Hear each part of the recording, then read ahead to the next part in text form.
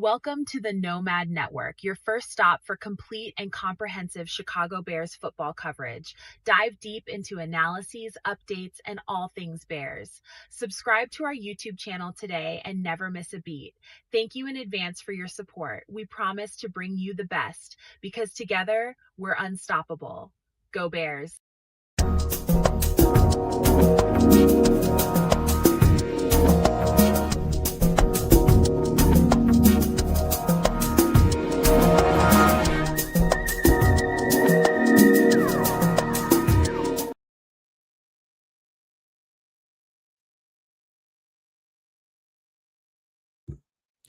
Yo, no maniacs. Welcome into another edition of some extra sauce, man. We do a whole lot of content on this show. We got a bunch going on tonight, and we're going to do it a little bit differently than we normally do on a Wednesday night. And I think you guys are going to enjoy it. It's going to be it's always interactive, but I think it's going to be you're going to have to bring on your thinking caps on this one, man. You got to kind of put away ideologies and that kind of thing and just think as a citizen of the world, that kind of thing, giving you a little tease, but it's going to be kind of fun to talk about it. But welcome in, you guys. Everybody that's getting ready to fall in the chat, everybody that's already there watching from a distance and not chatting, welcome on in. I see Crimson, the first one there. Shout out to the Lord Crimson up in this BI.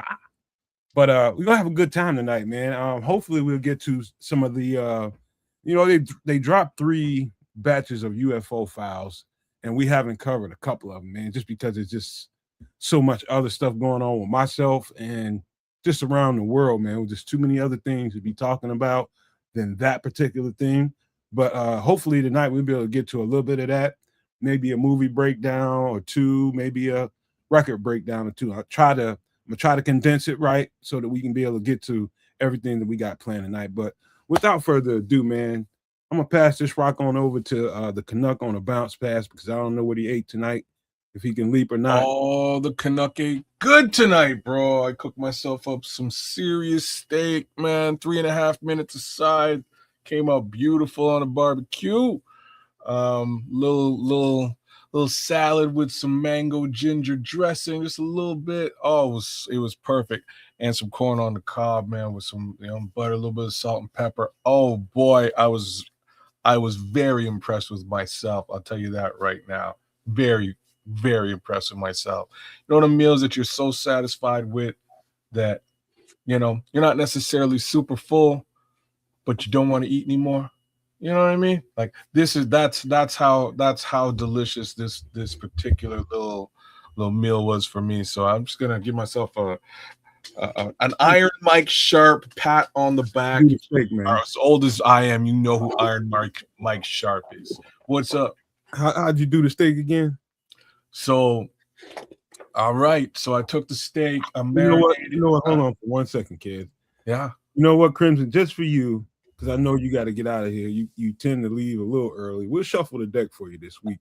We'll bring Bears on early. Okay. We'll get on that real quick.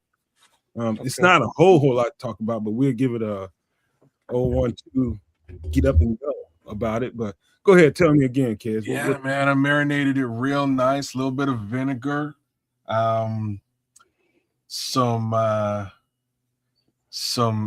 cooking wine, some Asian cooking wine, man. Put a little bit of that up in there.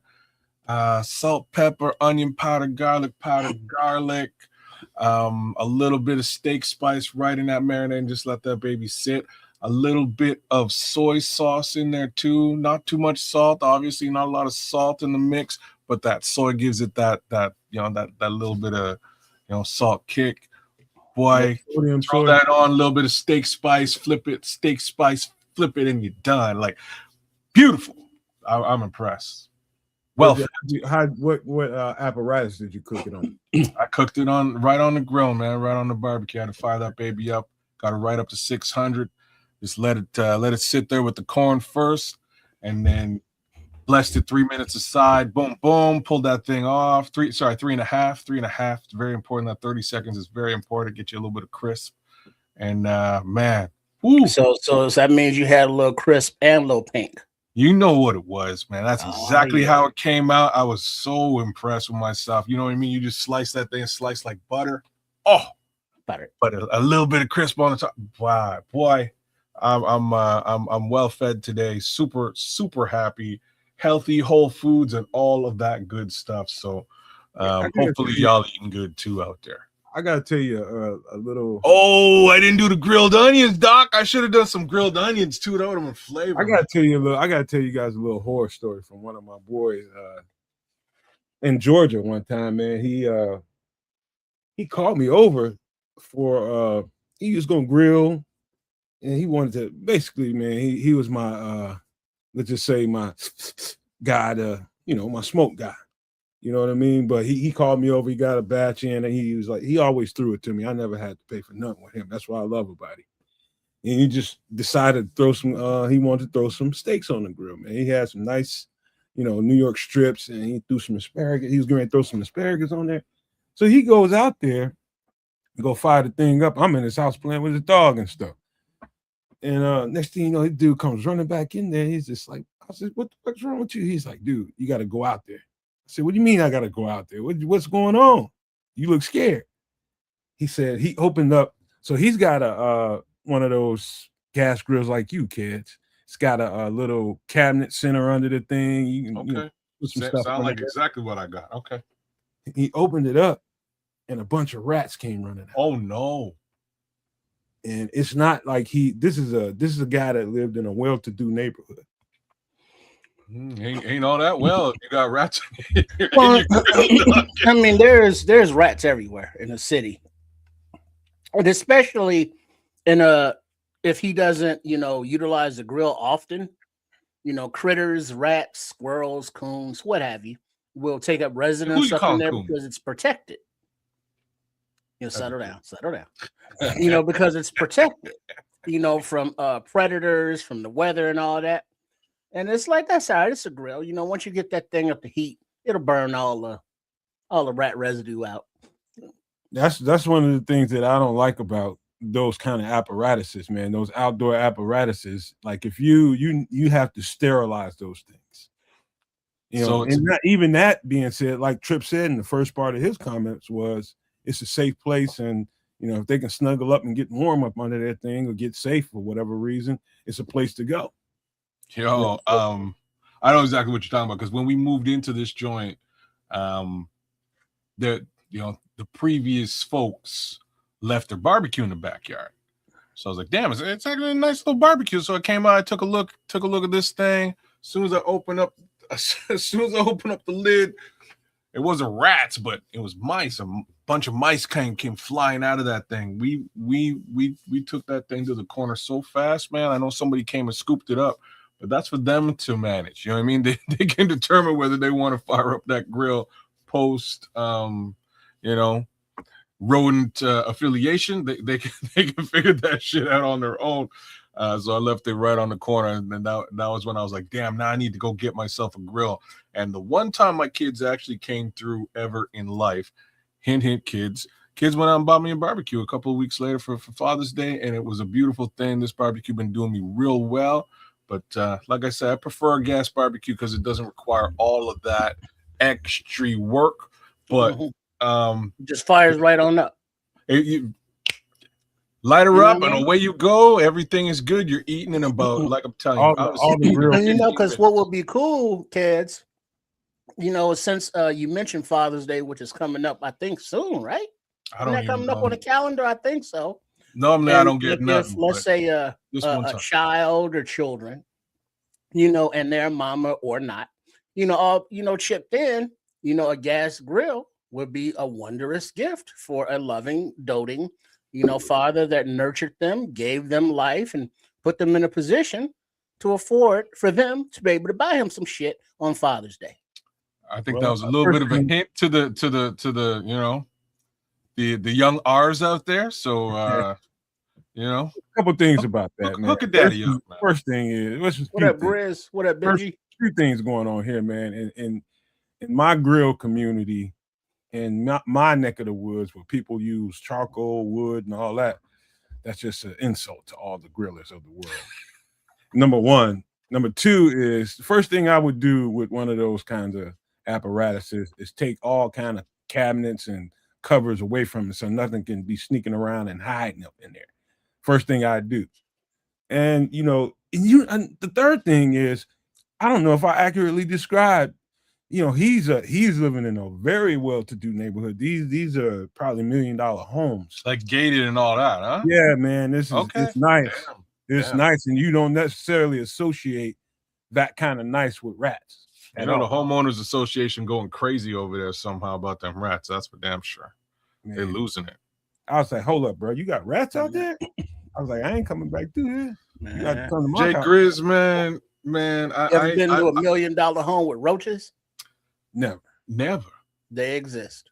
Damn. Sure. You need to, if you spend $1 million on your house and you got roaches, you need to do some things. You got some priorities fucked up. Hey. Your mouth to their ears, or whatever that expression goes. So Grizz, I've received a couple of them letters. I appreciate them when they're young, and then it turned into like this kind of like socks, underwear, tie thing, and like I'm a businessman and all that, but I'll be damned if I really gotta wear a tie. Like once in a blue moon, I might rock a tie, maybe, but I ain't trying to do all that. It makes me feel like a full on, if I wasn't a business, working stiff before, that's why I feel like a working stiff. Well, first of all, Grizz, we will not excuse this sort of behavior. And the sort of behavior I'm talking about is, all right, until they're like 5 or 6, sure, the little handwritten card. Yeah, oh, that's adorable. Oh, I still have one on my shelf. Adorable. And then you get to that socks and the necktie phase and all of that. That gets you to maybe 7th grade.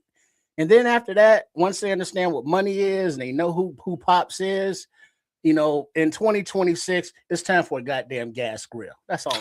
You went straight from socks to gas grill, and somehow it kind of went like that too for me, because it was funny. I was clowning my daughter about it, and she came back one year and she's like, "Hey, Daddy, Happy Father's Day. Here's some socks."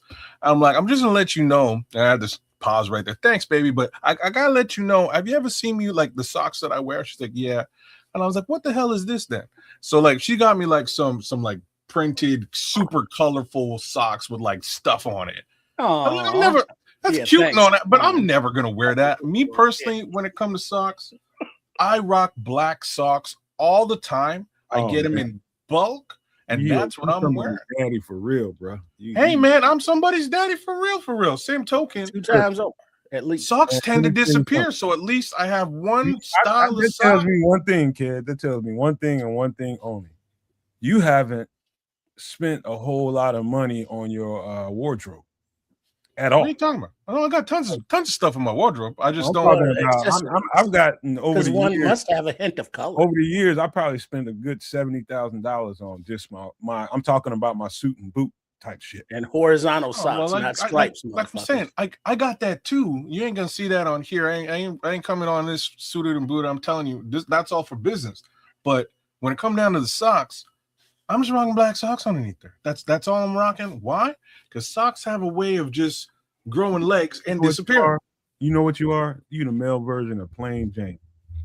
Plain Jane. You not get some variation in your socks. You ain't seen my suits yet, man. I got some loud ass crazy. How good your suits look if your socks. When pimping. When your pants leg rises and your socks ain't got no flavor, you Plain Jane as a male. Well, it goes from the suit to the shoes. If you're judging a man by his socks, all is lost. So first of all, you don't be looking at another man's socks. It's all about the haberdashery. That's coming from the footmaster himself. Haberdashery, man. Haberdashery. You gotta have the right cufflinks. You gotta have the right wrist wear. You gotta I will do all of them things, but the socks is a thing. I just black socks. I'm good. That's what I'm wearing. I have some white socks that I'll rock if I'm playing like basketball and stuff, but 90% of the time, regular ass black socks. Again, why? Because if they disappear, I got another pair that look exactly like them. Now isn't the look nowadays to wear like the real skinny pants and like the roach killer shoes and no socks? Look now, I ain't that's like Florida. You watching people in Florida. That's how they get down. I live in Canada. It's cold as all You know what I'm saying? It's cold. Ain't nobody running around here with no. Then again, in the summer, it's kind of wild. All bets are off. You ever been in a haberdashery store? Yeah, that's where they sell hats and the Haberdashery? matching the handkerchiefs and the all pocket that. squares and the cummerbunds. And I hate the store where a refined gentleman goes in for his dress attire. I hate that kind of shit. Like I said, I spend a lot of money on that stuff and giving it all away. You're giving it away. Gave it all away. I hate it. It's not me, but I look good in it. I just don't like it, man. I feel like I want to burn the fuck up every time I put some of that shit on. I know what you mean, man. But I clean up real nice, so I got a little. You know what side you dress, Kedz? Say what? Do you know what side you dress? What side? Yeah. What do you mean? Ghetto. That's all. Just ghetto. Right. Obviously, you've never been to a tailor. Yeah, what are you talking about? I got a guy named Jimmy the Suit, bro. So Jimmy don't ask which way you dress? That goes right next to a haberdashery, man. Which way your shit hang? To the left or to the right? My guy's this Italian home. Like y'all Jimmy's crazy, man. He's a little Italian guy that has a hold on a second, man. Jimmy got a trailer. All right. This is his business location. You holler at Jimmy. Jimmy go, all right, come meet me downtown at the trailer. You go to the trailer. He's got every kind of suit you could think of in bulk, but he brings it to the tailor like one off. What size are you? Don't worry, I got a little section for you. And he dresses you and tailors you up right there in the trailer. It is wild, but Jimmy gives you the best. Shout out to Jimmy the Suit, man. Big ups to Jimmy the Suit. He keeps it super legit. Dope prices. I'm buying that shit, man. Trips. That man, his suits probably fit like he got them from his daddy. No. Like I'm telling you, he tailors it for you. He will tailor. If it don't fit you, he'll go, give me a minute. You go downtown, you go do some business, come back about an hour, I'll have you straight because he already has your measurements. Jimmy is the man. I'm telling you this now because it was funny. I was about to go to a business conference and I'm kicking it with this Italian homie that used to go to school with me, man. And he was like, bro, you need a suit, dog. And I was like, oh shit. Yeah, you're right. Where can I go? Like, where should I go get a suit, man? And I listed a couple of places. He's like, no. Here's a card. You text Jimmy. Jimmy get you straight. And I'm like, oh. Text Jimmy. Jimmy? Okay. And next thing you know, I'm at a trailer. I'm like, what the hell is like? This ain't even a store. What's going on? Yo, little man came out with glasses. I got you. My vision is like a Joe Pesci with a tape measure. Basically, it was Leo Getz. You know what I mean? Like basically, it was Joe Pesci, and he got you with a. But you want Leo Getz? He got you. Those little guys will fit you up, man. I met a few of them straight. I don't know what it is about those little guys, but they will fit you up, brother. I'm telling you, man. Jimmy got me straight. He gets me straight every time. I swear by this man's services. It's the only man I let that close to my junk. I'll just tell you that much right now. Well, that's how you know which way you dress. You know, because you got to put that tape measure up in there and your inseam, and it's like to the left or right, big man, and it's like to the left, please, sir. Exactly. And that's what so when you have your suits on, and you might see like maybe your date. You know, maybe she got on some beautiful dress and looking good, toes all out and shit, and you get a little chub. You don't want to, disrupt the lines of your tailoring. So you got to plan for that. Yeah, man. I had to take one of my kids, and I did it with my own fare, my own money. I had to take one of my kids because his he was invited. He was in his mom's wedding. He was he was 16, 17 years. I don't know how old he was, somewhere around that age. And, I looked around and nobody was really doing nothing for him. And he was part of this wedding party. And I said, you know what I'm going to do? I went and bought him his first tux, a tux he could keep, and got him fitted for it. And, the way it happened and the way, how it is when you go, you've never been to a tailor before and somebody takes you into one of those kind of establishments. He had a sense for like, you doing all this for me? I see I'm doing all this for you because somebody did it for me. And it's just a man's way of teaching you how to go about it as a man. So one day you'll do this for some young man later on in your life, maybe your son or somebody. But I got him fitted for a tux. He still has it, still can fit it. But, that kind I don't like that shit, man. But I know that's the man's way of showing a young man how to come about in this world. This is how you grow your wings, bro. Man, my son didn't want to even. He wasn't even trying to feel that. I was trying to do that with him. He was like, "Daddy, I can't do it." I was like, "You trust me, you will show out, and I clean up real nice. You're gonna clean up real nice." But about 3 years later, he had a wedding to go to, and next thing you know, he came busting in the house. Him and his cousin, man. The cousin was wearing a pink suit, and I have to say this, man, I ain't never seen a pink suit before, but my boy looked sharp, and my son was wearing like a purple suit, so the two of them just popping. Came in the door, boom! I was like, oh, wow. Look at you two, man. Y'all wearing sweatpants every day and stuff. Look at what y'all figured out, and there's pictures and stuff. I gotta big up the boys. But it is important for them to sort of figure things out. Crimson your little stuff in the chat is actually super funny. So first off, he's like, I had pasta today. Y'all know I had pasta. You know what I'm saying? So Crimson keeping it real Italian. And he was like, this sounds like some kind of stereotypical bullshit, except he's like, I know a couple of these mugs who are exactly like Kedz described.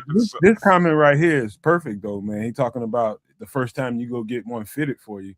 You feel like says, that's exactly how it feels. At least once, fits so well it feels like it grew there. Yeah, you know that. What was it? The quote from Sean Connery in The Rock. You know, I like the feel of a suit, and when you do put on a suit, you know the way it fits. You know, it's like yeah, it feels nice, and then you look nice, makes you want to stand up straight. You know, make sure those shoulders are back. It's a good clean you up kind of thing. Yeah, it ain't every day if it ain't like that. But yeah, it's and then, you know, you got to have some colors in there, some paisleys, you know, some pops, you know, the bright hues, you know, contrast and stuff. Other than like your funeral all blacks kind of thing. I tell you something, Trips. You ever seen the show Peaky Blinders? Yeah. Mm-hmm. So in Peaky Blinders, if you paid close attention, man, the star of the show, man, and when he went and got those, he was in them suits, bro. Yeah. So like the best suit I ever had, which I gave it away too, was this gray wool suit that had a vest to it. I even had a keychain, not a keychain, but a watch, like a sling watch. I forget what you call those things.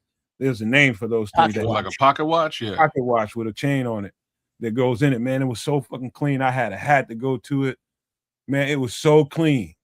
It was so clean. When I got in that thing and stepped on out, I'm talking about Crimson is dead ass right when he says it feels like you grew up in that thing. Like it grew up on you. Like it hit so nice.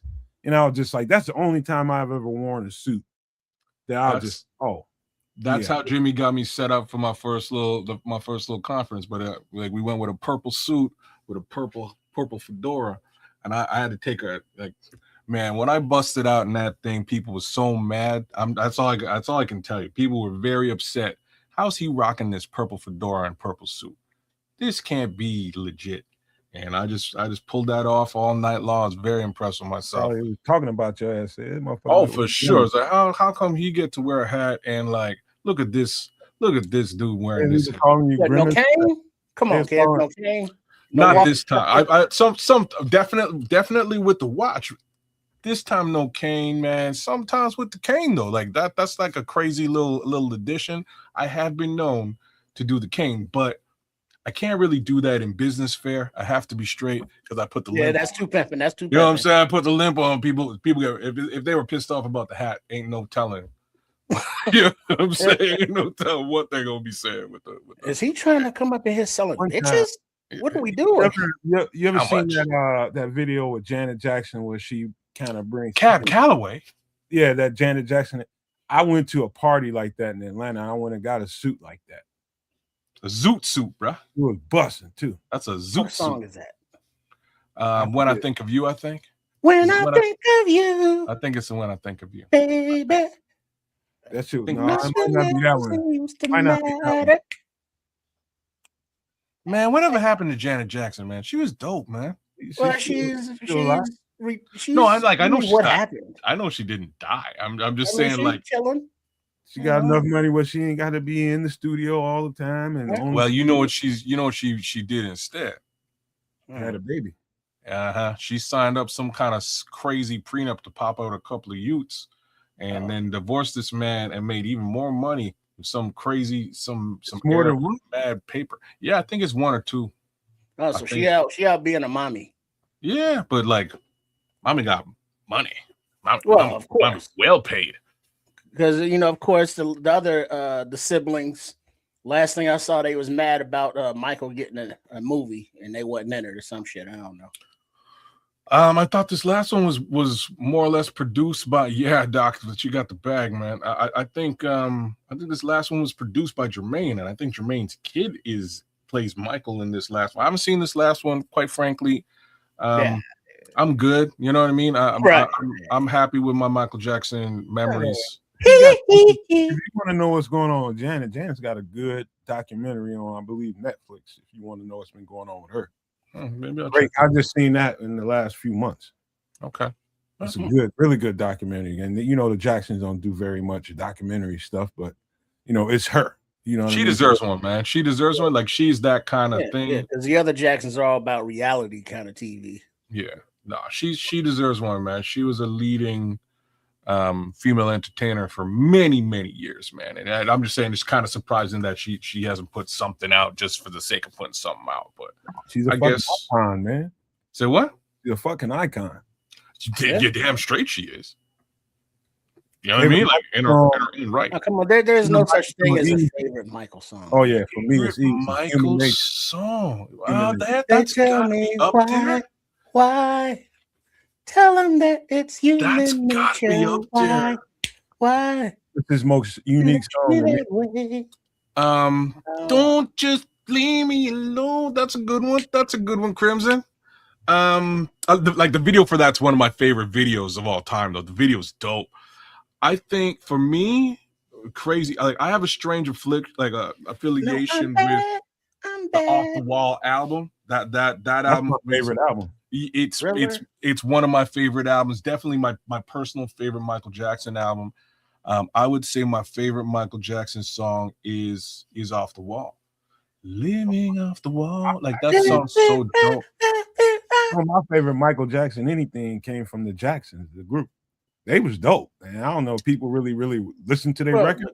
Are you talking about the later one? The Jackson 5. Oh, you're talking Jackson 5. Yeah. They was dope. It is dope. It's just a little bit before. Oh, Man in the Mirror is up there too, man. Man in the Mirror is up there too. I like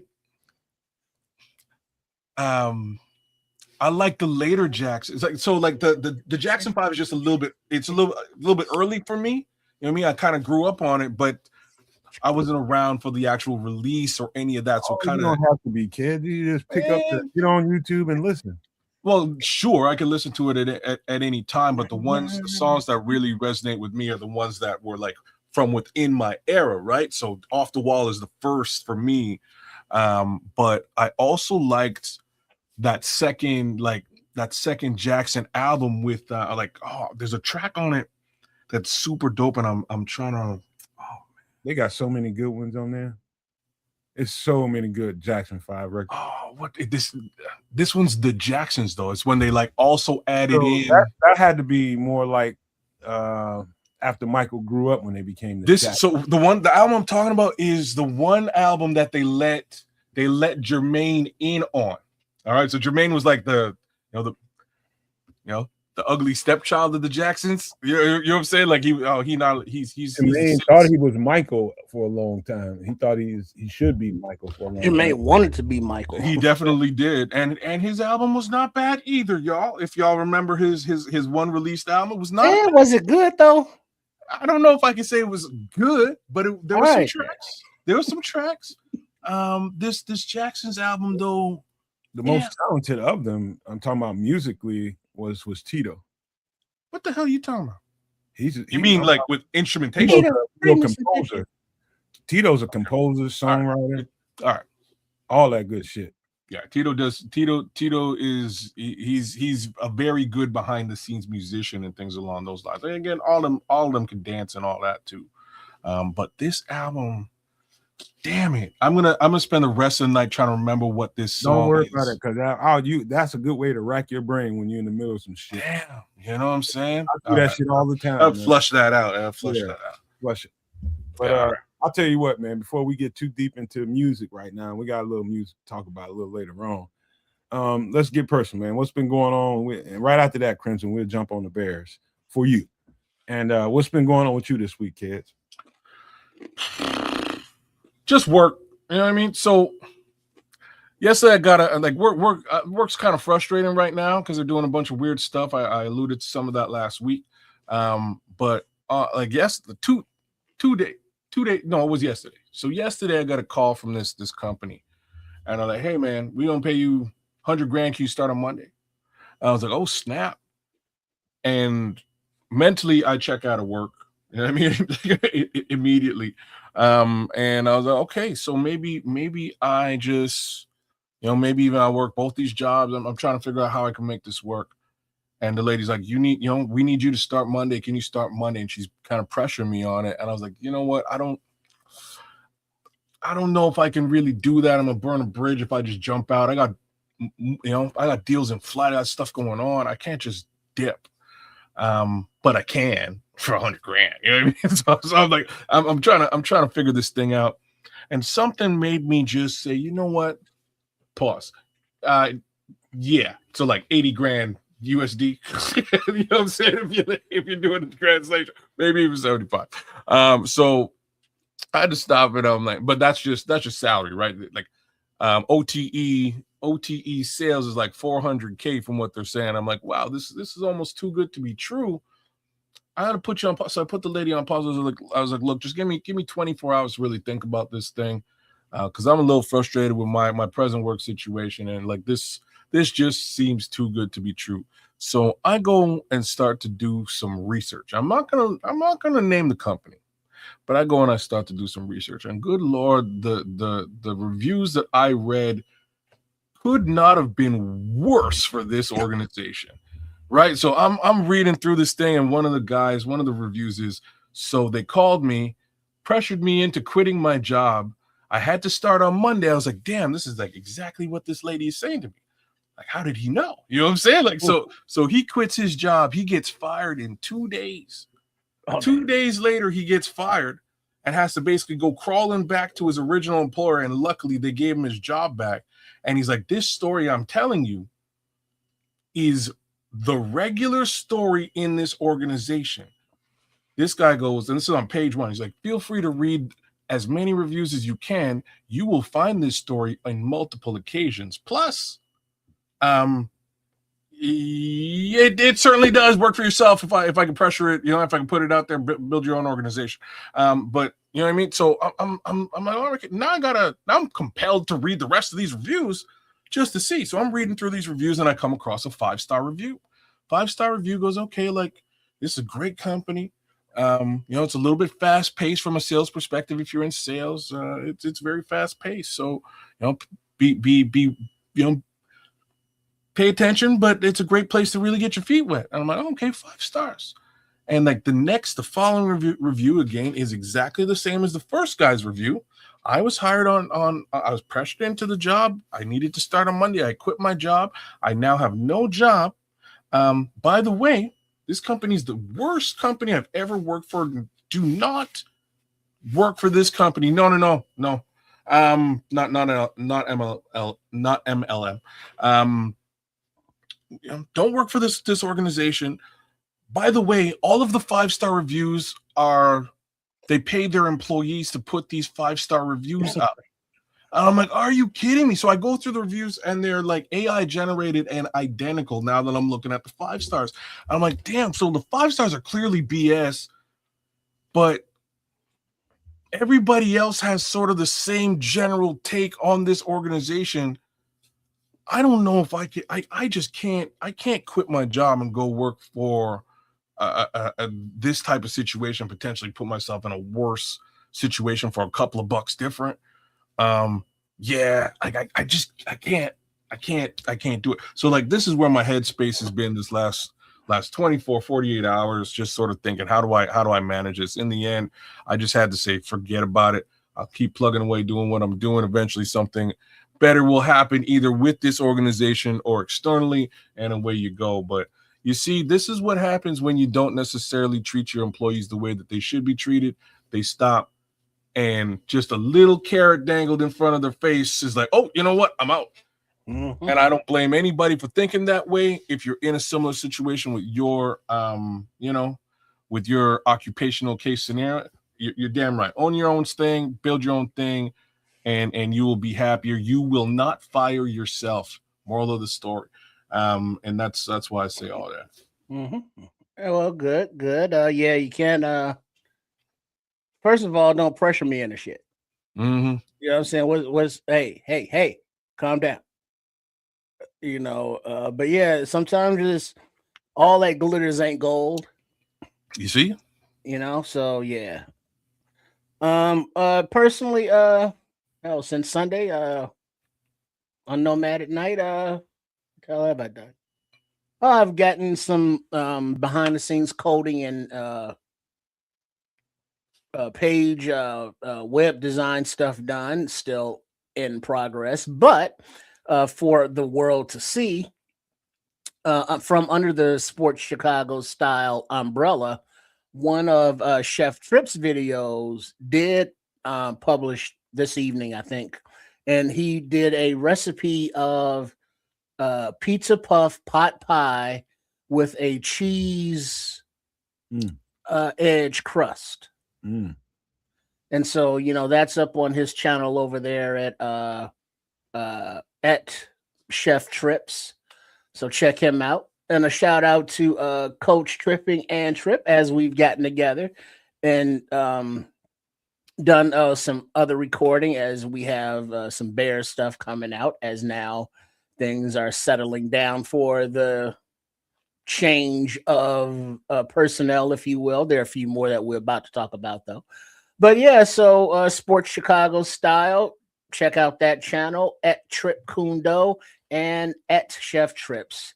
You know, so yes, the content is still flowing, and the behind the work scenes is still being done. So yeah, you know, just hours, you know. But I am also, as an update, enjoying these. So the armrest work?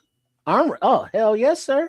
Yeah. Because originally the little pads were like 1.5 inches, but now total, you know, we're looking at, I think, 4 inches.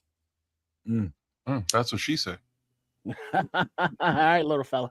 So we increased it that much. So, and I'm my elbows are now 4 inches above, you know, the original armrest, and it just feels more comfortable with, you know, the arms out winged a little bit more as opposed to down. So yeah, that came along nicely. The pool noodles and duct tape, baby. It'll hook you up. And shout out to RC. Red green. Red green. Well, how'd you go about it? Did you just stack them, or did you split them? What'd you do? No, I ended up splitting them in half, so it wasn't the circle. So it was just kind of like the halves. And then I stacked a half and taped it down, and put another half on top of that, and then taped it down. So there's whatever slidage there may be from just my arm weight resting on them or pushing on them, that they're independent of each other, so that gives them better stability as one. And then I put one around the hole and then press it all down, and now it's quite comfy. And then I used just a pair of scissors to trim the edges so that, you know, nothing's getting caught and everything's smooth and everything's everything. What was that, about a week or so ago? We talked. I was just imagining how that can go. I bet that's real comfortable. Oh yeah, you're gonna have to show us, you know what I mean, backstage when the show's done, because I got, so this is my main chair, but I got another one upstairs that's dope. It's a Posturepedic Sealy, and unfortunately, just one of the armrests is off. So maybe I can do some of the makeshift situation you got put together for that one. You know, set it up real nice for the upstairs too.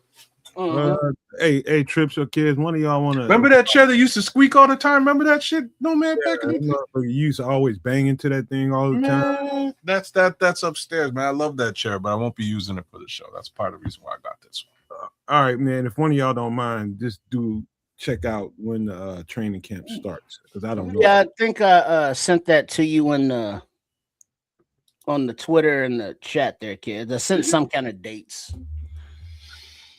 Meanwhile, while he's finding that, I guess I'll talk about me right now and what was going on with me. So my mom is she just left this morning going to Mexico. Her and her sisters and her brothers, they all took off to Mexico, and I went over there, and she has because of the stuff that's going on right now in the world, not just the world, but here in communities, So basically, they want to go have a good time, but they're scared of the herb over there. And I told her, I'm just like, listen, I'd like, don't go about this vacation and not enjoy some greenage over there. I told her how to go about it. I said the first thing to do is get to know some of your baristas, just coming around serving you and all that kind of stuff. The people that travel you, that shuttle you from the airport to wherever you are lodging at. Air security, doorman. Mm-hmm. The real people of that situation that have to run into that all the time, which I explained to her. Where they going again? They going to Jamaica? No, Mexico. They already been in Jamaica. Okay. I got them right for Jamaica. Trust me when I tell you. Is it legal in Mexico? Yeah, you can smoke in it. I don't know. Okay. Yeah, fuck yeah. You can do anything you want on a tourist in a tourist situation. Just know. I told her, just because my uncle was talking about vacuum sealing shit and taking it. I was like, dog, you gonna get the dogs on your ass, man. You stupid, man. What you doing? No, don't do that. Do that shit here. Yeah, man, that's bad advice. You know what I'm saying? Don't be. They all shacked up over my aunt's house last night because they all leaving together in a limo early this morning. So I went over there and had to be the adult over there right about now because they was talking crazy. I'm just like, look, this is how you go about that shit. And I broke it down. I was like, get a little personal with some of the people that's serving you, whether it's the people that's shuttling you, the people that's serving you in that lodge. Just talk to them. Hey, where you get your herb from? This, that, and the third. And you'd be surprised how many people are looking to hook you up. So long, and I emphasize this: don't go over there being an ugly fucking American. Be respectful of their space. Be respectful of their country and their customs. And you will get everything you need out of this vacation, everything you want out of it as well. You go over there being entitled, things happen to you. Period. So that going on. Plus, I don't know if y'all been paying attention to what's been going over here in the news socially. But my mom, about a year or so ago, her and her brothers decided to shut down that bar.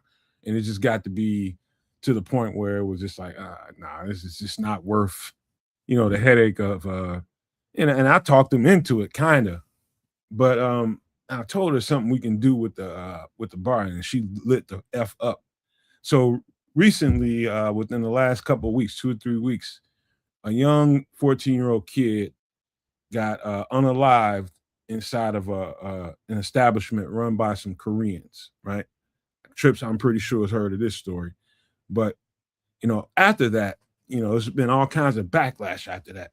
And so after that, there was an Asian guy that got on because of, the way black people responded to it, just like, we need to stop spending our money with them. If that's how they think of us. And then some Asian guy got on there and responded like, we dare you to try not to spend money with us. And it caused a reaction. Oh, word? Yeah, it caused a reaction. Why would he say something like that? Motherfucker. Well, that's stupid. Exactly. It's stupid. He took it down, but it was too late. Now they're boycotting Asian establishments. It doesn't matter where you're from. This guy happened to be from Korea. But if you ever really been around any urban neighborhood anywhere in the United States, you know that shit. Korean Arabs everywhere around. American Chinese, the Koreans. It's a death sentence if you and say the other kind of Arab, whatever kind they may be. Yeah, it was a death sentence. And because the one thing that to what Nomad is talking about, growing up in the hood, it was very growing up in the hood, kind of rare to have a black-owned business. it was always, you know, some other nationality. And then the black-owned business, you know, people turn their nose up at for some reason. But go ahead. What I want to hear That's what some ideas good you got for the context spot. into it. But so anyway, all of that's going on. So if you engage on social media, you're seeing all of a sudden a lot of, especially female black owned, like hair beauty supply places and shit like that, nail salons and all this is just popping up out of nowhere. And I saw a very interesting, the Tulsa race riot story. One of the guys who kind of lived through that era was a guy that was playing in the Negro leagues along with Satchel Paige. I can't remember his name. I think his name was Buck something. Can't think. I got all kinds of Negro league paraphernalia too. But he was telling the story about he can remember during that time when, man, you wouldn't imagine how many black-owned establishments there were during that time. And every time that we get in a lot of ownership situations, man, we get a place where we're really thriving. People come and that whole story. They come to try to tear it up. And so that's kind of we're kind of dealing with what Tripp is talking about is kind of the reverberation of that. And it's gotten out of hand to the point where we don't have enough people willing to go out there and just say, you know what, I'm gonna do this anyway. So long story short, what I talked to my mom about right before she got ready to leave was, you still got this building that you own. We're really not doing nothing with it. You got a nice marquee out in front of it. All we have to do is get some supplies and we can open up a beauty supply place. And as soon as I said it, you know how you can tell somebody's energy change right through the phone? You don't have to see them. And she just was like, ba-da. She's like, you know what? I started telling her, you know what, save that. She was just like, I've been seeing all that shit on there. You're right. That's exactly what we should do. She's like, do me a favor. While I'm gone, you do some legwork on, seeing if you can find a supplier for bulk products and all the kind of different things you might need in there. They've already got shelves and all that kind of stuff, some of them, but it's just all kinds of things that can be done. And, getting the upfront money to do it is one thing. I don't think it's going to be a huge endeavor in the front end of it, because all you need is get the supplies, get something on the shelves. And then as you go, you start to generate, put more and more at, over time, and everything will start taking care of itself. And then it's about, once you just got that decided on how you want to do that, now it's the functionality of the place, the management and the, day-to-day operations and that kind of thing. But she was serious as a heart attack about that. And I was just like, this is something the community needs. And you got the resources and the place to do it. Let's do it. Any business that, isn't, like cooking or, specialty like that, where you need a special license, that sells any kind of dry goods, that's fair game, because it's easy to get the inventory and sell, without a lot of, permitting necessary. Mm-hmm.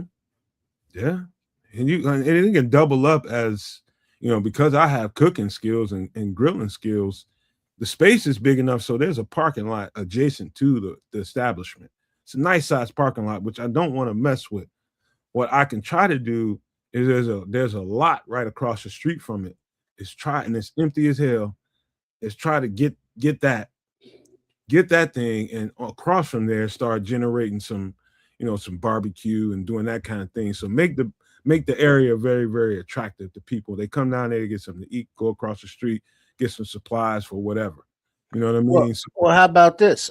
It's a vacant lot over there that's available? Yeah.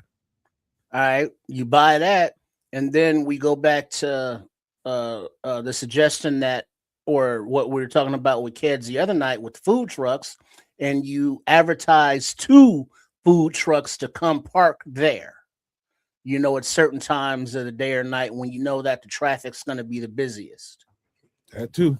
That's a good idea too. So, make it a little station that people can pull up. And, I'm thinking about what my thought is, I don't know, Kedz, how it is in your neck of the woods in Canada, but I know how it is in this neck of the woods in Illinois and in suburbs of Chicago and in Chicago. It's like you can go from one block, you can go 3 blocks and it can be a totally different scene from the 3 blocks you was in previous. And it's because it's just if you give it some love and care, you can make that 3 block radius the most popping place ever. Wait, hold on. Buck O'Neill, you're right, Doc. Buck O'Neill. Let me cook. All right, so you got a little lot next to that, other lot over there. So in the actual space where the bar used to be, you got your dry goods, your beauty supply stuff, all that. Then you got your food trucks across the street. But how about in the lot next to the spot, you not a community garden, but what do you call those things? Where you sell the stuff from your community garden. You talking about a farmer's market? Farmer's market. There you go. And because you go through a lot of neighborhoods right up the street from there. Oh, you already got one? Literally right down the street from there. Oh, okay. We see in most neighborhoods, those aren't as popping. You know, they popping up around the city everywhere, Trips. Really? And in the suburbs. Yeah. Fuck yeah. Well, that's another opportunity. Even though there's one down there, you can still put one in that space that you have, because think about things that you can grow or make. Because also I was looking at getting a jar to make mead, because we were talking about before about homemade wine and things. Mead, you say? Yeah, mead. Okay. Like old school. Bring me some more. Straight out of Game of Thrones with that shit. I just heard recently, one or two of them just popped up in Little Village. How about sarsaparilla? You run some sarsaparilla while you're at it? Yeah. Well, I would go with the mead, but the things that you can produce, or like a community garden, actually make a community garden. Nurture it with some of the space. Get people from the community to be active in it. And then have a farmer's market of your own. You can do that with that space you have there. Instead of you having to build something, you bring in those food trucks and make them pay you rent. What I mean? So you're able to. How you make mead? It's easy. You get a jar that make sure you have a top that has that air release thing in like it. a mason jar. Yeah, but with an air release top. With air release, okay. Thing. And then the recipe I saw was like 2 quarts of Welch's grape juice, yeast, like a package of yeast, and a quart of, not a quart, but but maybe it is a quart, but a jar of honey. And then you squeeze that all into there, and then you mix it up. And then you seal it up and let it ferment for however long, like a few weeks or some shit. Okay. And then it releases the gas as it goes, so it doesn't bubble over. And then there's a straining process, but it's not hard. I watched the video. Come on, it's YouTube. And it's like, yeah, I can do that, but you got to get the jar. You just can't use a regular jar. So there's a special mead kind of jar. It's like $20. You can get that on Amazon, I'm sure. Yeah, I already got it in my cart. Okay, all right. So it's just grocery store ingredients. You mix them all up, and then you let it do its thing, and then you enjoy some beautiful beverage. A little bit down. And then if you want to get deep into it, they have the testing materials where the exact levels of all of the things in there. You can take the alcohol, exact level measurements and all that stuff. But yeah, you can do the basic stuff, or you can get a little deeper into it for like $100 more. Word? Okay. Like, that sounds like fun. Strangely enough, I get wasted at the end of the day too. Yeah, that's why I was like, I'm gonna do it and then record it. And then it's like, all right, I'm gonna put the juice, like the grape, and then you can do apple or whatever flavor juice. Oh, now you got me. In the shelf in the closet. Oh, man, for sure. Forget about it. Once you said apples, like we're definitely testing this out. I think. Oh yeah, whatever fruit, baby, whatever. I think it's not there's something specific about it. It's not from concentrate, I think it's like the 100% juice. You know, because it's something to do with the sugar in it, and there's science involved. Huckleberry syrup. All right. Okay. Okay, before we, you know what? That sounds cool as shit. Huckleberry syrup. I've heard of that, but I have no idea. I know what a huckleberry. Give me a huckleberry syrup. But yeah, I got this thing, man, where I can see a little bit further down the road. I can look past current events and kind of see down the road a little bit around corners a little bit. And I just got a strange feeling that we're right there on the precipice of another renaissance for Black people. Oh, I thought you were going to say a mead renaissance. But continue. It could be some of that going on too. All right, I'm with it. Black people can enjoy mead. Yeah, I think because of the climate of the country and Black people seeing the visceral reactions to us, you know, it's all political right about now, but it's personal to us because all we do is exist. You know what I mean? After 400 years of trying to delete us, and I see a Black renaissance coming all over the country, probably all over the world. And to have a part in it and be living through this time, I think is special right now. I think it's special because if you can just see past the smoke of the bullshit that's going on in front of you, when you see some clearing, I'm telling you, it's going to be beautiful. And so to play your role in that and to grab people around you and influence people around you to help play a role in that kind of situation, I just get giddy thinking about it because that's exactly what we need right now is for people to start being together. And through that, that we're doing this stuff for ourselves, Black people, it's also going to attract other people to you. So it's not like you're just doing this and you want to exclude other people, but we're doing this because we need to do this for us. It's not that we don't love you or like you. We just need to do this for us, period. And that's just being together, man. That's all. And that's coming. I promise you that. But yeah, man, that's just where I'm at with it. What'd you say, Trip? Look forward to it. That's just where it is right now. But let's give Crimson what he's looking for here, man. We got some bear stuff to talk about. We made a couple moves here. I don't know if you guys knew about these guys or checked them out at all. I haven't checked them out, but I did hear about this. Tony Fields 2, the sequel. Go for it. What'd you think? I like I said, I haven't even had the chance to check the young man out. I did hear that we've waived a couple of people as well and brought in Mr. Fields and another gentleman, I believe. Yeah, well, as far as Fields goes, I did see that he has experience in the league. He was drafted, like I think 5th round or so.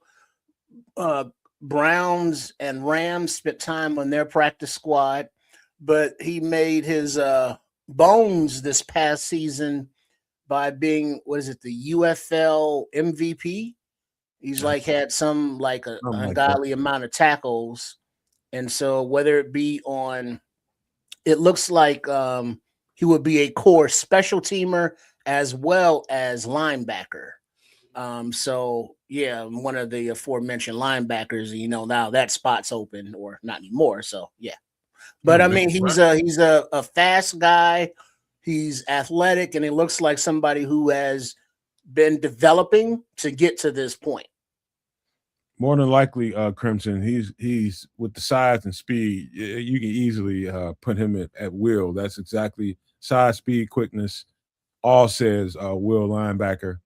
Yeah, I mean, I ain't gonna tell you he's something to write home about or anything like that because he's not. But he's growing and getting better. And I think there's something about him. There's something about the linebacker group that we probably don't know about. Something going on with maybe the depth. There's something I've been identifying as something that, okay, we need to have some conversations about this because, you know, I just don't know what's going to happen with TJ, number one. Number two is you got to have that when we start thinking about how successful the Bears can be this year, the first thing I start doing is looking past the 22, the starters. and start looking at the depth and how well they layered this roster. How good is the depth? Because really, the farther we go in, if we go anywhere, it's going to be because we have the right kind of depth parts. Got to be deep. And I think they're in the process of trying to get this team to that point. And so we just got through going through some OTAs, and they got to look at a whole bunch of guys and them moving around. I don't know, maybe somebody pulled up lame or something happened where they decided for sure they did. I don't know what the hell is going on with Dominique Hampton. In my opinion, they should have left him at safety, but they put him at linebacker, which he is not obviously faring very well. And they felt like that they could get a more proven product out of this guy, Tony Fields II, which they might be right about, obviously. But, they're just trying to get their depth correct. And I think that's where we came up short last year was depth, in my opinion, after looking at the entire season. So this guy, you got some proven. He's played in the NFL at these linebacker spots. They know exactly what they're going to get from him versus the Dominique Hampton where they're trying to help him through the transition to linebacker. And so what the move looks like to me is more of we need more, I'm sure about it, than this is what I hope for. That's what it looks like. Yeah, because definitely watching, Dominique Hampton's, film, he looks like a player, but he's just so small. And you hope that last year on the practice squad, he was able to bulk up, a few 10, 20 pounds and, carry that weight through and learn how to, play ball. But, Tony Fields has several years of experience, on one more on a practice squad than a whole season in the UFL. So, Fields is more of a, I'm ready now, depth piece as opposed to, well, we hope we can develop this kid depth piece. Mm-hmm. Okay. Now, Crimson is saying something real in the chat, though. He's saying he's not really sure who the starting linebackers for this team is going to be. And I kind of have to echo that sentiment because, he's also asking, is Bush going to be the Mike? I don't know really where anybody. Sure. I feel like I can answer this. I hope so. I'm pretty sure Bush is going to be the Will. You think he's the Will? I think so. Then who's the Mike? So good in coverage. I think the Mike is probably going to be DeMarco Jackson. Oh, my bad. Okay, so DeMarco, Devin Bush. Who's Sam? Jack Sanborn at this point. Ike. Jack or TJ? Jack TJ. If TJ is here when the season starts, he's going to be our middle linebacker. He's going to be our middle linebacker. If he's over DeMarco Jackson? Over DeMarco, and DeMarco's going to and then DeMarco's going to be the first one. He's the next linebacker up. So whether it's Will or Sam, whatever they need, he's going to be the first guy, the first extra linebacker off the bench. That's right. Ricky Hampton was cut. Geez. And then there's the rookie Keyshawn Elliott, but he didn't really get on the field during camp. I think he was nursing something or something. So there's that, and then there's no words on Ruben Hippolyte, man.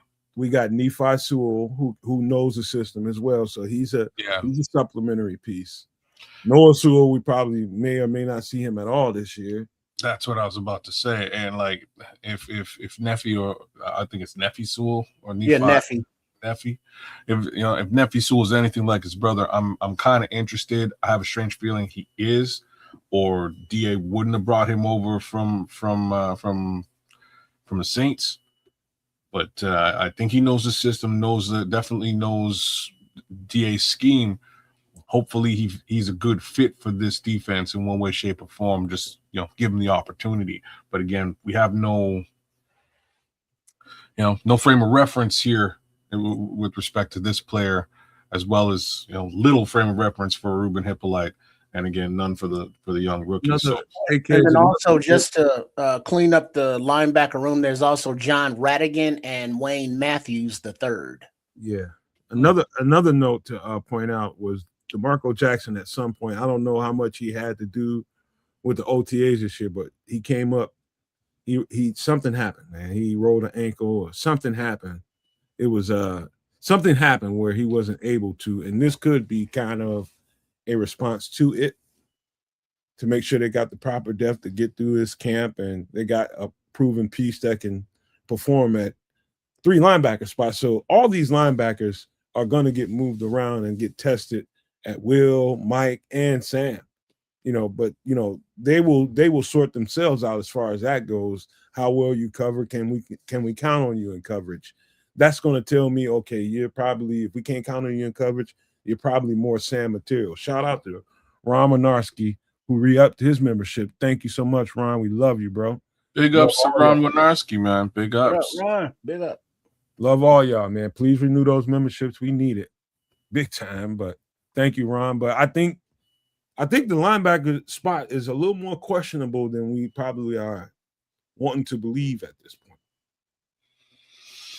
We kind of just have to fingers cross this one and assume they've made the right moves. I don't know. I don't, like I say, little to no frame of reference here.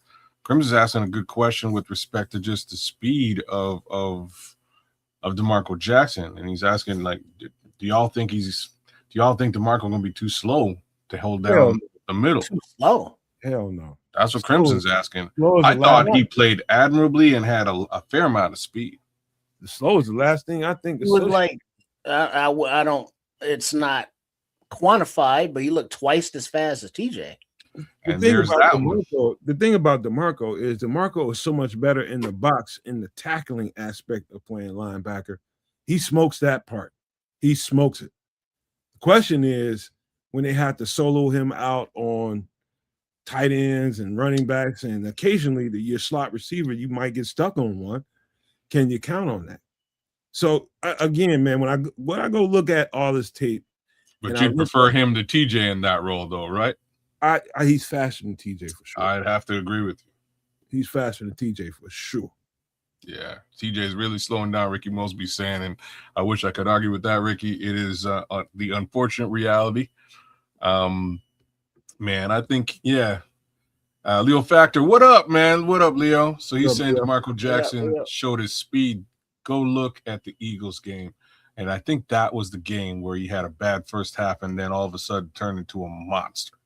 But yeah, I liked what he put on tape last year. I'm hoping Devin Bush is a real compliment to that. Apparently he was pretty well lights out for the Cleveland Browns during his time.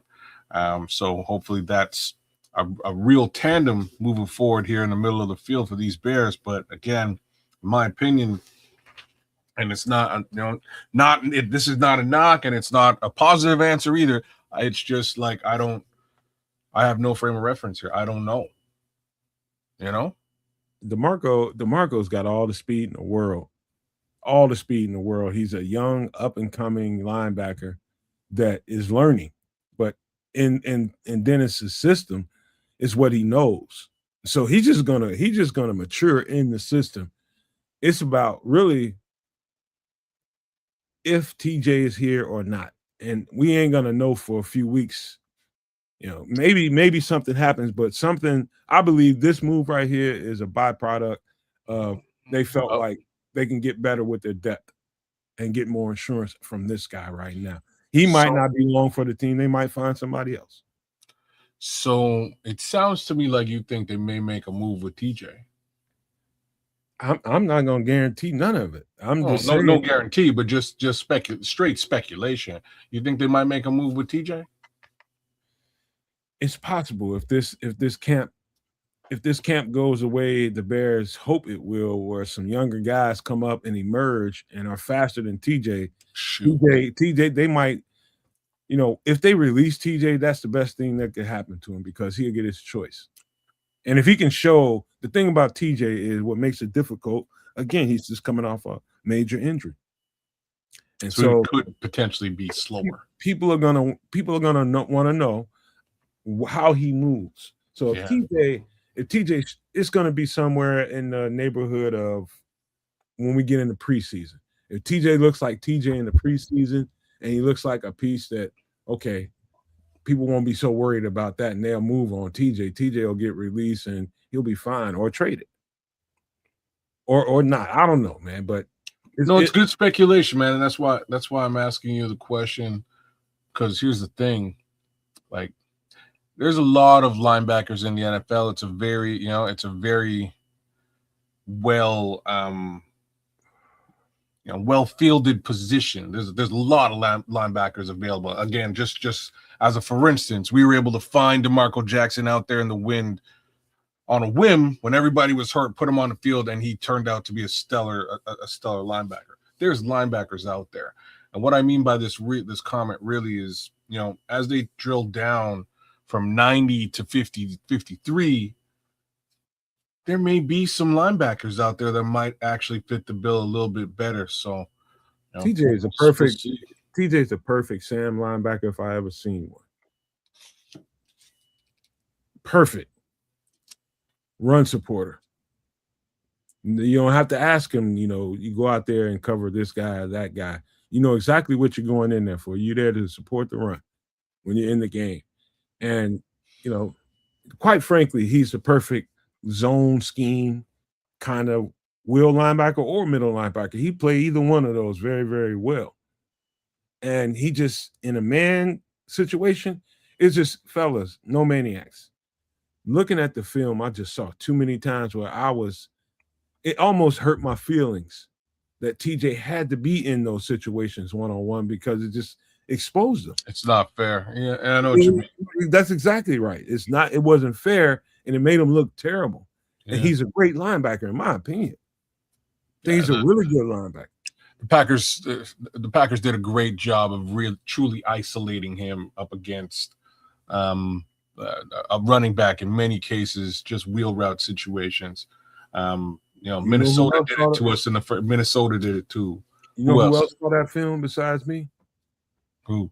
31 more teams. Right, and this is the issue, right? So this position is a little bit unsettled, and I kind of can't wait to see what shakes out at a training camp. We'll have to wait and see. And I think your speculation here is key because, again, you're right, Nomad. If TJ did just go through surgery and he's kind of in rehab, trying to get back to the TJ of last season, that's last season he was technically a step behind. So he might be 2 steps behind now. He was kind of to TJ's. To defend him a little bit, TJ was kind of nicked up the entire all season. I remember that. He had some shit going on, seemed like from week to week. Look, he got out there. I defended him all last season. I thought he was. I still think he's a super talented linebacker, mind you. There is just that, just everything you just described, man on man. They isolate TJ and put him up against a real speedy and shifty route running, pass catching back. It's gonna be a problem. So Crimson just asked the question. He says, "So you think Jackson at the mic, TJ at the Sam, and Bush at the wheel?" To me, that would be the perfect case scenario. To me, the way I look at the film, that's the perfect situation. I think that's what the starting situation does look like, to be honest with you. And I don't know how that plays with TJ coming from being a starter at Mike and Will. You know what I mean? He's a valuable component to what we do. I don't know how that lands with TJ, but I know I believe he's humble enough to know where he sits with this situation now. I think he knows. Real upside is he just got paid. He's making very good money. So again, what's good for the team is what's good for the team at this point. So this is Tony Fields. What I saw on film was he's definitely a tackler. Fast to the ball, tackler. Is okay in coverage, from what I could see. But either way, if this guy is anywhere near this team, he's going to make his bones on special teams for sure. For sure. there's no other avenue for him to make this team other than to tear it down on special teams. He's a fourth, fifth guy, maybe even sixth guy if there's a sixth guy. But they're going to make some room for that young linebacker they just drafted out of Arizona State to make some hay too. So watch out for him in camp. Let's see how fast. And, you know, I did some homework on him too that I might not have reported when we was doing the breakdown on him when we drafted him. But I went back to his coaches and listened to his coaches talk about him. One thing I know for sure about him, two things. He's instinctual and he learns really, really fast. That's what all the coaches say about him. What's his name again? Is something Elliott. Keyshawn Elliott, right? Keyshawn Elliott. That guy is a quick learner. And so right now it's about volume for him. It's about how much can I get in a short period of time and how much can I use that and apply to the field. It's one thing to learn the stuff and have the stuff mentally. Take it and put it on the field and play fast. That's a whole nother, you know, maturation of the game that you have to jump that hurdle. And so that's the case for every rookie. Every freaking rookie you ever seen in your life has to have that hurdle he has to jump. And that's going to be it for Keyshawn Elliott. If it's accelerated, you'll see him a lot more than you see any of these other guys. If he comes along, it's going to be curtains for somebody on this team that you ain't imagining. Just telling you.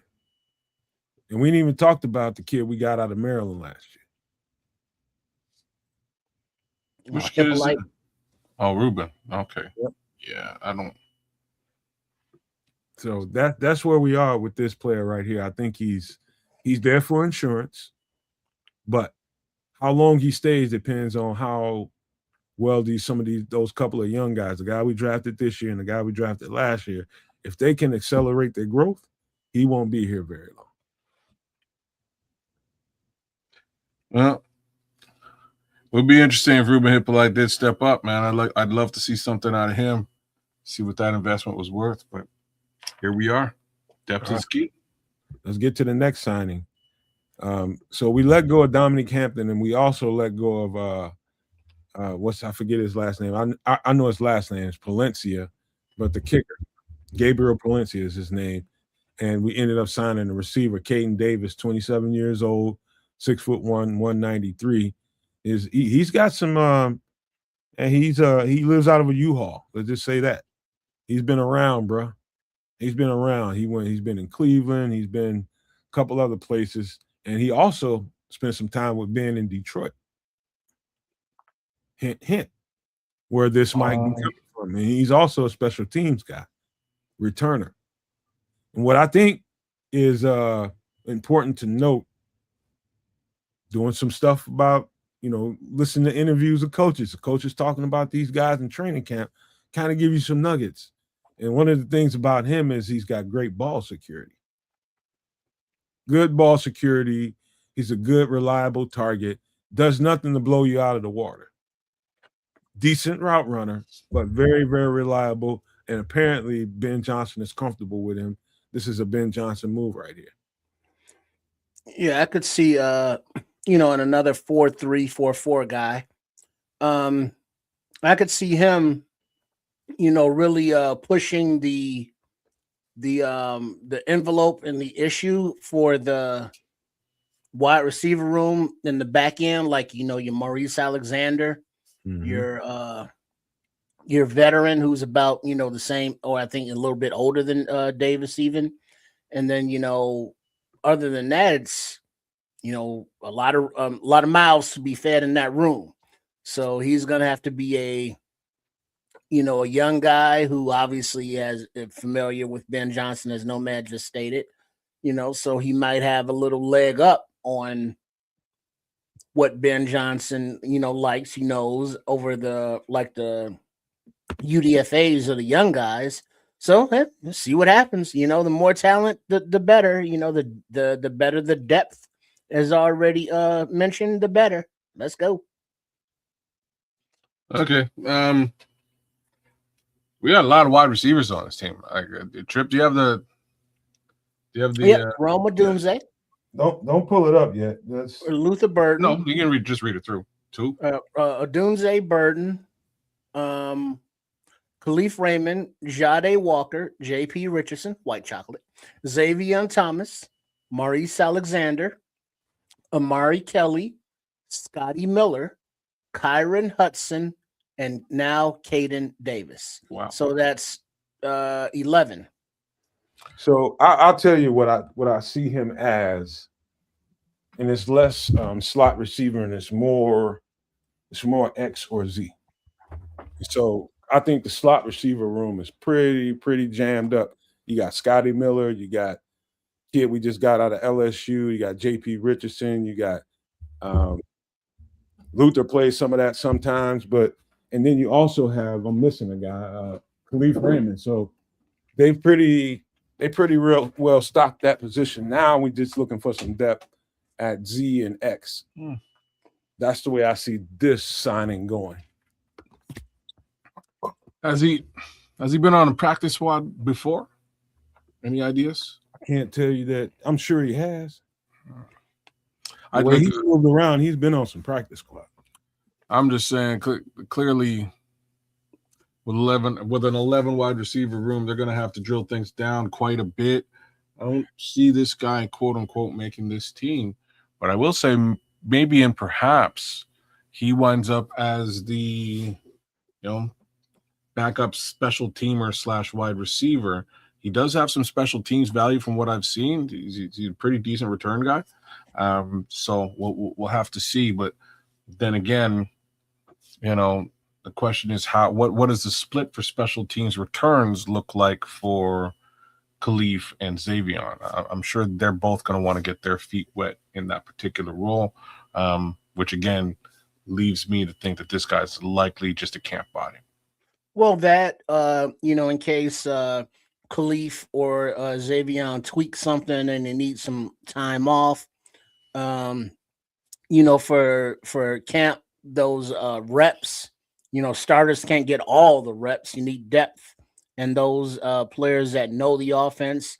And during the season, if a wide receiver goes down, you obviously want those practice squad players that are know the offense, the coaches are comfortable with them, and they're able to come up and step in.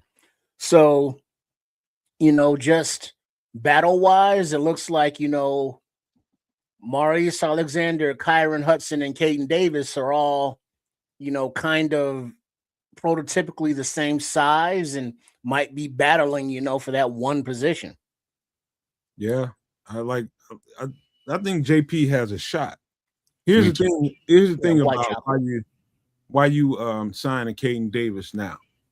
It's to push, people like Kyron Hudson, so he's not comfortable. Maurice Alexander, so he's not comfortable. Those roles right there there's some pushing and shoving that needs to happen. Why you sign them now is you're giving them a good 6 weeks to get the information down, and after 3 or 4 weeks, maybe you get the call from Caleb and the receivers, and you go out to wherever they throwing the ball around at, and you get a chance to put some of that on the field. And so you're giving them basically a fair chance. Like, you're going to get all the ample time you need to get the information down and be ready by the time this camp starts. So you get a fair chance to get you a spot here. And so I just love the fact that they gave it to him now and did this now, as opposed to 3 weeks from now when he only has 3 weeks, or that's just not fair for a guy that's just walking up into a situation with all the information swirling around in his head. So I like the move now. Mm-hmm. So speaking of moves floating around in people's heads, Crimson is asking how many wide receivers do you think we retain? What did they keep? 6? I think 5 or 6. I think 6 is the right. I think they may lean towards 6 as well, just to have one more body. But if that's the case, then we're pretty much sure that Odunze, Burton, Raymond are locks. That's 4. No, Xavier ain't going anywhere. They just drafted Xavier, so that's 5. And so now Richardson, is battling out with Scotty Miller, Kelly, Alexander, Hudson, and Davis. You know, I like that last spot. you know what I love about all of them is you can No. F around with them all and do them. They can line up they can line up anywhere. Whether it's, Rome ain't your particular kind of. I can see Rome doing some slot work too. His footwork is good enough to get in there and make some hay. But every receiver that we have so far is multiple like that. Every one of them. Every last one of them get out there and go out wide. They can line up in the slot, and they can equally do damage from any one of those spots. And they're just trying to find more and more guys like that. That makes sense. Well, if I remember correctly, you know, even Jade, some of his limited reps, he was the slot receiver. You know, the way the formation and motion finally, you know, settled out before the snap. You know, we know you count Jade in that 6 trip. Say that again. Did you count Jade in that 6? I don't know if he did. I don't think so. Yeah, I did. Yeah, Did you? because Odunze, Burden, Raymond, Walker, and Thomas. That's the top 5. Okay, all right. Yeah, they got to keep Jade, man. Jade's your backup Rome. You know, just a similar skill set. More Do you guys remember me telling you when we first got Ben Johnson some of the formations that he really, really likes? And it's tight bunch formations. Yeah. Mm-hmm. And you know, the different kind of pieces that you have in those bunch formations, and you got tight ends running around, and then you got running backs running around that can really be multiple too. You know, all these guys fit in those bunch formations, man. So you just don't know what on the route tree is coming out of those bunch formations. Just don't know what's coming out of them. And you can be damn sure whatever you saw coming out of those formations on a regular basis last year will be different this year. Be a lot different because especially because we've got additional speed. Hopefully we got some additional hands because we saw some really cool stuff last year that just didn't quite come into fruition. I don't know what was happening with OZ. He just had brick hands for the better part of the season, but he was able to sort of break out and get some real separation. And then unfortunately balls wind up on the ground. So the question is, can Khalif Raymond do similar things? I say, yeah.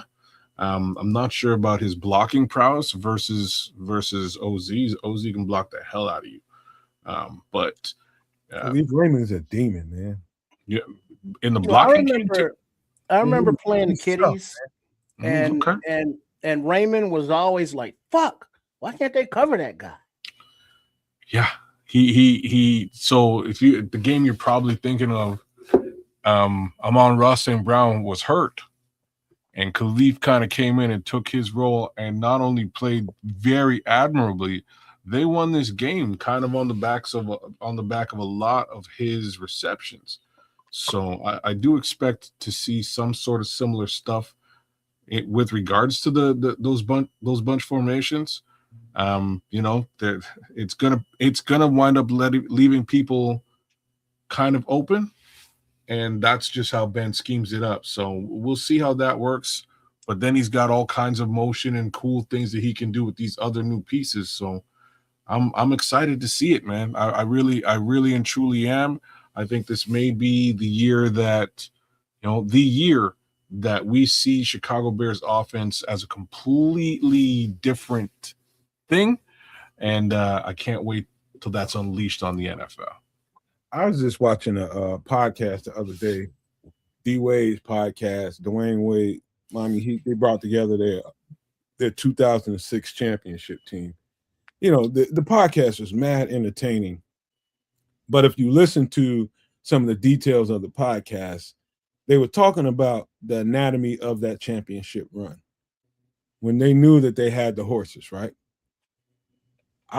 This is what I'm about to relate to the Chicago Bears this year. We know we have the horses. We're talking about the starters, the face of what we're going to be doing, right? We know we have the horses. There might be some people out here who have questions of whether or not we have the horses. I'm going to tell you, I'm leaning towards I think we have the horses. Now, what was important about that podcast and important about that conversation was the anatomy of how they won that championship. And time again, guys, it all went back to the other guys. What do I mean by the other guys? I mean the guys that wasn't the stars of the team. I'm talking about, the guys that played ancillary roles here and there. Dirty work.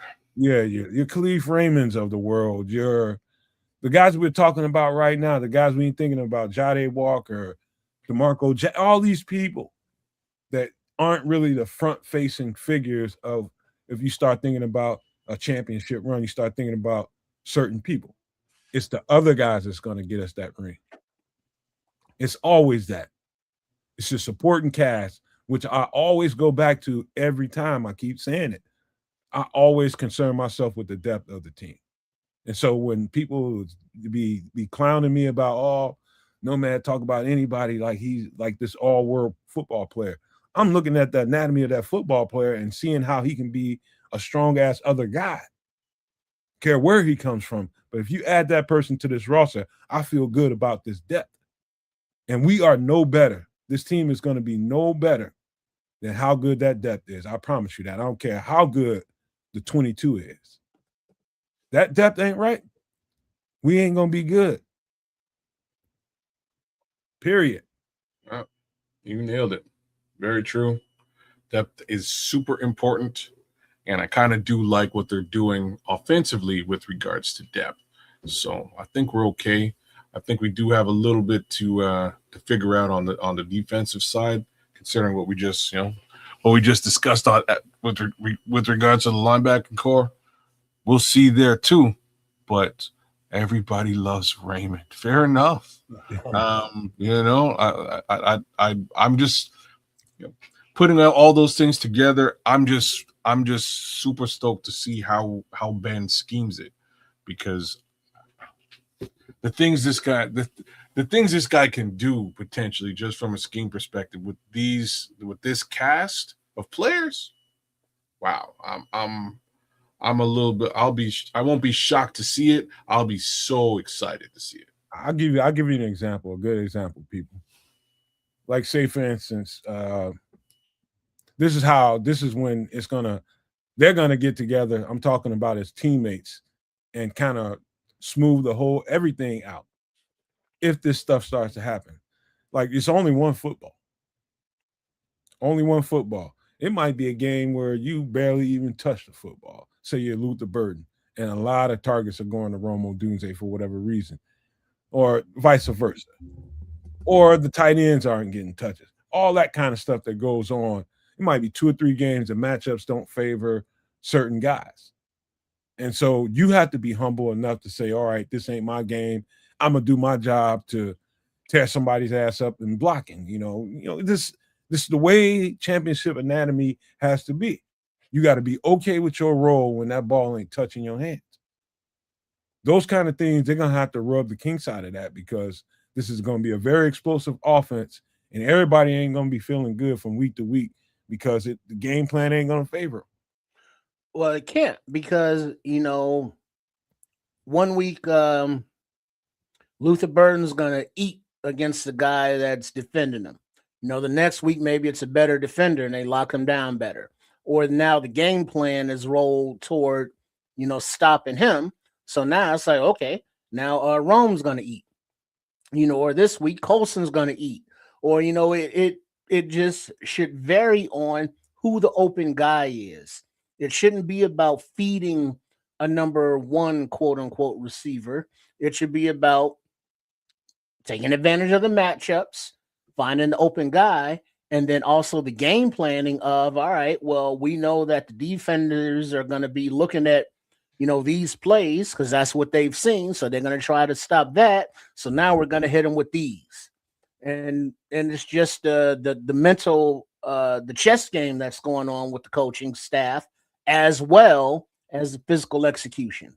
So this whole mindset and this whole offense is on another level, than we've witnessed here, as a fandom. Hey, Trips, I got a personal story I can tell you from high school. I can remember feeling like this. This is the last time I ever felt like that. was we had a star-studded offense. We had a star-studded team in high school. We was the fastest team I care by far in the state. Even with East St. Louis, which is usually the fastest team in the state every freaking year. East Boogie. We was faster than them. And we had explosive guys at every position. Me being one of them at receiver. We had 4 very, very explosive running backs that the coach was definitely, we had basically a guy that wanted to run the ball 90% of the time and, drop a pass off here and there during that mix. And I can remember feeling a certain kind of way. I can remember feeling, remind you, I'm in high school, man. I'm a young boy. And, it got to a point where I was just like, I'm looking at every guy across from me, knowing that I can cook his ass up. And I'm being used as a decoy to run these guys away from the play, running on down the field while the ball's coming behind me and all this kind of stuff. They tearing it up. And we're winning. But you can't help but to know that how talented you are and not being used in the way that you can be used to feel a certain kind of way about it. I got over it and I just started to kind of lean into the blocking aspect of the job of being a receiver. And I went there. And, when the ball came to me, I took full advantage of it and it was just lights out. But I remember feeling like that. And there's going to be some dudes on this team that's going to feel that way. I'm telling you now. We plan to be explosive running the ball. We plan to be explosive throwing the ball. But the game plan may not favor a lot of dudes from week to week. And I'm telling you, it's going to be their relationships with each other that's going to smooth this out. Not the coaches. Not at all. It's going to be their relationships going out together, talking together, working through this shit together. That's the only way it gets better. We just happen to be a tight football team and we just talk through it, man. So we can basically, anybody that was disgruntled, we smoothed each other out. That's what's going to have to happen here. You're damn straight, because like you said, there's only one football, a lot of mouths to feed, man. And we're talking wide receiver more specifically right now, but them running backs are all pretty decent pass catchers, and we've got 3 super solid tight ends on this team that also will be targeted too. So it'll be interesting to see how things shake out. I strangely don't think we're gonna we may not have, shocker, I'll say this now, we may not have 1,000-yard wide receiver on this team or tight end, but combined, I still think this is probably the year that a Bears quarterback goes over 4,000. Oh, I was saving that one, man. Were you? I'm sorry. Was you son of a? Sorry. That's since you opened up the gate. That's just you got to walk right on in that son, bitch. Now, hey, man. That was going to be one of the things I was going to ask to close the conversation up was that, and let's just go ahead and go there. Now, when we start thinking about 4,000 yards, it's just one of those milestones the fan base, to me, has for the next quarterback, and that's it's a goal for them. I really personally don't care about numbers, and particularly not that number, not those numbers. You like these here, right? I want dubs, yeah, but I also want the completion percentage to go up, and so the accuracy needs to go up. And so whatever throw he's throwing, I just need that rate to go up. I just need connectivity there. Brother, so the ball keeps moving. The ball keeps matriculating down the field. That's it. That's all I care about. If that happens, he was at 39 and change last year. You know what I'm saying? So good, man. What's that? That's not good. What do you mean what's not good? You 39 what?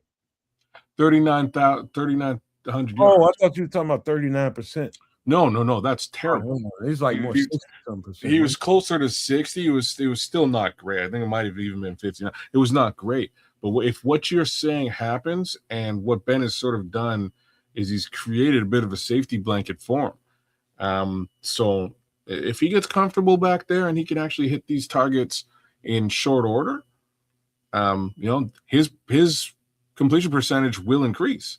If that percentage increases, I don't see any reason why he can't get to the Big Four. Another point I wanted to make too. What you saw this off and on during the season. First of all, I love his emotions, man. I love him being emotional at times. But there is also a time and a place for it. And I'm about to give a special shout out to my guy Khalif Raymond, who I've always heard that of, listening to Amon-Ra St. Brown on that podcast he does with his bro. I've heard that 4 or 5 times at this point. But sometime during this camp, he rolled up on Caleb after Caleb blew his lid, man. Caleb blew a piston and was going off about something that he was probably doing wrong and got wrong or whatever it was, and people noticed it. You know who rolled up on him and just like, hey, you got to get together, man. Guess what? Everybody's watching you. It's probably Chase. Sorry, Case Keenum? No. It was Khalif Raymond. On Caleb? This must be recent. Yeah, in this OTA. Okay. In this OTA, he said it. Caleb actually said it, which I'm watching him mature mentally and emotionally as we speak, man. He's starting to really, really take the coaching. And that was one of the question marks I had about him before we even got him, was how's that going to go? But he's proven to me that he can take the coaching. Matter of fact, he runs to the coaching. There's a lot of players that run from it. You know what I mean? That just I think he's done a little bit of both in his career, right? Like, yeah, that first regime, you might be running as far from that coaching as humanly possible because you're dealing with that might not have been all the coach's fault. Oh, I'm not placing blame, really. I'm just saying that if things aren't working and you don't, there's a level of belief and confidence that you have to have in the regime. I don't think he was confident in what those guys were trying to put down, and that kind of caused him to just do his own thing instead. All I know is my own experiences in receiving coaching. Like more times than not, I'm going to be receptive to coaching.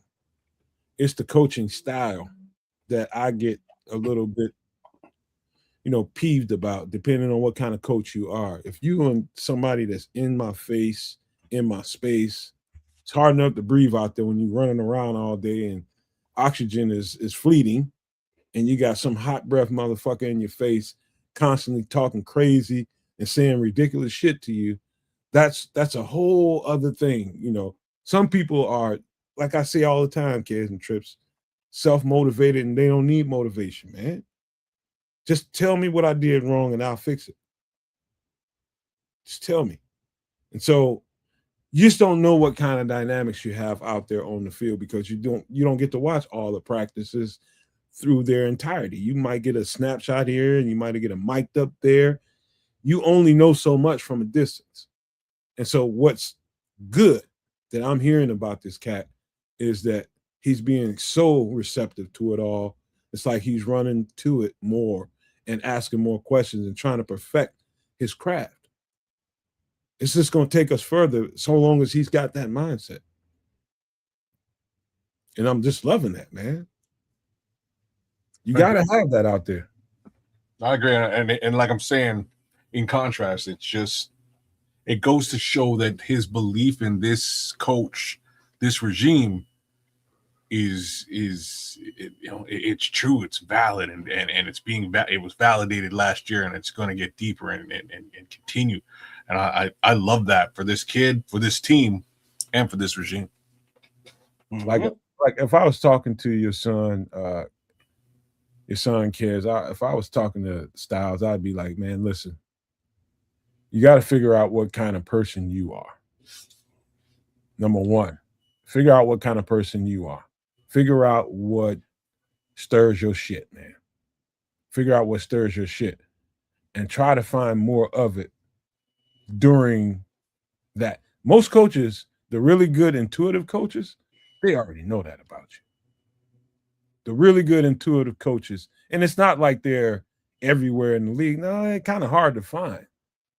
Most guys are just, this is what I saw. This is what I'm going to tell you.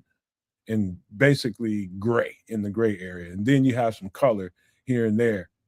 One of these days, I hope Styles finds a coach that can really dig into his spirit so that Styles can find his self-motivation and put it on the field. You know what I mean? So it's one thing to know what it is. It's another thing to be able to grab that apparatus and use it when you need it. Man, hate that you brought that we've gone down this particular road, but to be frank with you, he kind of already had that, and he went into last season fully self-motivated and ready to bust heads, and quickly became a leader on this team. And then the coaching just kind of betrayed him. I'll be completely frank with this, and he's at a little bit of a crossroads right now with all that. But I don't think these coaches really understood what they were doing with this particular player, as in my son, and really didn't understand what they were doing with their team, because they definitely had a leader that they somewhat wound up neglecting. So rubbed them the wrong way this past season, man. Definitely did. I'm gonna ask you a question. I normally would have asked you off screen, but I think it's okay to ask you here now. Would you be okay if the opportunity came up to put Styles in a home where he can come here and play some football somewhere? Put him in a good, proper home, and he's gonna be away from you, but it's for his good. So first of all, I need these people to get the hell out of my house. So there's that part. It don't even have to be a good home. Be a right home. It can be a group home, for God's sake. You know what I'm saying? Like but honestly, it would be the best at this present time. It probably would be the best thing for him to get out there, and just. He ain't mean that, Styles, man. I'm gonna punch him in his face when it's over. He knows he knows me too well, though. You know what I mean? He knows me too well. And I do mean it. These people are messy. They need to get the fuck out of my house. So that being said, I would love it if he could make it down there, man. There's been some opportunity to do so in Florida, but it's just a little bit shaky, man. A little bit of a shaky situation. Anyways, one of them things. Well, we'll see. All right. Well, I can. There's options, man. I know some people, but anyway, man. Back to the Bears. This is gonna be good. This is gonna be. First of all, these weeks are gonna go past fast, and shout out to Sports Chicago Style and Kedz the Canuck. Make sure you give some love to all three channels, man, because we're here doing the yeoman's work while everybody else is chilling. We're here on this Wednesday night to give you the best we can give you, and we're gonna fill in the blank like we always do every off season when you just think there's nothing really to talk about. And somehow these sons of find great conversation to have about this team. I'm about to throw another one at you right now. When it comes to Jalen Johnson, do you think that if he's healthy, he's a Pro Bowl corner this year? Oh boy, I'm rocking the number one right now too. I don't know, bro. I don't know. So he lost a step last year. I think we can all agree with that. And that has everything to do with the fact that, he went through some serious injury last season. My man Crimson jumped in there and said, absolutely. I really hope that that's the case, because there were some snaps last season, man, where our boy Jalen just got burned, and it was what it was, right? We just had to sort of next play mentality. Got to give him his grace. He was playing out there messed up. Yeah, he was. Yeah. Well, even Ben Johnson said that, or I don't know if Ben Johnson, but it was stated and agreed to that he came back too early. For Jalen Johnson last year, he was still hurt. He couldn't run, he couldn't turn, he couldn't play. But he gutted it out, credit to him, and he tried. But so far this in these off-season practices, he's moving better, he's covering better, he's breaking up passes, which is good. But my thing with Jalen is if teams run at him and make him come up and run support, they can take him away in coverage, because his run support isn't, his forte, if you will. Isn't it on his high on his to-do list during games. So he can be slowed down that way the more they run at him, it look like. But as long as he can keep his health, he could be a Pro Bowl corner, even though the level of corners around the league is great and he's in very stiff competition, but he has the talent. So let's see if he can put it all together, stay healthy, and reach that that milestone. All right, I'm gonna give you a hot take, Trips, and I think both of you guys will be able to relate to this. I think Jalen Johnson probably had maybe a year or two before the success that he probably should have been a Pro Bowl corner, but wasn't selected because the Bears wasn't in national media attention, because they've been the Bears and the Bears been kind of the ass crack of the league for a long time here.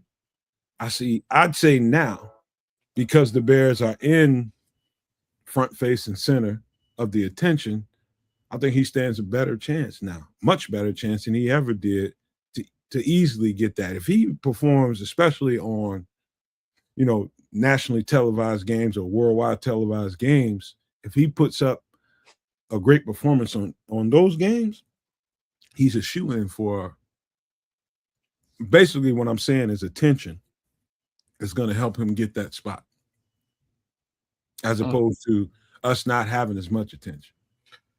I'm gonna give Jalen a little bit of love here because he is exactly that guy who normally would be skipping a lot of this off-season work, and to know that he's sort of been in there practicing with the team and sort of growing with the team. I think maybe he felt that he left a little bit on the table last year, and maybe he's trying to go pick that up, man. So let's give it up to a healthy Jalen Johnson this season, and again a well practiced Jalen Johnson, because like he got that old pro in him. So let's see if he can put it down this time around. I got another question for you. All right, let me just say it like this. The safety position, both of them just flipped completely over, and we got two completely new guys. One is a rookie. Do you think that they're putting maybe Dylan Thieneman in over his head? Are you confident that he can hold up that mantle of, hey, we need two lockdown guys back there? Are we done with the, I don't think any of it was hype. He was my favorite safety in the draft. I let everybody know that several times, and we ended up with him. But now it's nut cutting time. Now it's time to really show that you can man up and take this role. Do you think we are going to be all right at safety with these two guys there?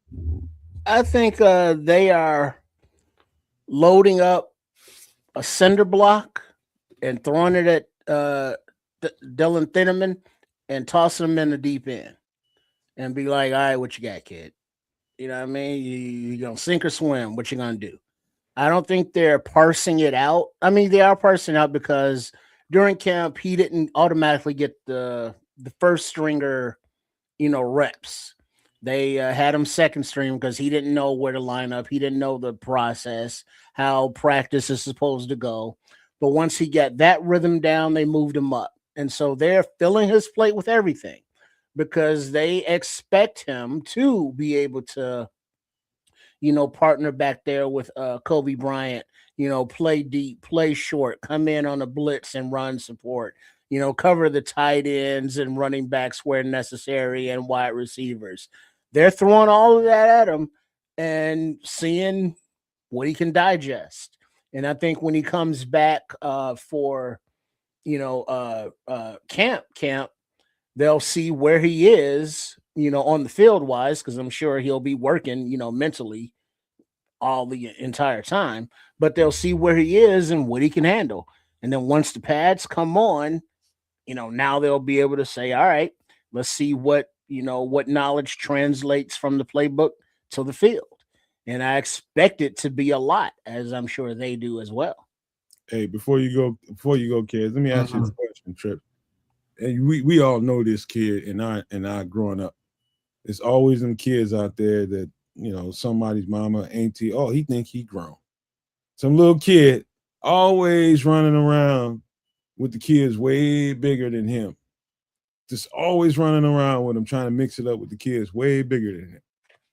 All the time, man. Everybody always said, oh, he think he grown. The way he talked, the way he act, always had that kid. And Tripp is right. That first part of what he said, this is going to be one of those situations, drag you right on out to the deep water. Right on out to the deep water. And I'm going to say this to couple that. I think they drafted him because they think they can drag him right on out to the deep water and he'll swim. He thinks he's grown. And I think he can be grown. I have little frame of reference for this, but here's what I'm going to say. They also brought over a safety with a fair amount of veterancy who's played the role and done well and excelled in the role. So hopefully he can get a little bit of tutelage, a little bit of mentorship with that, from his counterpart there, right? So that's really my thoughts on the matter as a whole. I think there's a lot of leaning that he's going to have to do on his counterpart just to sort of get up to speed. And once he's up to speed, he'll be, he should not just be fine. I think he should excel in the role. At least that is the common consensus. The Bears clearly think that he's going to excel in the role. Let's hope that he does. But at this point, we're speculating on a rookie, and it can go in any potential direction.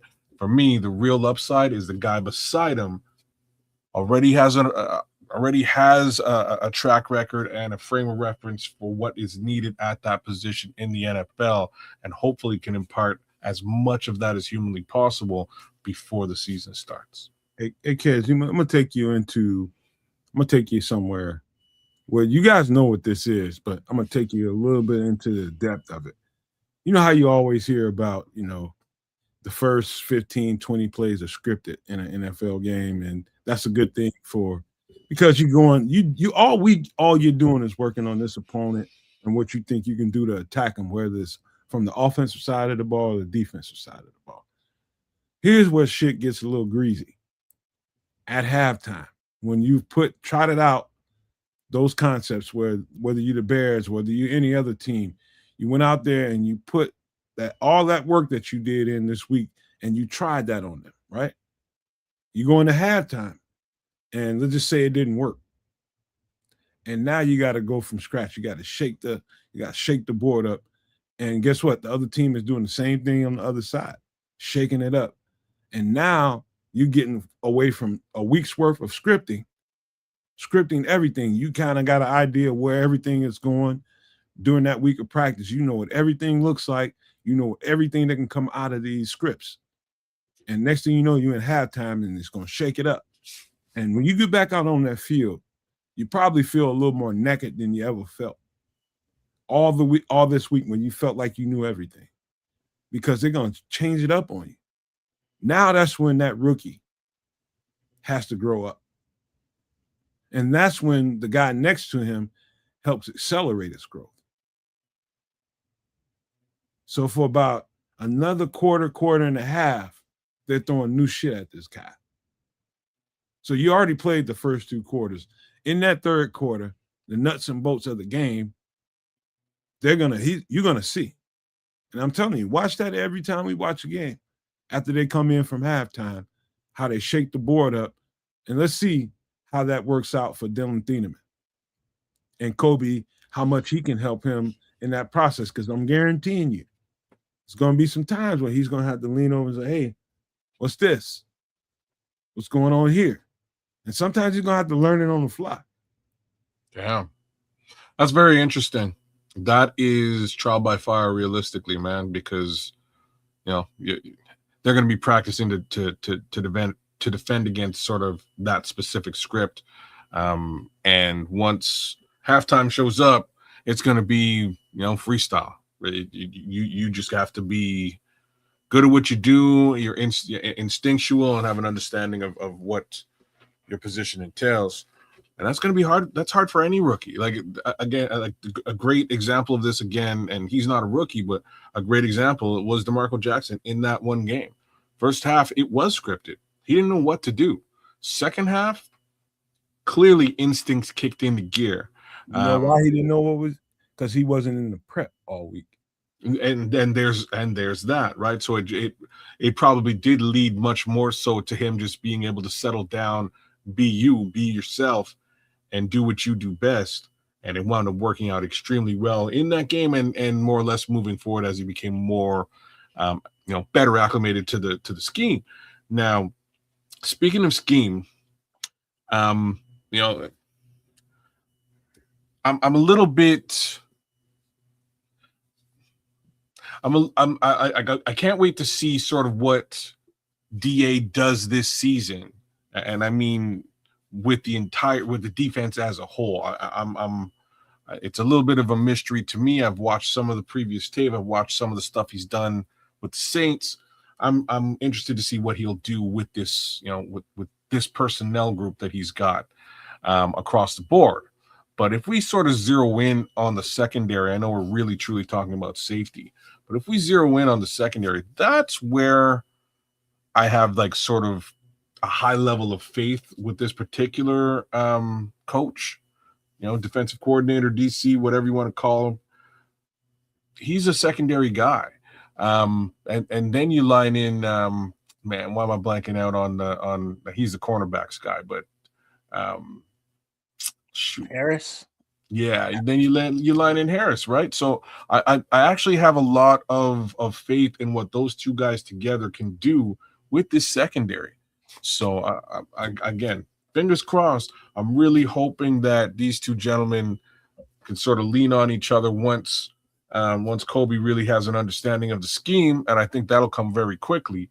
Hopefully he'll be able to help Dylan Thieneman get up to speed. I'll tell you what, all that falls flat on its face. Not that you're wrong. I'm telling you, like, say you run into a Joe Burrow this year, and they shuffle up their coverage, their formations, and force, say, a Thieneman down into the box. And Joe Burrow is famous for trying to find a one-on-one somewhere, whether it's with a tight end or whether it's with the receiver number one or whether it's with T. Higgins, whoever it is. He's looking for one-on-ones. He's looking to exploit it. When he's dealing with those experienced quarterbacks like that will burn you at every option, every opportunity, they will burn you.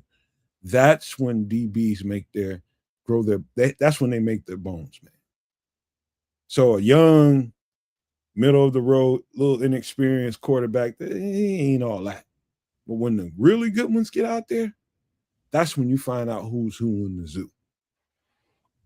Especially at DBs, because Joe Burrow is the type of it'll pick you apart. That entire drive.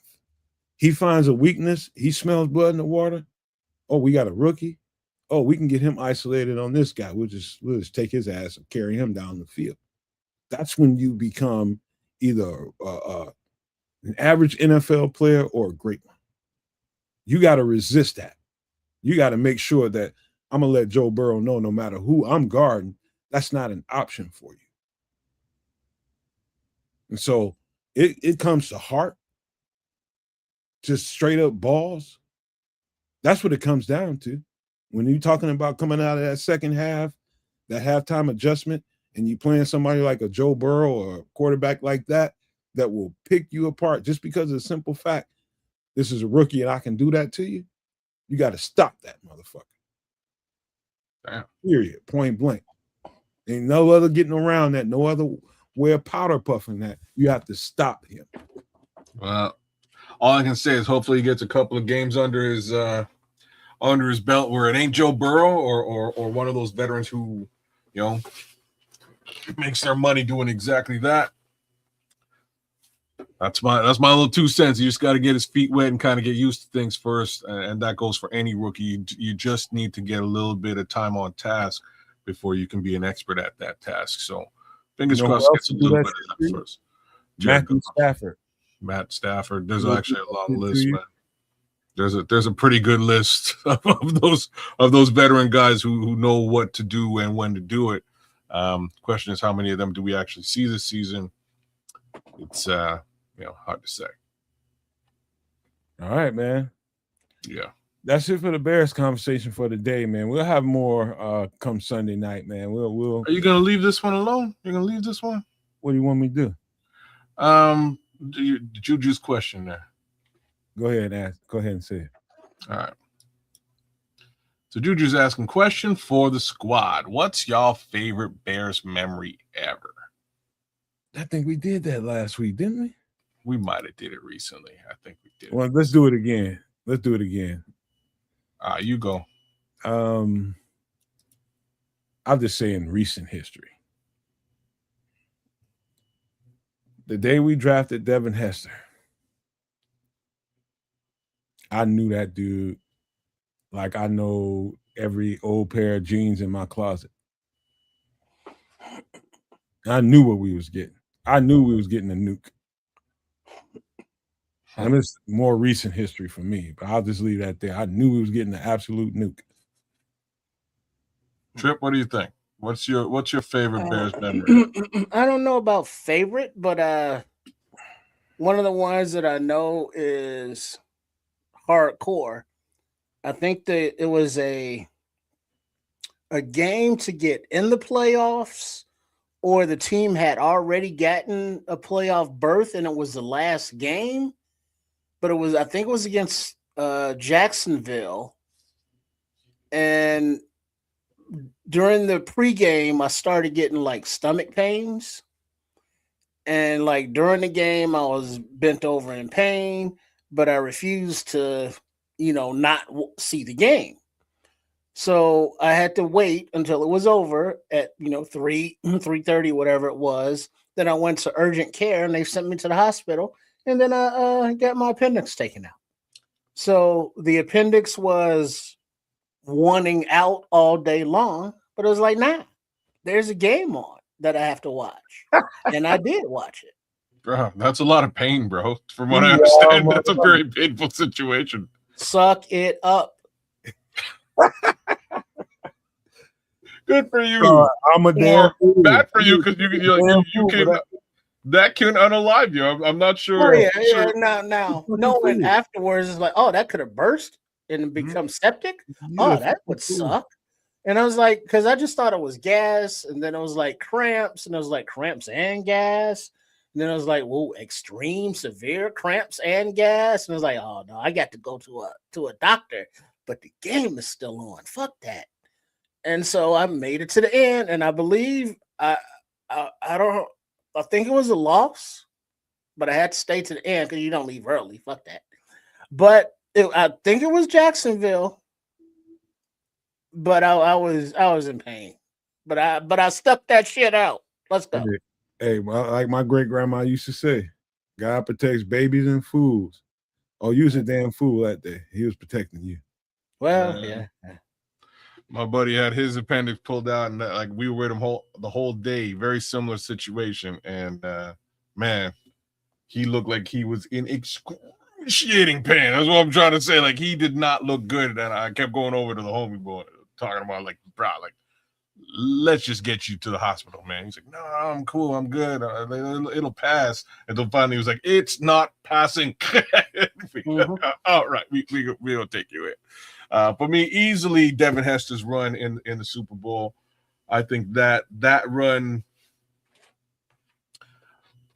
tops tops my memory. There's a couple of sweetness runs that really come to mind, but I'm going to throw something into the mix here now, just because I've watched these two clips about 1 billion times at this point, and I hope there's many more of these moving forward. But these two, this Green Bay game here this past season with Caleb, jump man pass to Rome, that's nice. but the nailing DJ in the end zone, man. Oh yeah, I knew you was gonna go there. I You know what I'm almost saying? Hands in the pouch. It's cold. Like he knew it was a dime. You know what I'm saying? Like,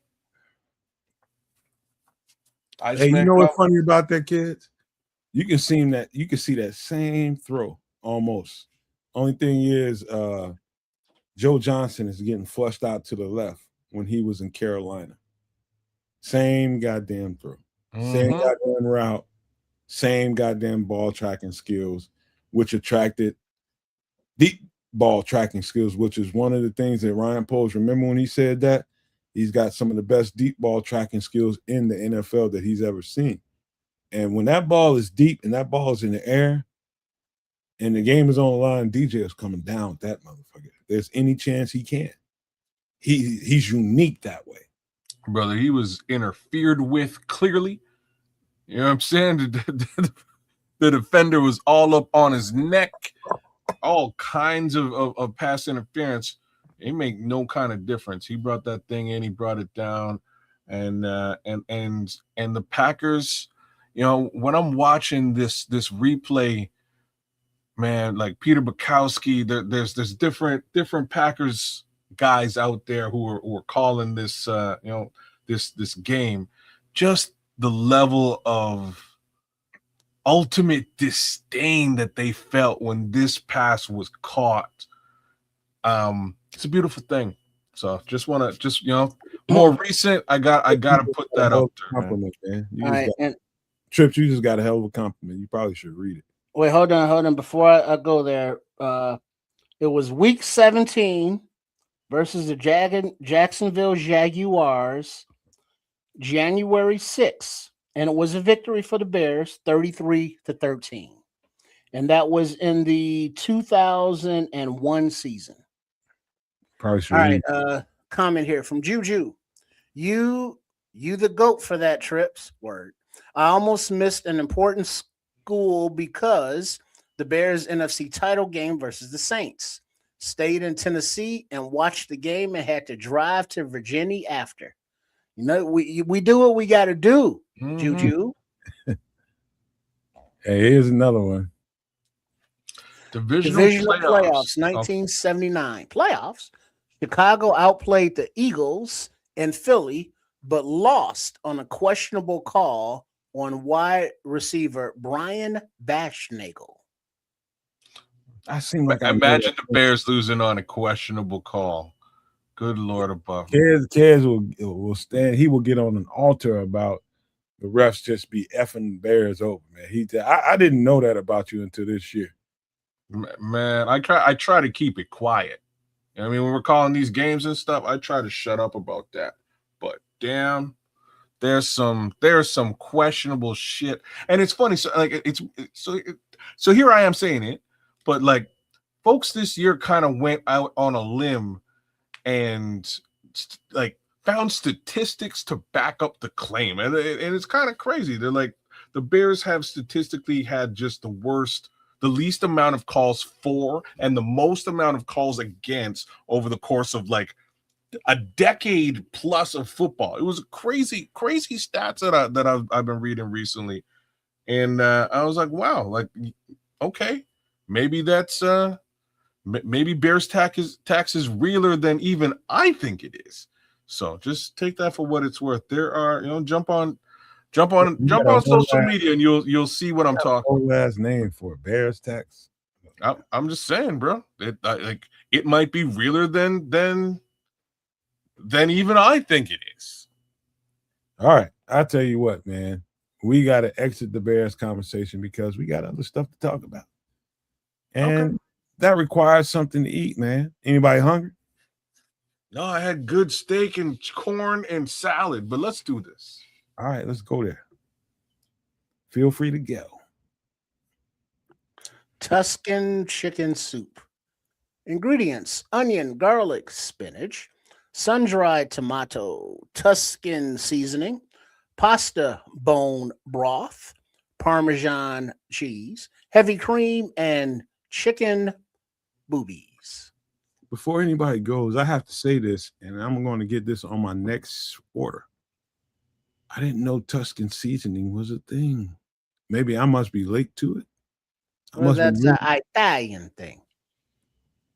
I got to get Tuscany. I got to over get by there. Because I'm always about trying to vary the flavoration around here. Flavoration. I just made up a new one. Yeah, you and Mary J. Blige together, man. It goes right into that song. All right. Now let's see. If you want to home make the Tuscan seasoning, Mediterranean herbs, garlic, and savory fennel. All right. So the ingredients: 2 tablespoons of dried basil, 2 tablespoons of dried oregano, 2 tablespoons dried rosemary, 2 tablespoons of dried thyme, 2 tablespoons of garlic powder, 2 teaspoons of dried marjoram, 1 teaspoon of crushed red pepper flakes, optional, 1 teaspoon of fennel seeds crushed, and 1 teaspoon of salt, optional. Now, what the hell is dried marjoram? I don't know. If you ain't got that going on in your fried chicken, then you tripping. Say what now? Yeah, buddy. Marjoram. You better have some coriander and you better have some marjoram. Let's see. Marjoram is a plant, fragrant Mediterranean herb with a sweet, mild flavor, similar to oregano but less pungent. Used fresh or dried in cooking for soups, stews, meats, and sauces. Oh, I guess that's a soup. I got everything, but I probably got old marjoram right now. Or none. What's wrong with you? Didn't get the new? Dog, I keep marjoram. I got a seasoning rack, man. This is the first time I'm ever hearing of that. You got a seasoning rack? No, I don't. You ain't serious about life. I'm not serious about life. Yeah, I showed you all the 4th shelf one there. It pulls out with the drawers that fold down. You put the seasoning. Man, I gotta ask, what did you spend on that though? They're trying to sell that for like $8 billion. Mine was gifted to me. Oh, right. Okay, nice. I don't spend a lot, so I gotta say it's like $15. Word. Okay, no, man. Like a door-to-door guy came around here, and he was trying to hawk one of them. You know what I mean? He was trying to hawk a whole seasoning rack, and I was like, okay, this is cool. Like I'm serious about life, and I was gonna buy in, man. But the homie's price point, it quite literally made me want to kick him right. You can literally make your own seasoning rack. I'm just saying. I'm like. I got seasoning, y'all. You know what I mean? Like I got spices. Mine fits with my kitchen. My aunt came. I take that. Yeah, it was my aunt. It was my aunt. She came and seen my kitchen in Georgia, and she was just like, "Ooh, I got some," and she just gave it to me. Okay. With the seasonings in it, all that shit. This is what he was selling, but like I got mad spices. I got mad seasoning. I hit up spices on a regular basis. But this cat was trying to sell me seasoning and a rack for like some astronomical price. It was like a cool grand. And I was like, my brother, there ain't no way. You know what I mean? There's seasonings in that. You better have like 200-300 seasonings in that. Brother, it was a big ass rack, and it would look real dope in my kitchen. And it had a lot of stuff that I use today, as well as a lot of stuff that I never heard of.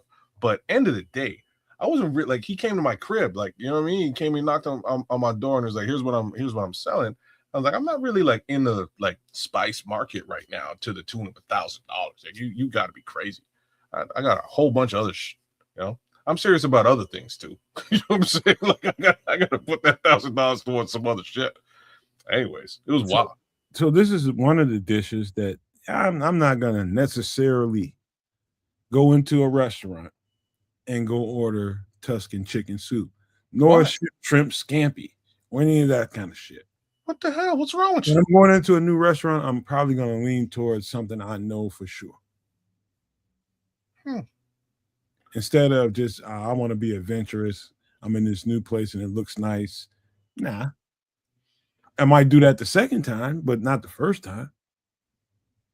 I don't know your philosophy when going into a new restaurant, but mine ain't be wild ass all over the menu. Mine is to be very simple. Let's see if they do the basic shit right, and then go from there. See, wow. It all depends, man. It really depends on what's going on, because there are times where I'll go to a new. There's like 5 things I will order that is just table stakes, and you can't if you mess this up, I'm probably never returning to your establishment. That's the idea. That's the thing, kids. You go there first. I'm kind of with you. Like I'm saying, like I'm kind of with you. Sometimes I do that, but like and this is what I'm saying. It can be different. I just did this the other day. So there's a real nice Italian restaurant just in my neighborhood. I mean, like literally. Hold on, kids. You ever go into one of them and you're walking in that place and you're getting seated and you see somebody's shit going past you, like, ooh, what's that? Like, what is that? And then that kind of thing will trigger me to go a little further on that menu than I was planning on. So I had that type of experience at an Indian restaurant recently, and straight up, the food there is so fire. I don't know if I told y'all about this at all. Just amazing food across the board. But the Italian restaurant I went to very recently, like again, they've been around for a minute. They're very close by, and they have some really, really interesting dishes. Very like homemade pizza. The pizza was great. But I tried something like I tried basically this exact dish. I tried Tuscan chicken soup as an appetizer coming in, and it was their house soup of the day. Cost me a couple bucks, and it was fantastic. It was very, very good. I have to admit, the rest of the fare there was very good as well, very well put together. And this is just sort of a more specific situation in an Italian restaurant. But I'm kind of like you. If I'm going to give me a fish and chips. You can't screw that up. Give me give me chicken wings. You can't screw that up. Give me a steak. You can't screw that up. If you mess with any one of those 3 items, I will never return. If you can't do Billy Basic, then don't expect me to come back twice. Well, but sometimes when there's your Italian cuisine restaurant, trying to irritate Crimson, man.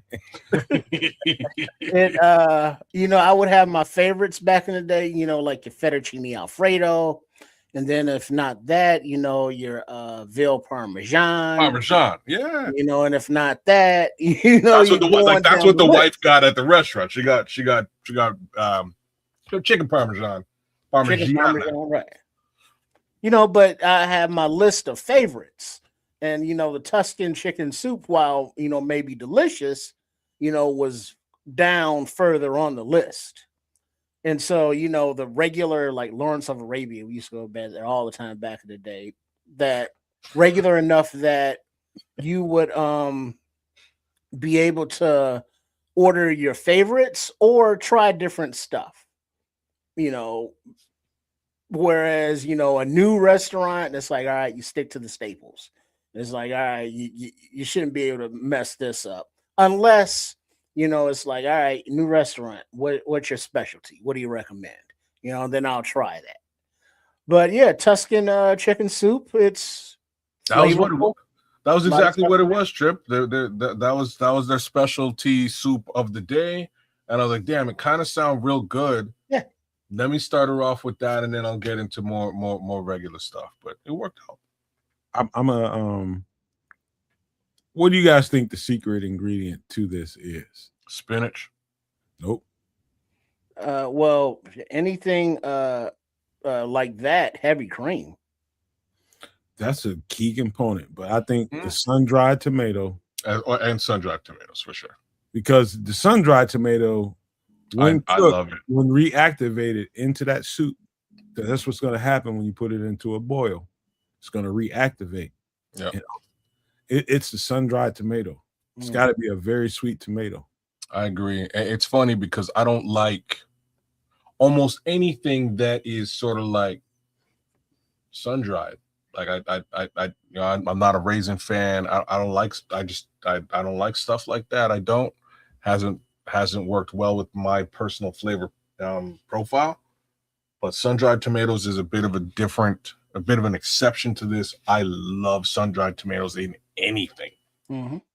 And advice from Crimson here: ask them what's good here. Ask the person. Well, I went further than that. I was like, hey, I asked the person serving me, hey, do you eat here sometimes? Yeah, oh yeah, sometimes I do.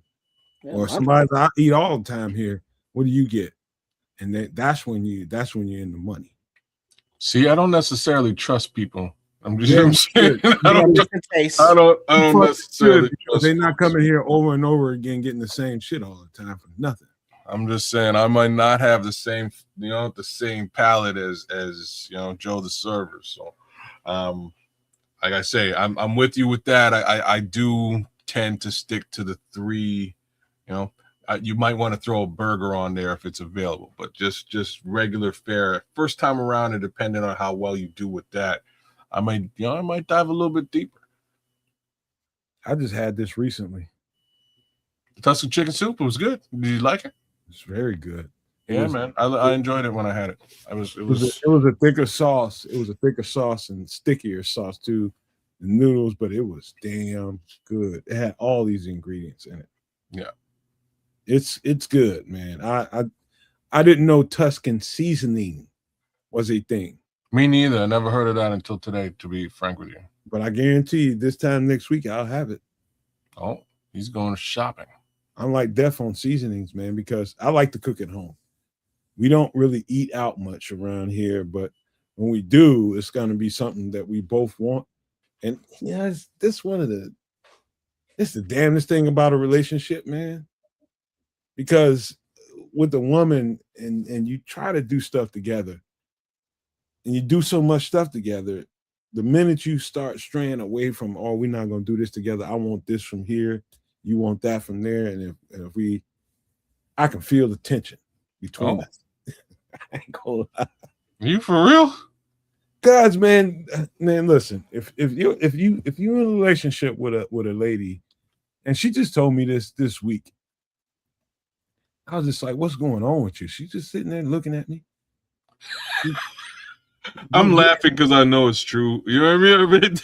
I'm kind of messing with you. I know it's true, but at the same time, I'm gonna be real about this one. That's kids. That's when you know you got to get your relationships back on the tracks, man. No, let me just I hear what you're saying, but sometimes sometimes you just want to get that thing that you love and she totally hates though. You know what I mean? Like, so I'm just gonna put it like this. Fuck your whole relationship. It's fine. It'll be fine tomorrow. We'll go back to doing stuff. You know what I mean? We'll get it. We'll work on a meal tomorrow together. But like, let me just put this out there in the wind. My wife is not the grandest fan of Caribbean food. I'm sorry. Wait a minute. First of all, how did you introduce her to it? You probably went full bore with her with Caribbean when you first met her, didn't you? That's probably why she don't like it. No, there's really no like. You got to ease her into Caribbean, man. You can't just get shoved Caribbean down. No. Caribbean food is probably the most regular fare you could possibly. But it I'm is black. like It's not even regular to me. No, but it is. It really is. So when I met her, I didn't introduce her to anything. She made me curry chicken. To be honest with you, she yeah, man. So she was living with it's a good story. So she was living with a couple of like a Jamaican family that are friends of mine and stuff. That's kind of how we connected. But anyways, so she made me some curry chicken, and let me tell you right now, it was absolutely terrible. It was all watery. It was really bad, and I kind of smiled and told her it was great. Then I went home. I told my mom, I was like, good Lord, she made me the worst curry chicken. So my mom kind of took her aside and was like, yo, you messed that up.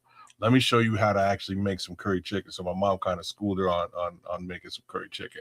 So she made it for me a second time. And when she made it for me the second time, I was like, damn, like what happened? Like you were living in a spot with a couple of Jamaicans. They showed you how to do this and you messed it up.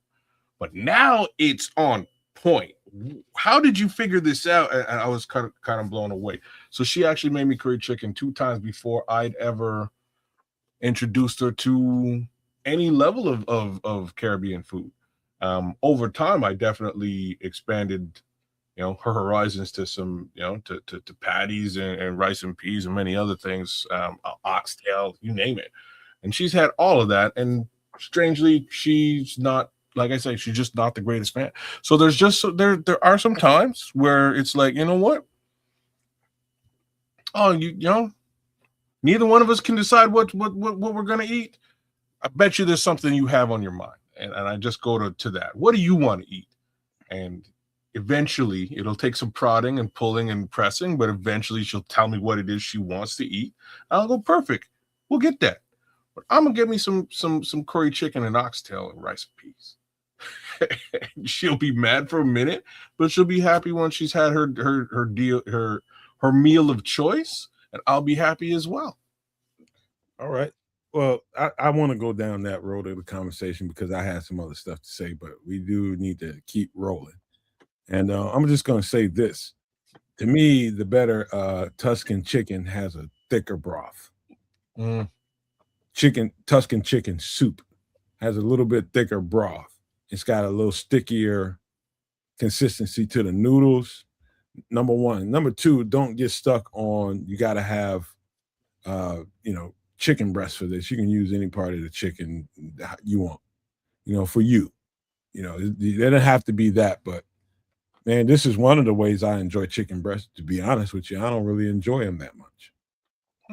It's too fucking dry for me, but your black people win. Yeah, that's it for me, man. But yeah, man, the sun-dried tomato, and I think it was Crimson that said the heavy cream. Yes, that thickens it, and also the Parmesan you put on the end of it. Yeah, that gives it that real cheesy flavor. You're right. The Parmesan is key too. But yeah, I got something else, man. I got this. This one's kind of for you, Trips. I can see you doing this sometime soon on Sports Chicago style. I'm gonna pull it up. What is that?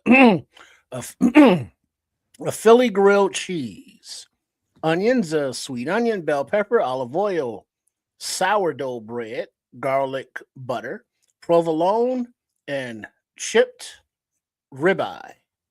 Yeah, Philly. I saw something earlier about a Philly sloppy Joe, but actually with ground beef. But Man, I would eat this. I told you I had a good meal and I wasn't hungry. Clearly, I lied to both of y'all because now I'm definitely hungry. This is let me tell you something. Number one, sourdough bread is extremely underrated. Extremely underrated. Number one.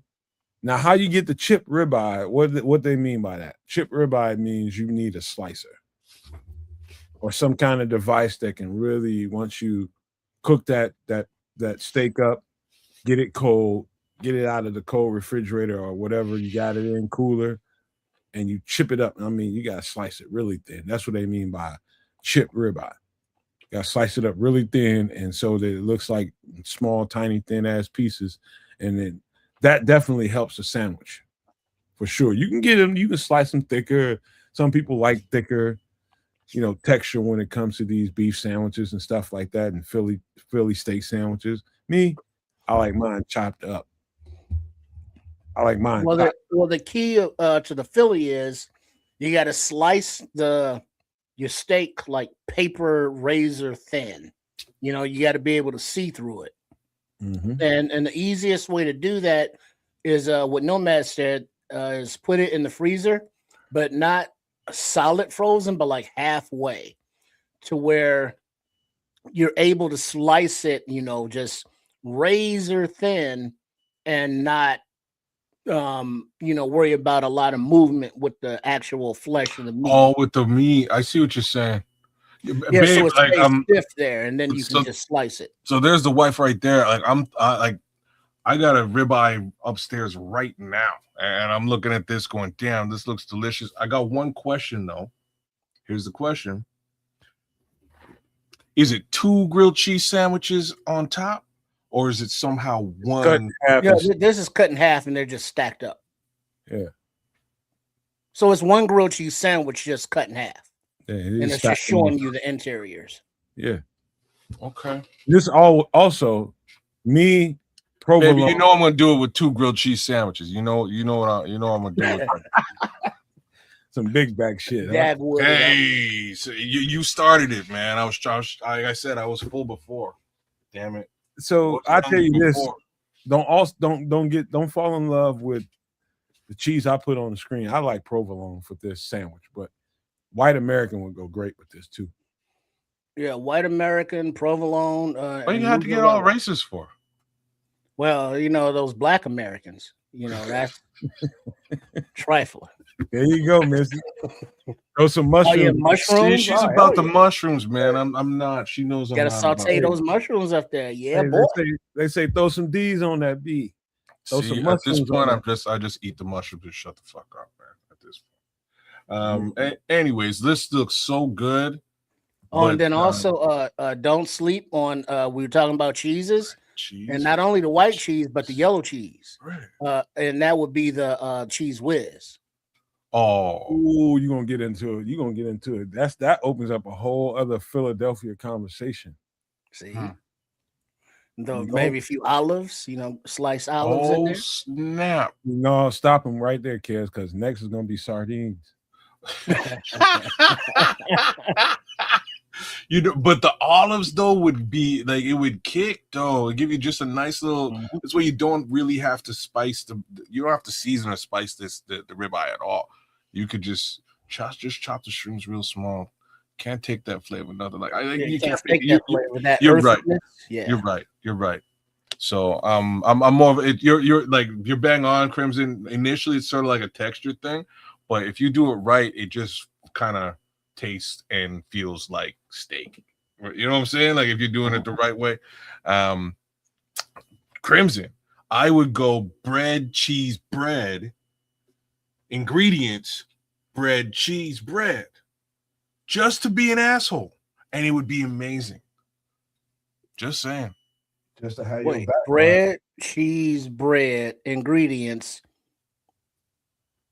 bread, cheese, bread. Bread, cheese, bread. Man, we not making a Philly Big Mac. I'm telling you, that's what I would do. That just seems like a lot of excessive bread. It is, but it's a real, like we're talking 2 grilled cheese sandwiches stacked with Philly. Yeah. You know what I'm saying? With the Philly stuff in the middle, which would be fantastic. Fuck. Now you're going down the road of probably need to, if it's like that, you probably need to make a Philly stromboli or something with all that bread. Man, I'm so hungry right now, man. Damn. Y'all crush me. You doing all that, just go calzone.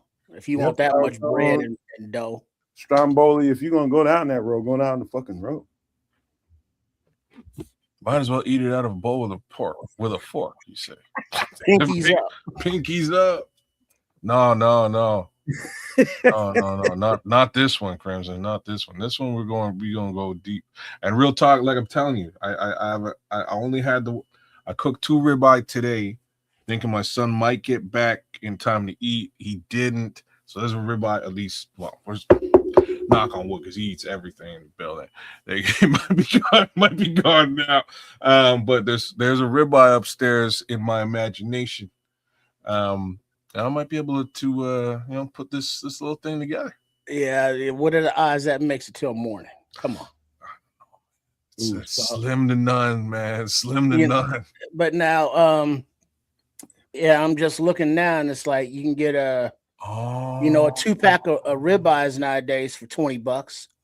Yo, Crimson knows what he's talking about, though. You got to use the cheese to seal in the ribeye. Chip ribeye. Go eat styles of steak, she says. Keep Okay, that yeah, I'm flavor in gonna steal a steak in a minute. Or if Y'all you only get one ribeye, you get one doing early. some, y'all pirating each other, man. Y'all Oh, you took him for food? Oh, you will take him for. Is he still at the hospital? Hey, you know what? Y'all pirating each other's food, man. That's bad. Hey, no, he's the pirate. It's like I'm the captain now type shit. He's just eating everything in the damn fridge. So well, he's a growing boy, kids. Damn.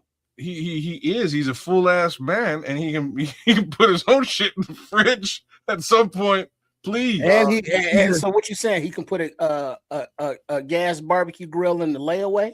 There's no stopping a fucking 20-year-old with food in the fridge. That's what I'm saying, Trip. That's what I'm saying. Exactly what I'm saying. Or not even a layaway, put it on credit. No, you put it on credit. You bring that home. You pay for that later. Hey, I'm gonna tell you something that helps you. Find your laxative. Say what now? A laxative. A laxative. Yeah. Why? That chocolate candy for the that's cheese? not candy. That'll stop all that pirated shit going on. So he's saying spike your food. Oh, you're a poisonous man. Oh, it's not poison. It's not poison. It's called I'm gonna teach you. It's not poison. It's not gonna, unalive them. It's just gonna make them poopy. Damn. Okay. For no reason. All right.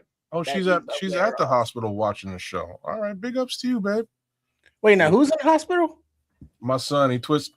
My son was playing basketball. He twisted his ankle, so he's there. He's in the hospital. Well, he's at the hospital. He's not admitted to the hospital. Like broken or like severe sprain. Yeah, he had an X-ray and all that. We'll see what it looks like. Only reason I know that, kids, is because my stepdad did it to me. Oh, you're kidding. I just bust through when I'm getting ready to go out somewhere. I just go bust through mom's and stepdad's crib. He got something to drink up in there. I'm going to go out. I'm gonna pour up something he got up in there. He got a little tired of that shit, and he spiked the cranberry juice. Oh, that's cold-blooded, man. Right? Hey, I got up, I went and I left there. And I'm talking about in the span of about 25 minutes. 25 good minutes. 25. I get down to the spot. I'm G'd up too, man. I'm looking good, smelling good. I'm about to go up in there. Chicks on me when I'm at the door. I'm paying my little fare to go in the door. I'm feeling little bubbles in my stomach. I'm ignoring the shit. I'm just like, I'll be all right. Getting a little gas going on. I pay my money. I take about 5-10 steps in there. I'm just like, hold on. Man, if the place hadn't have been so close to where my mom's was living at, I'd have been on the side of the road in the ditch, bro. every bump. How you know it was your uncle though? He tell you? Stepdad. How did you know? Did he tell you? I went in the bathroom and him and his homeboy was waiting there.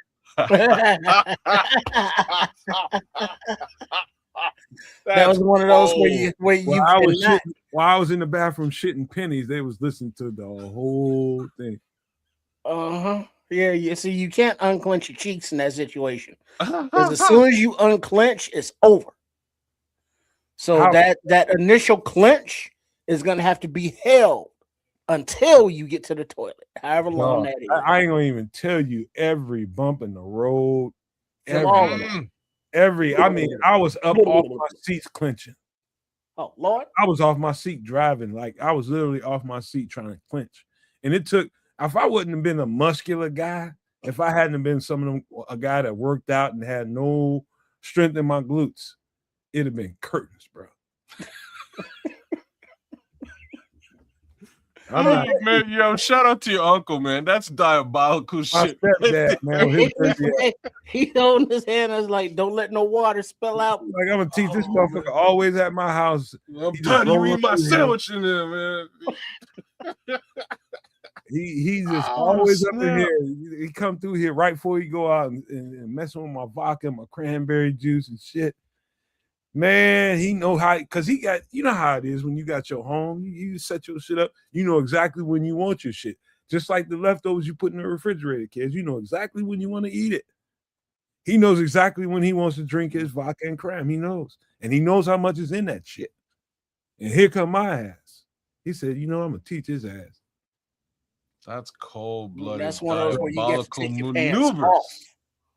That's what you got to get, man. When you Yeah, hey, take your pants off, shoes be on still, but you got to spread your legs wide and lean over because it's like, oh Lord. Hey, Missy was so bad. Him and his homeboy was out there laughing at me. I'm listening through the door. It's smoke coming out of that toilet, man. It's coming out so hard. But you wasn't getting up to say nothing because you couldn't. I couldn't. So I couldn't say nothing. These motherfuckers. He was a captivated audience. Like, this is what I'm saying. It's diabolical because, like, imagine the scent that's coming out of that bathroom and these two motherfuckers. Hey, Kedz, what's funny? They just putting up with it. If I'd have turned the record on my phone, the laughter, them motherfuckers out there busting up, bro. Man. I bet you ain't drinking no more of his shit uninvited. Bro, never. Lesson learned. That's the lesson, kids. That's crazy. The only time I ever seen that was at work, man, because like somebody was eating this particular person's sandwiches and they couldn't figure out who it was. And that's exactly what they did. And when it happened, they were right there at the bathroom to figure out exactly, all right, now I know it's you. I know it's you. Cool. We got I'm you. telling HR, you poisoned me. Yeah, oops. You've been stealing my food. I'm for telling months. HR, you ate the food with not your name on it. You know what I'm saying? You've been eating it for months. We got you. It's so bad. I got to take a shower after that bad, and you still gonna shit pennies. It was awful. The whole night. That's the time where you ain't got no more pride, and you be in the shower like, man, I got a poopy. And we've seen that meme like covered in the suds, and you got to sit back down on the toilet. Yeah, but if you know that it's all liquid coming out, you ain't getting out the shower. Man, dude. You know it's liquid, just gone down. Hey, Trip, you should have heard them two ninjas in that laugh. You know what the worst part about that is, though? Like, if you did it, you went and took the shower, and you still had to go again, and you're soaking wet, that's the worst, man. That's what happened. Yeah. Oh, no. Literally what happened. Get back in the shower. No. You got to go back in again after you. Right. Just turn around and let the water wash it. And the worst part is, like, you're all slick and you, like, slipping kind of. Bro, kind of slipping in there. The best laxative is about a 4 to 6 hour turn in your stomach. I don't care what you look at the instructions there. You better be somewhere near the toilet for 4 to 6 hours, bro, because you're finna be on that motherfucker. Like that cranberry juice was good, wasn't it? Man, I ain't messing with that. I don't mess with that man no more. You are not cool with this dude anymore. No, we straight, but he don't know that. He knows that I know, but I can't say that. Oh man, you need to get him. Because if you say something, you ain't doing nothing but telling on yourself. Yeah, no, well, you need to get his ass. I'll just tell you that right. I trust me. I got millions. Trust me, 7 ways from Sunday to get him, but I ain't okay. Oh, you're a much better person than me, man. No, I deserve that. I shouldn't have been in this shit. Man, I would get him and I would tell him about it. Remember that time that? Yeah. I got you. Hey, kid, I got a nice Balenciaga jogging suit. Man, that motherfucker was nice. When I tell you that motherfucker was nice, man, he pissed me off because I was the shit that night. And I knew I'm coming home with a dime. With a dime, probably 11. And this motherfucker had me shitting bricks. And for the next 5-6 hours, I'll be over here while y'all at the club. Man, him and his homeboys out there dying too, boy. I walked out of that motherfucking bathroom in the walk of shame so bad. I just went and got my car and went home, man. But yeah, man, this sandwich right here, again, sourdough bread is very, very, very, very underrated with sandwiches when you're putting together sandwiches. But if you do sourdough bread, the best way to cook that sourdough bread is in garlic butter or some kind of garlic aioli or something garlicky. To me, that's for me. My genuine taste lean towards garlic when it comes to a sandwich like this. That's the Italian part. Or if you want to not skip a step, but instead of sourdough, actually, use garlic bread as the bread. You know how they have the garlic bread in the stores, and you slice and you toast it. You're a brilliant I person. mean, you could do that, but to me, that bread is, unless you gut it out a little bit, it's too heavy. Well, yeah, you open it up and you toast it, and then like you basically you toast it and it cooks up and it will become golden like the toasted butter bread in a skillet. So there is a frozen here in Canada. I don't know if y'all have it out there. I can only assume that you do, but there's like a frozen garlic toast. It's like kind of pre-made. You just pop that in a toaster or air fryer or whatever, and it comes out golden brown, garlicky as all get out. That would be super, super nice on this. But real talk, I kind of swear by sourdough bread. It's more or less the only bread that I eat now. Because I can trust that it was very recently made, because that shit goes bad very fast, and generally little to no preservatives in that bread because it's been recently baked. So I do lean towards a sourdough bread. It's not necessarily my favorite bread flavor profile, but it is the thing that I generally do purchase nowadays. Hey, I'm gonna just tell you a little secret: sourdough bread plus charbroiled anything beef is going to change your life. I'm going to say it again: charbroiled anything beef, sourdough bread is going to change your life. Damn, Crimson. I'm telling you have no idea how good a charbroiled burger, just plain old, you put whatever cheese and whatever you want on it, kind of lighten up on some of the toppings and just leave it plain old cheese and some condiments, maybe some bacon. Bacon is the best thing to do. Wow. Of course, it's bacon. Oh, dog, it's going to change your effing life. Sourdough bread, grilled burger, some bacon, and whatever cheese and condiments you want to put on that, game changer, bro. Game fucking changer. Okay. We're in new territory, folks. I know. But all right, we got to leave the food alone. We got to get into. Hey, before we do leave the food, a reminder that next Wednesday, last Wednesday of the month, so that means Chef Trips, I think, is scheduled to be in the place for a live cooking demonstration. What's on the menu? We don't know. We'll find out then, but look forward to it. So next week, the last Wednesday of the month, featuring Chef Trips in a MFer in the kitchen. Dun, dun, dun. All right, man. We gotta, as my third grade teacher used to tell us all the time, gotta put your thinking caps on. Okay. Put away before we even put this on the screen. I want you to think, you guys. I'm talking about you two guys. No maniacs. Give us some thought before you go to answering questions. Put away your political ideologies or anything like that, and think as a citizen of the world, not the United States, not the nothing, a citizen of the world. This is where you need to be right here with these conversations right here. Give me a second. Anybody want to read it? Feel free. Oops, wrong thing. Oh, here we go.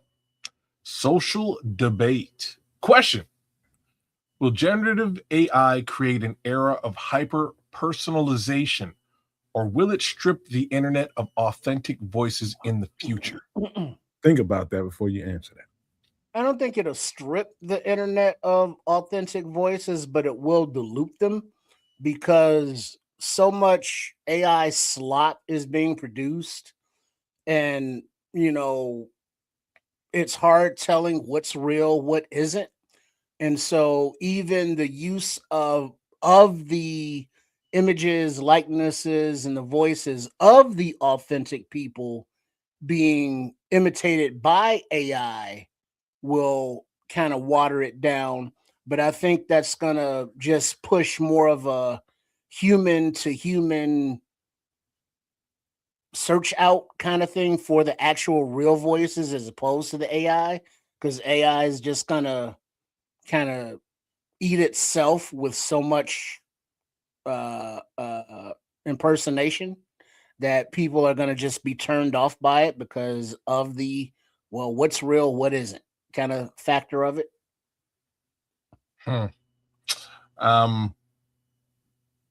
Hyper personalization. So Can I jump on this real quick before you go, Kedz? Because sure, yeah. I think something Trip says triggers something in my mind. I think the saturation of the deep fake is going to make people, number one, they're gonna question more. Number one, just because there's so much of that's going to be out there, and they could convolute the internet with that, and saturation of that can change a lot. Now, that's on the back end of it. But go ahead, Kedz. I'll finish my part of it later. Okay. So this is an interesting line of questioning. So from a hyper personalization perspective, it kind of depends on more on the artist, for lack of a better term, the person utilizing generative AI. You could basically program a generative AI GPT or agent that is you, with all of your general perspectives, or a wide a wide view of those perspectives. People will be walking around with generative AI assistants moving forward. Like my buddy is doing this with Claude right now. He's just walking around town with Claude, listening to everything he does, and it's just soaking in who he is as a person and why he's doing this. Has more to do with his occupation as a personal trainer. So when he's actually in there for each, for each person who comes in, this version of Claude is actually going to pull in him, what he's talking about, the person that he's training, what they're there for, and sort of create a composite sketch, if you will, for lack of a better thing to call it, of how he can help that person moving forward. So it really depends on the user. I said artist before, but user is really the better word to use. How that is going to be, how generative AI is going to be used as we move forward, really takes a lot of creativity to create a level of hyper personalization. Now, that's one example, and that's my buddy's example. Shout out to X-Men out there. It takes a special guy, and he's a special guy, right? Like I can't say that everybody would really put forward that level of intent as a user. So will it strip the internet of authentic voices in the future? Very possibly, if we don't start to utilize generative AI creatively, right? And this is the problem right now. Folks are sort of using it as everybody else is using it. Can I thinking up the question a little bit for you, Kedz? Sure. Since you're into it, are we ready to live alongside with AI? Not only AI in general, but what about corporate AI? Well, that's a very wide question. Corporate AI in what capacity, right? So if you're just trying to get me to buy your shit, I don't really have any time for that. I'm just putting it out there as AI could have all kinds of tentacles, man. Yes, and that's why I'm saying, like, where are you going with that level of questioning? If it's just for, hey, I think you should buy my shit, super waste of time for this level of technology. I'm hearing, and I got somebody that dives into the dark web, and I don't want to be in that place, but I know somebody who's willing to go there.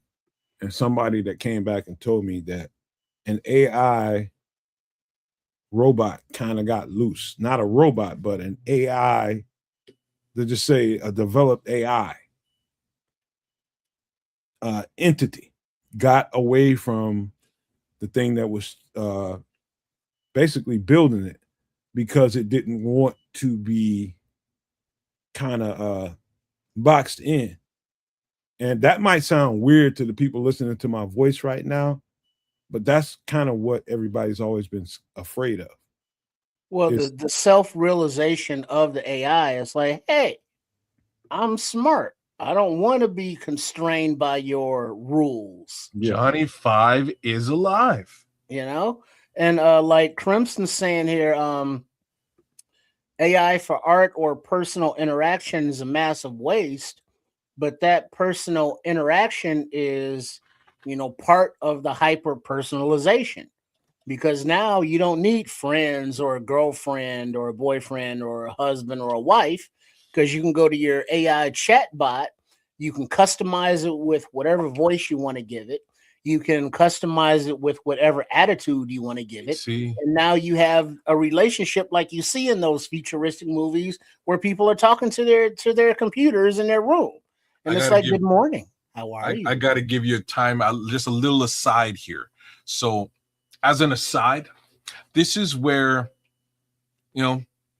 general social scrutiny was awesome, right? Like you could, you know what I'm saying? Like, so just as a for instance, so the emperor wears no clothes because he's the emperor. Nobody says anything. But if like Jeff next door walks around with no clothes, everybody in the village is gonna be like, "Yo, what are you doing? What's up with you? Why are you walking around with no clothes on?"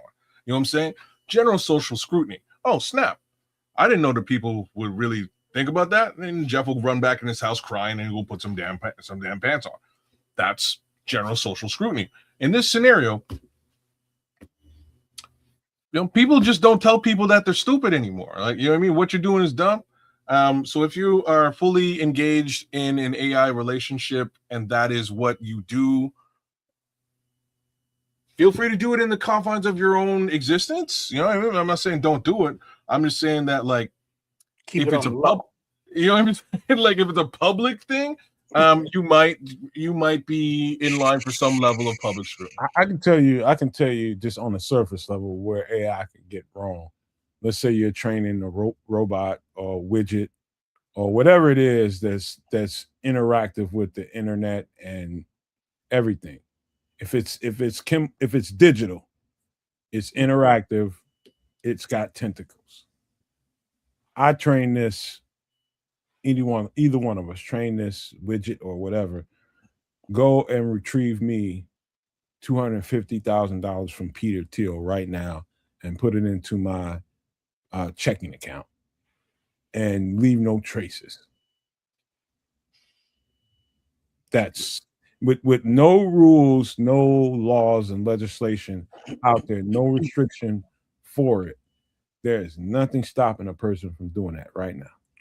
Well, the only thing stopping it is a opposing or a counter AI program set up by the banks or the markets to look for other AI. So now you're going to hire AI to suss out AI. Yeah. This is why this is a good conversation, because it goes everywhere. From a guardrails perspective, right? Like, for the next little bit, it's going to be the wild, wild west. Like, even what you both described, a heist, B, an anti-heist agent. There's ways around both of those things. I'm quite certain. And you could do stuff that has virtually no trace. Like, just as a for instance, you could program an AI to build and this is easy stuff, right? You could program an AI to build a cryptocurrency, promote it all over the world, get people to dump money into it, and you crash that cryptocurrency and take all the money and F off. Right? Like, you can create that, and that's straight up, that is super legal. It is wrong, but get the girl, grab the money and run. Like, you can, this is stuff that AI can do today, and without guardrails around it, who knows? Now, what's worse is who creates the guardrails, right? I don't really trust anyone. And you know what I'm saying? Like, the guy who is creating those guardrails likely is getting paid by somebody else who wants him to leave a back door open so that they can do some kind of shit. Or the thing also is, because it's AI, you don't have to be, a programmer to utilize it. You just have to, take your time, enter the correct prompts, and talk to it and communicate with it and teach it. And what Crimson's saying here, AI would be able to do everything you're talking about. Someone would just have to, teach it step by step by step. Every step, why are you doing this and what it's for, so it understands. Yep. And then once it understands, it's like, oh, okay, yeah, I can do this. And it will keep doing that. Yep. Whatever the task is, whatever the conversation is, or whatever. So if you want to, they already got bots that you can program yourself. If you trade Bitcoin or crypto or stocks or whatever to look for, certain setups, and you could have it trade on its own, but that can blow up your account. So you use it as a assistant, and then you use your final human, oversight to actually make the trade, so to speak. So you're using AI, but you're not letting it control all of your shit. That's dangerous within itself, man. Well, so my cousin's doing it right now, and how wise that is. It's working though, right? So today, well, it's what it does. It's gonna keep doing because that's what it's trained to do. Trip, you nailed it though, because it's the way that he has it working. Obviously, it requires, what he's doing requires a fair amount of financial understanding, right? Like you need to actually know what you're doing and what you want it to do. And all that he has it doing is two things. The first thing that he has, like what he's used in this case, is Claude and Gemini. So Gemini is Google's AI, and Gemini is cool because it actually kind of searches the internet, the existing internet, as it is associated with and accessible by Google. All right, so it's based on the Google, the Google search engine. So anything you can find on Google, it will find and it'll pull in. So what he's sort of done is he said, "Hey, look, let me, put together this trade and utilize, true to life recent information. Here's a sequence of trades that I want to make every month. How much money can I make given a set amount of investment, and go." And he's sort of gone back and forth to really fine tune this thing. And then he started to put it into action.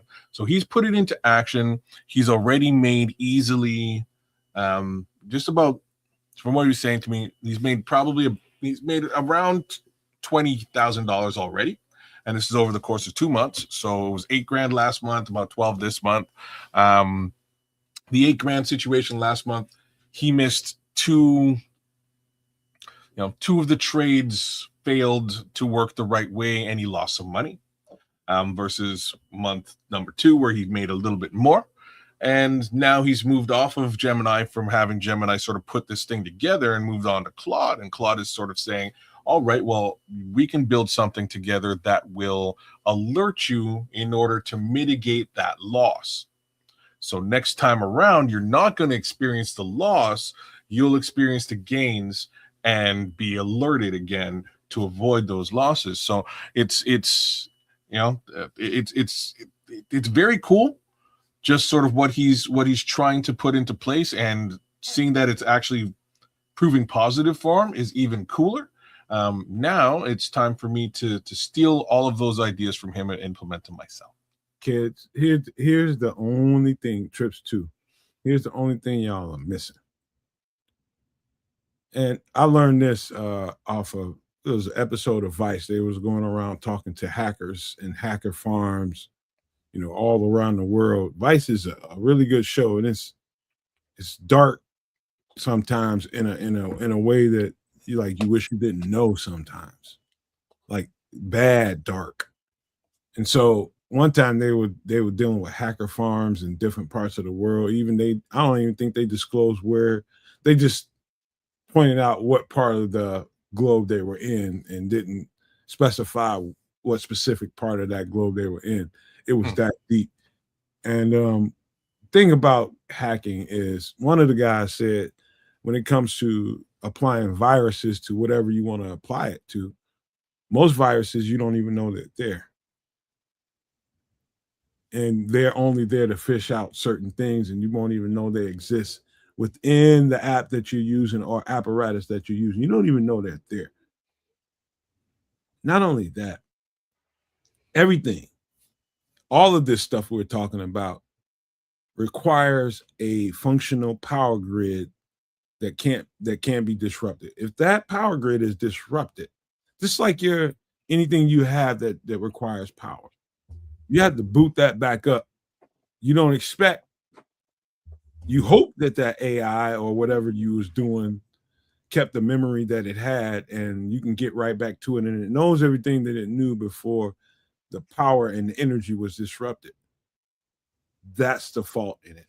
Yeah, I can testify, because I worked with somebody and we designed a AI bot to alert when certain parameters were met for forex trades, and it was working.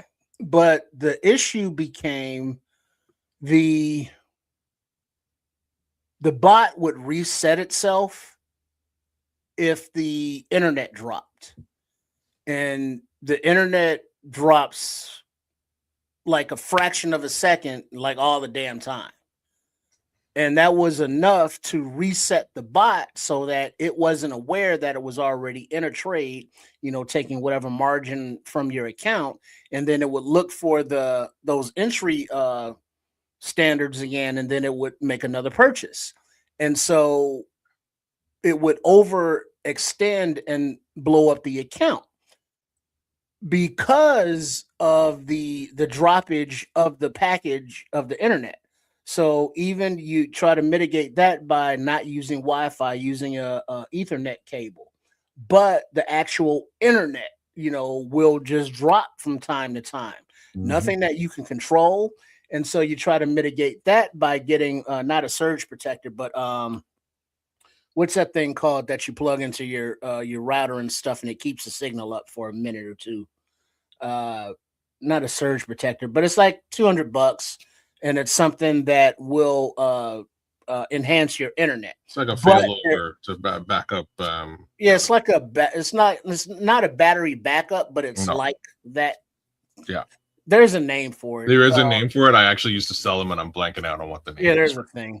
But yeah, so the drops, those signals will affect the bot. Now you could say, well, you can just mitigate that by doing a little fine-tuning with the bot to avoid those things. So it's always a give and take, fix and alter and adjust, so there's that part. So this is where AI is, like what you just described, is interesting, Trip. So this is where AI is actually a little bit beyond what you've described. You could put that in the cloud and have it run forever. In a data center, just along the lines of what Jay Grizz was asking about, in a data center, those things are lit up all day long.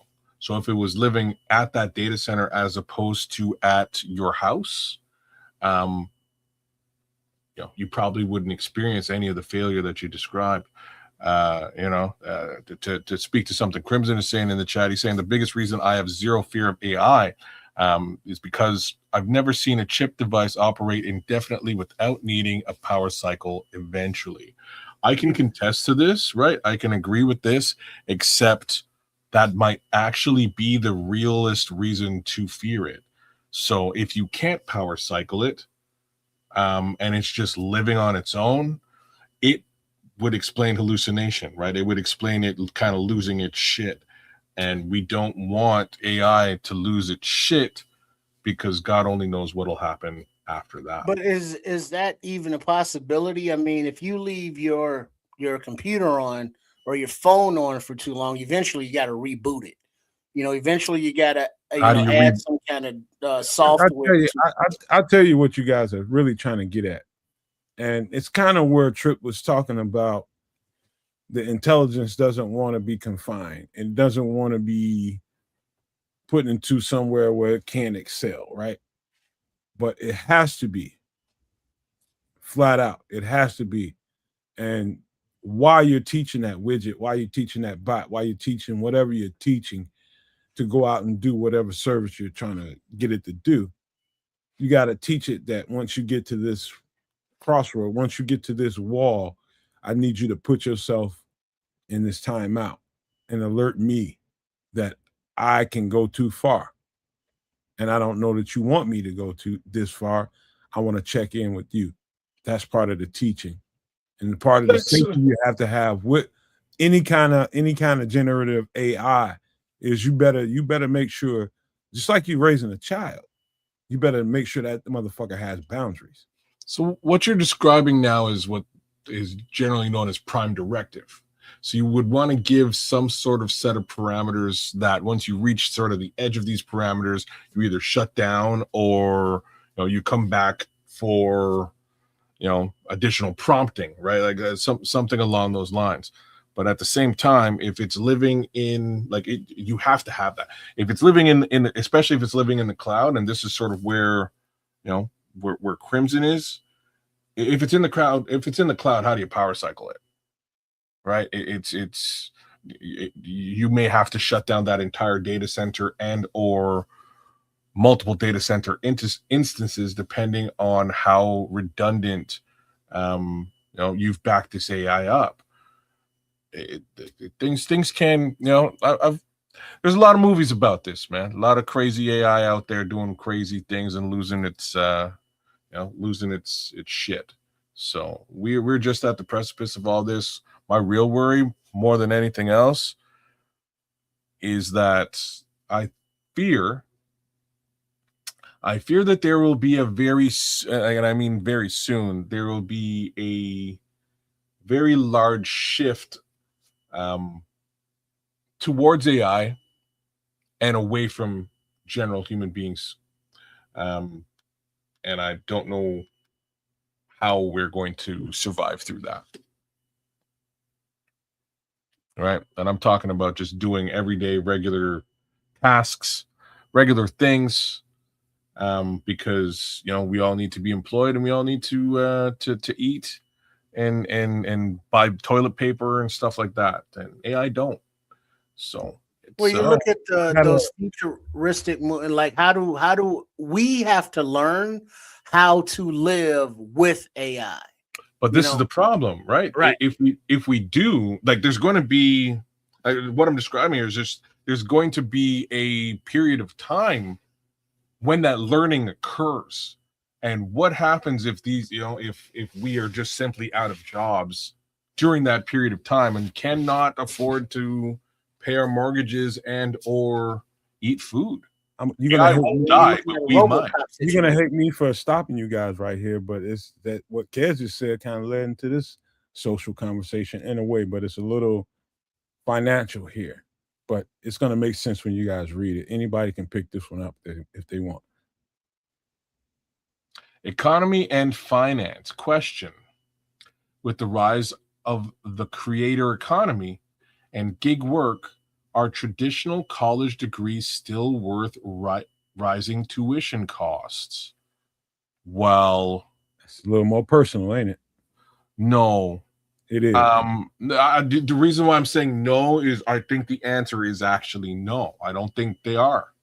The only creator economy, gig work. Realistically, you can build your own existence in today's world much easier than you can. Let me just map out very quickly what non-gig economy stuff would look like: brick, mortar, rent, physical equipment, physical location most of the time. All of that stuff costs money and they carry ongoing costs. Gig economy kind of does away with all of that cost. You just run it out your crib. It's like equipment, computer, internet, check. Run it out your crib. So you really don't necessarily need to have all of those other things. Now, when it comes down to actual traditional degrees, etc., those degrees are only a requirement when you are applying to somebody who's going to check your credentials. Outside of credential check, I'm not sure what the point in a degree is anymore. Yeah, and before I answer that, the thing I was talking about is a UPS backup. It has 10 outlets. Yeah, it's a UPS. You're right. Yeah, there you go, UPS, and it will keep your router and all that stuff powered up for up to 19 minutes of backup runtime if the power goes down. But that doesn't stop it from, like, if your Wi-Fi drops out, I mean, that UPS does nothing for that. But as far as with the rise of creator economy and gig work, are traditional college degrees still worth the tuition cost? No. So to double down on your UPS piece, you can also have, internet backup. What are we talking about? Let's talk about that behind the scenes. Be a cellular to back up your UPS so that you don't hotspot. Yeah. But then again, continue. Right. All right, but yeah, the costs are rising exponentially higher than the value, and the people that are being able to afford it, are less and less and less. And so more people are not able to have college, but they are still able to learn and still able to work. And with the specialized degrees, like if you're going into, brain surgery, of course, you gotta, pay that cost and go through all of the courses to do that. To be an art major or art history major, not so much. To be an English lit major, not so much. But the specialty degrees, programs, courses of studies, yes, they're still going to be there. They're still going to be expensive, and you're still going to have to do those to be employed in those professions. You require those credentials, right? Like you can't be walking around the hospital. Stuff, but all of the other, other things that are kind of like secondary, or like, yeah, cool major. Yeah, you actually get paid for that? And it's like, no, you won't get paid for that. If we hadn't had the conversation we had last week about India being exposed for giving all these fake degrees, yeah. And so we don't know how many people out here that have all these fake credentials. I'm sure there's many that hadn't gotten caught and still are out there doing services to people or disservices to people, don't know what the fuck they're doing. And so also to this point of economy and finance, and what Grizz is saying there in the chat, that he's a specialty technician. And so the flip side of the coin here is that there will also be professions that, are very highly paid, very well sought out, that ain't got shit to do with college. And this is the thing, like not to say that, like, folks in said occupation may not require training. Of course, they'll require training in many occupations. If you're a welder, an electrician, like the list goes on and on, under which you should, HVAC technician, you're going to need some level of training and certification in order to perform those tasks. And that's super cool. In many of those scenarios, to perform them, Kedz, but it doesn't require you. It'll get you to the job and to get somebody's money. Well, but that's what you don't have to perform it well, but it get you to the job and get somebody's money. Well, you can perform it well. In many of these cases, the employer may actually pay for you to increase your skill and gain additional certification within the realm of that within the scope of that job. Again, that is what I'm talking about is more well known in just the skilled trades. It's more well known in like the IT fields in general, A+, MCSE, things along those lines. You can just go and get them, and or employers may reimburse you for them, and that's got nothing to do with getting a degree, right? You like what's hilarious is, anyways, I won't even go down this particular path. Kid, let me tell you something, man. Grizz is right, man. I've literally seen people on jobs, not once but twice. Yeah, man. I'm gonna read this. Jay Grizz just run a search. You can find out how to fix so many different pieces of equipment through AI and Google. How's YouTube? I've seen guys. You talking about being like, I paid a guy to go and fix my furnace when I had my house in Georgia. I'm looking at this guy on his fucking phone using YouTube trying to figure out how to fix. I was just like, dog, for real? He's like, man, I think I can get it. And now I'm at the point where I'm already done paid. I done already paid him half the money. It's two things gonna happen here. Either you finna get out of my house and I'm about to run you in for being a fraud. I'm about to F you up. There's three things are gonna happen. I'm about to F you up real bad, or I'm just gonna try to let you finish this thing.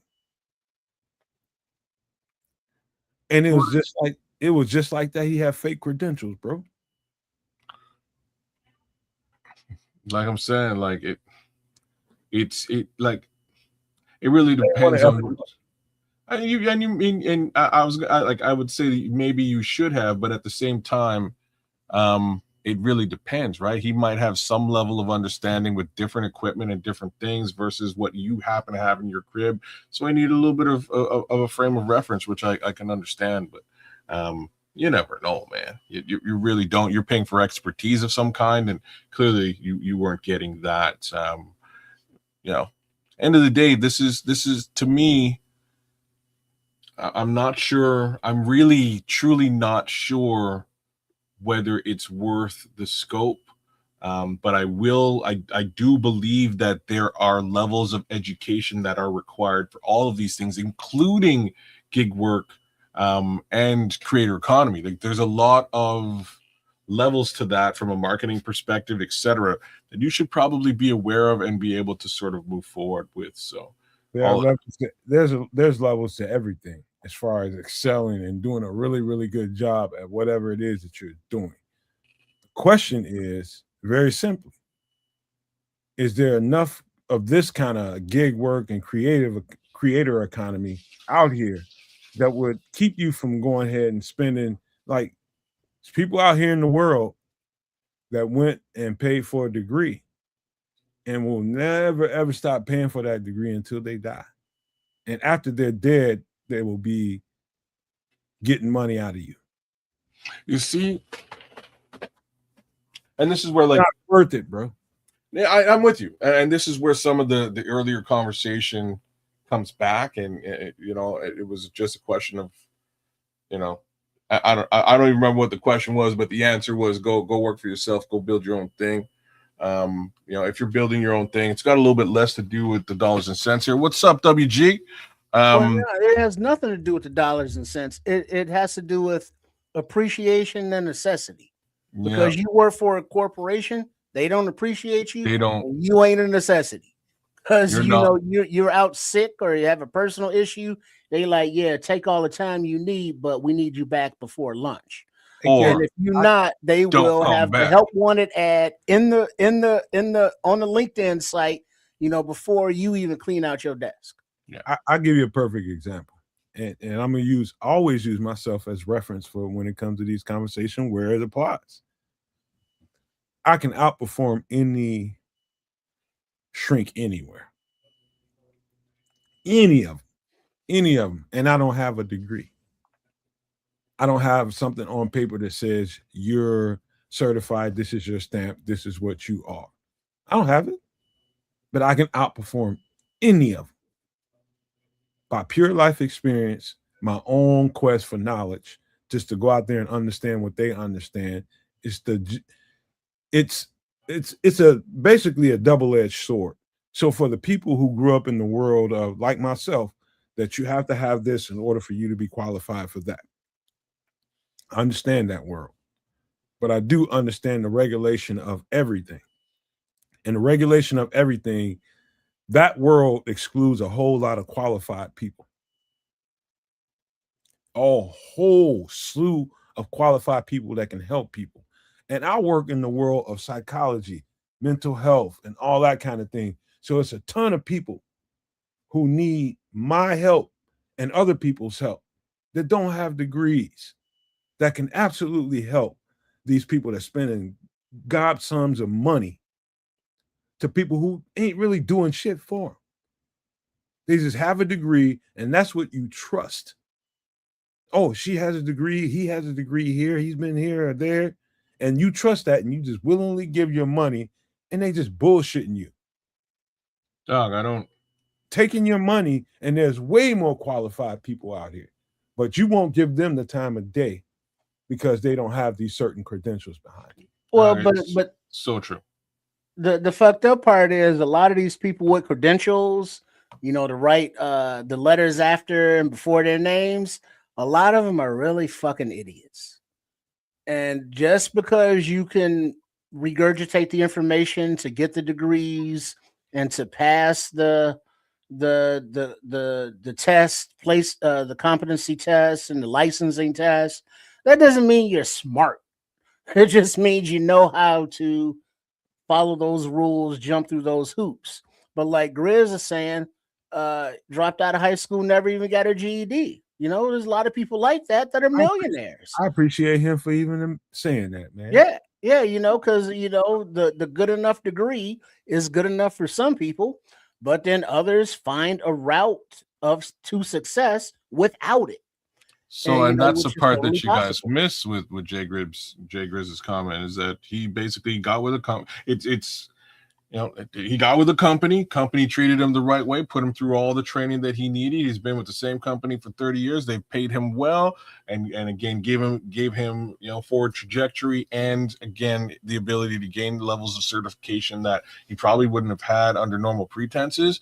Don't need all that other bullshit. He knows what he needs to know to accomplish the task that he's being assigned, and that's how you get paid in the real world. Like it's quite literally that simple. You can go the other route and do this thing here and wind up with an exorbitant loan that you'll have to pay over time. You'll also wind up working for somebody who's now checked those credentials and treats you like a number. And, you know, dependent on experience, like they get you with this thing here, they get you, right? So you come out of college, you have the degree, you get the job, but now you're entry level because you don't have experience.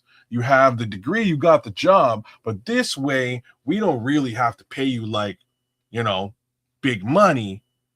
You see what I'm saying? But the guy with the experience who doesn't have the degree, we're not going to hire him at all, so we don't have to pay him big money. This is all just it's just a scam to kind of get out of paying qualified people qualified amounts of money. It's a stupid what we're getting at, and the bottom line is we're getting at trying to get people to understand we're at a place where we need to start probably flushing societal norms.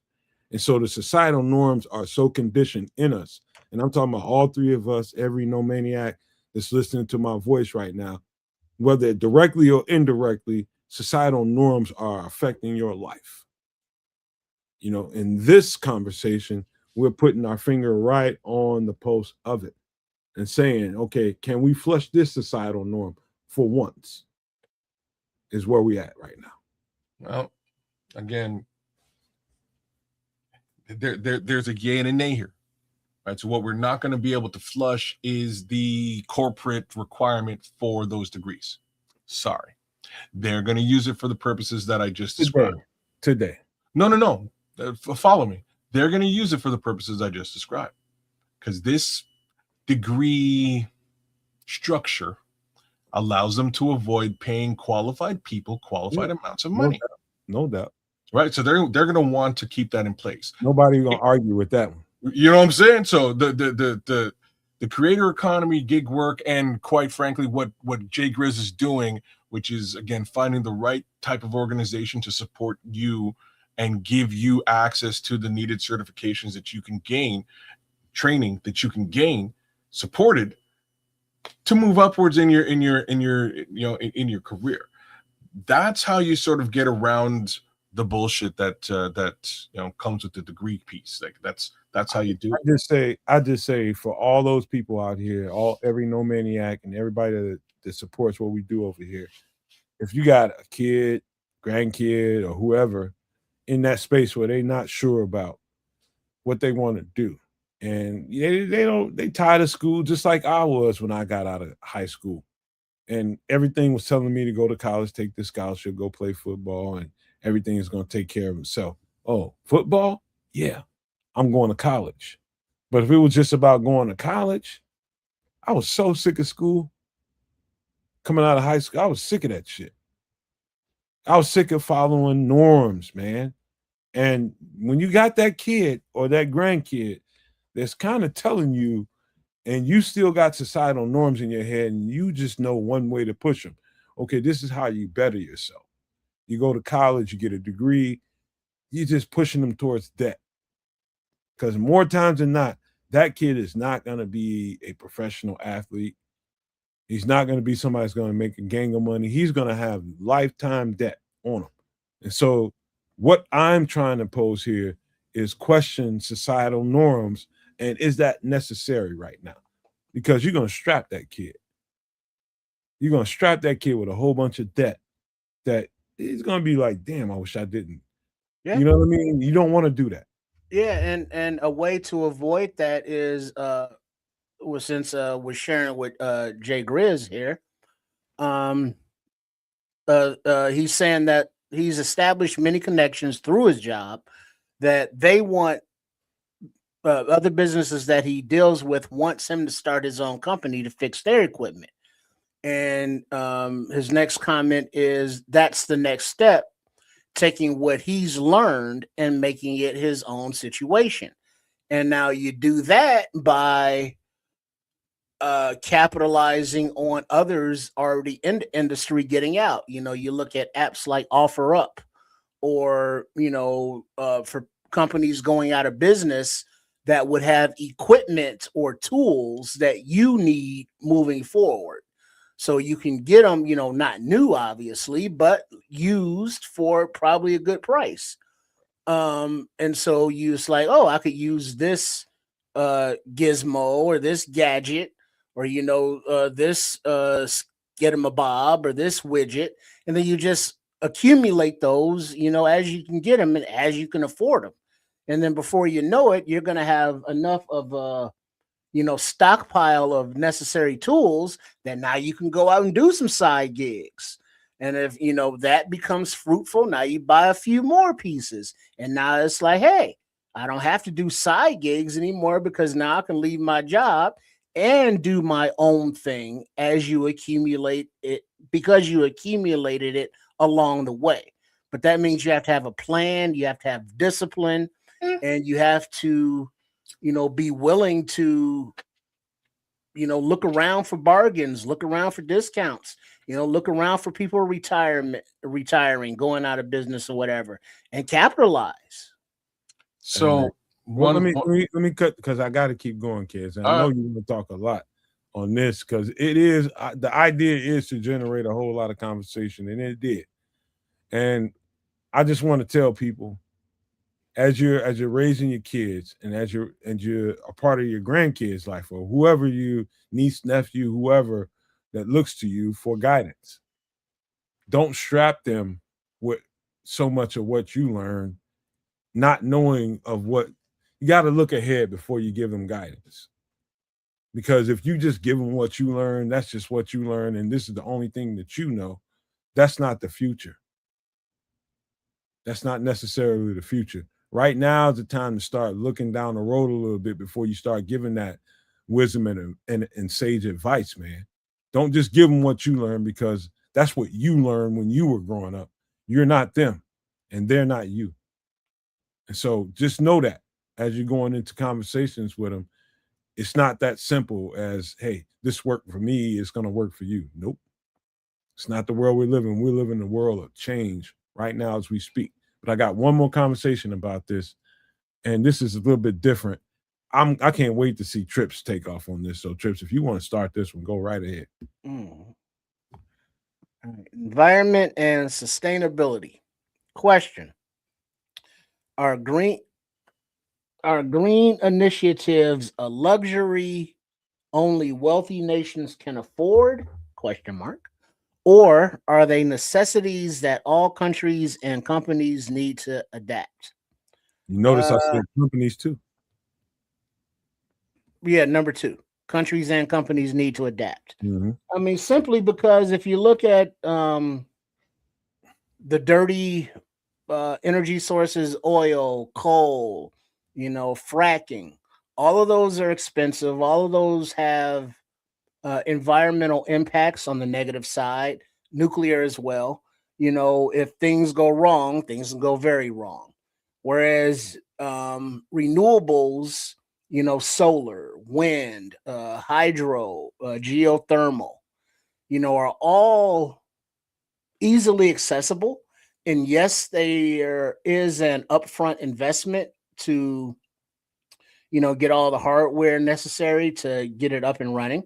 But once it is up and running, now you are producing and in production. And, your battery storage and all of that is a necessity. But it's going to cost more in the long run to continue to, utilize the old power grid, to have to compete for resources with, data centers as well as the rest of the citizenry and businesses. Um, it's just wasteful not to plan ahead for a resource that can, replicate itself on the daily without causing major harm to individuals, people, or the environment. Yeah, no parts of this. You want me to go? Yeah, you go. I'm glad Trips went first. And again, I just want people to leave political ideology out of it and think of yourself as a citizen of the world, a citizen that has to live in the world, that has to leave a world to people behind them, and think about it in that way. When you come to this conversation that way, you can put your political ideologies to the side. You can come at this knowing that you're going to leave a world for somebody else to live in, right? You know you're going to have to do that.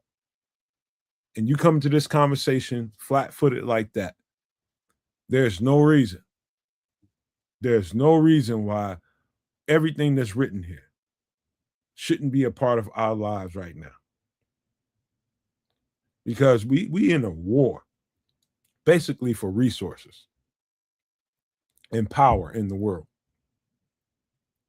We got a tentative agreement that's going on right now that I'm not confident in at all. Because we have a power-hungry, group of people in a certain part of the world that's willing to F everything up. And in that case, power grids, power structures, energy sources, all of that shit goes to the wayside. And you can't depend on oil and those kind of resources to really benefit the world. You can't. Most people don't even know that greenery plants are oxygen. Most people don't know that basic fundamental. That kind of gives credence to the argument me and Kedz was having kind of behind the scenes of, most people in the world are stupid.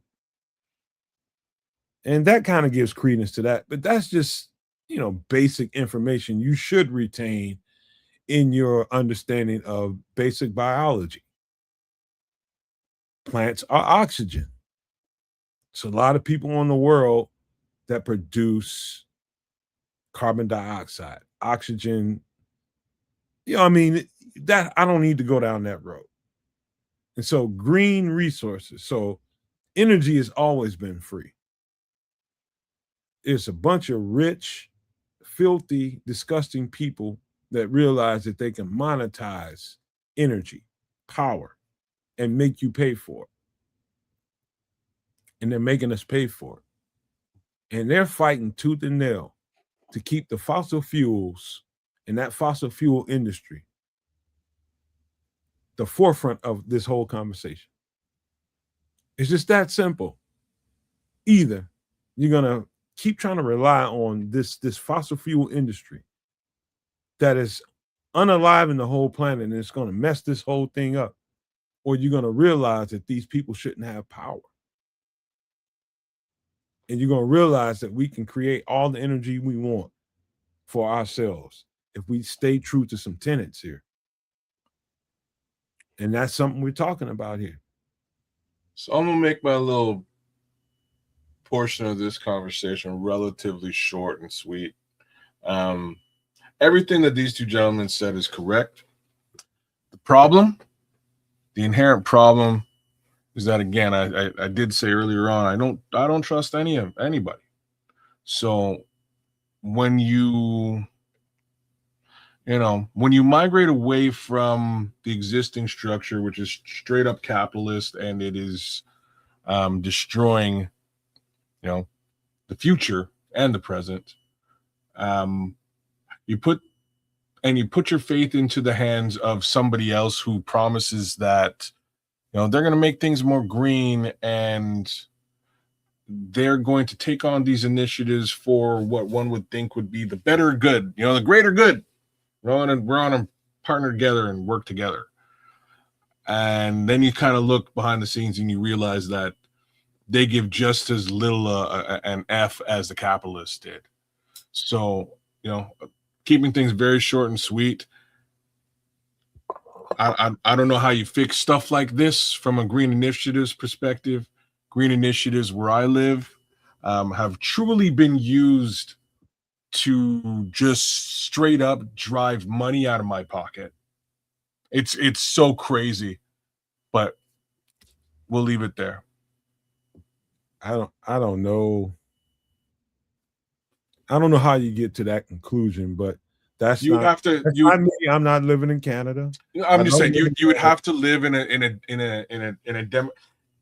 a democratic socialist country as opposed to a quote unquote capitalist country.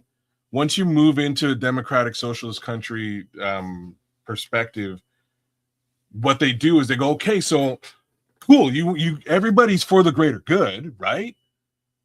Here, we're going to tax you 20% more.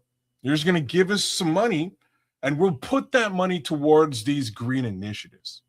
Hey, kids, money what I've always told you, and nothing happens. Is the greater good doesn't mean stress and pain on the front side of it.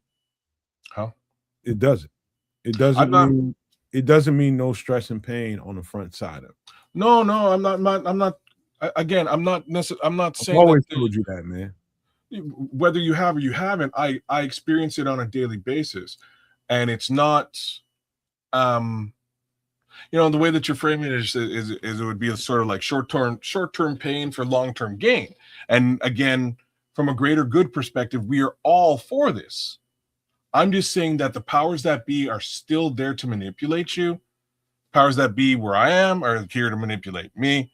And they're just taking money out of my jeans and spending it on whatever the fuck they want. Much like I just say this to you, kids.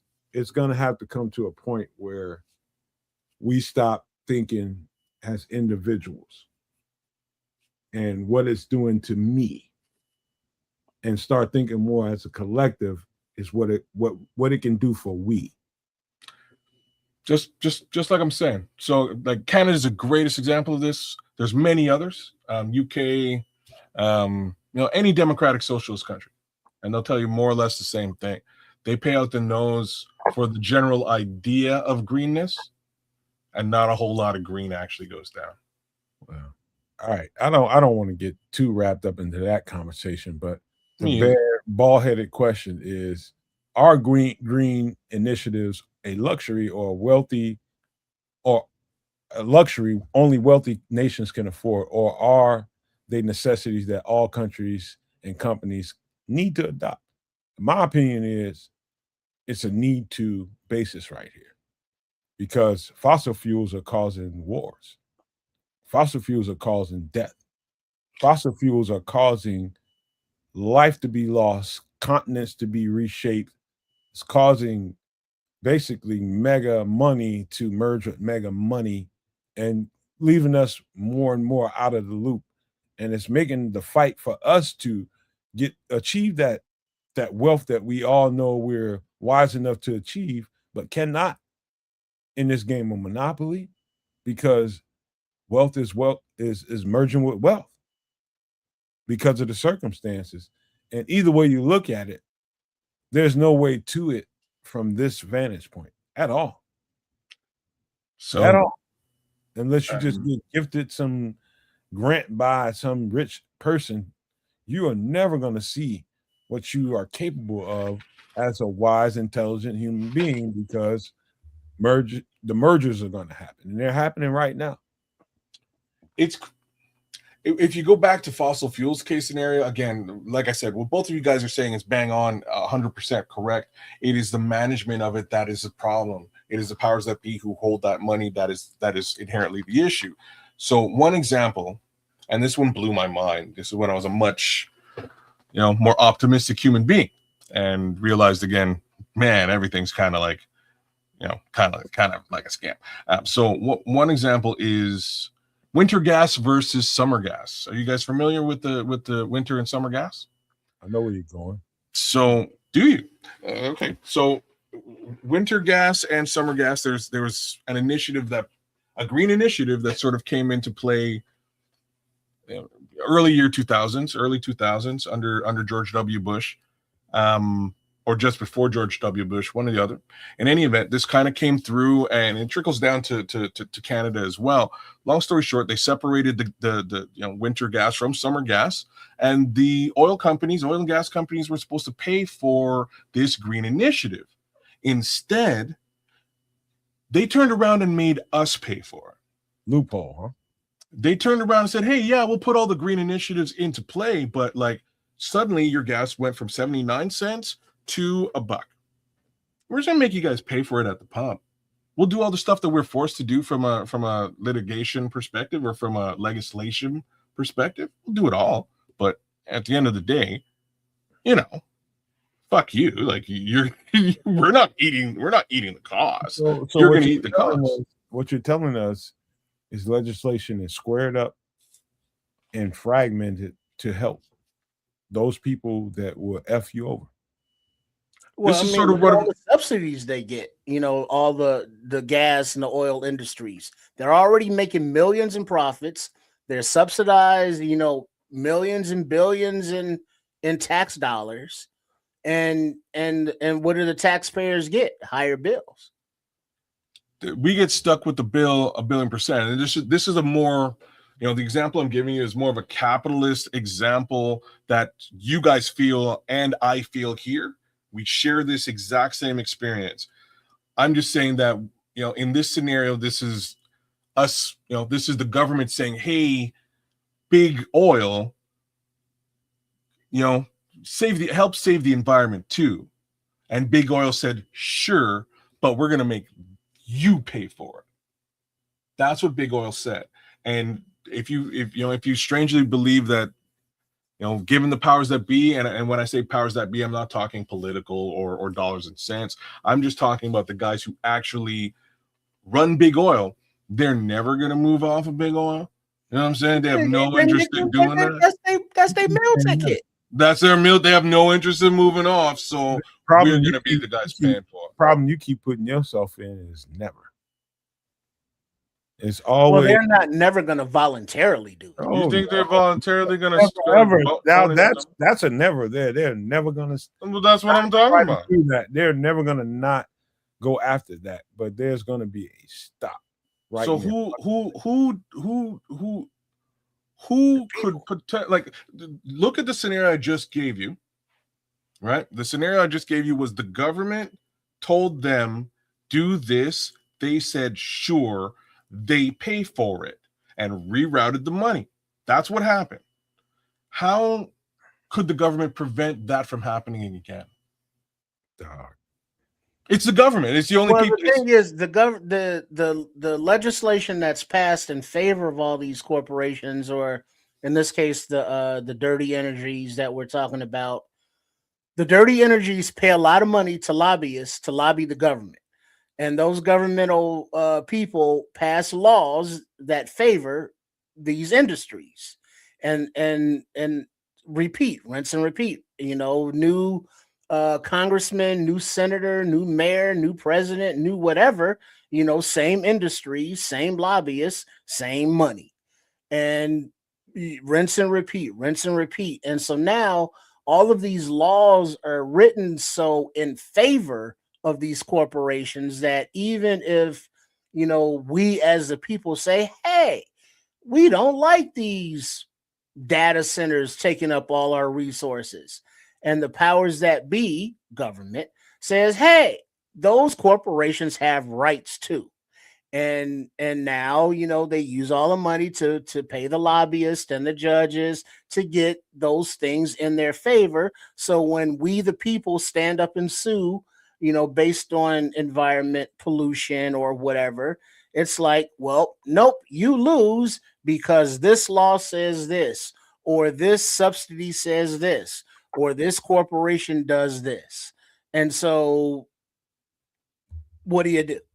I'm just saying that even in a society where it's more we than me, which is like, again, a democratic socialist society, like Canada or Denmark or et cetera, it's more we as a general idea, as opposed to that capitalist, capitalist, United States. Even here, with those initiatives, ain't shit getting done. I'm just saying. They will tell you, they'll blow smoke up your ass and tell you, oh, hey, like we're here, we're gonna save the fucking trees. Ain't no trees being saved. They're just taking money out of your pants. I know so many people that live in. I know I've never really told you this, but a week or two ago. But there's so many people I know that live in Canada on different sides of the spectrum.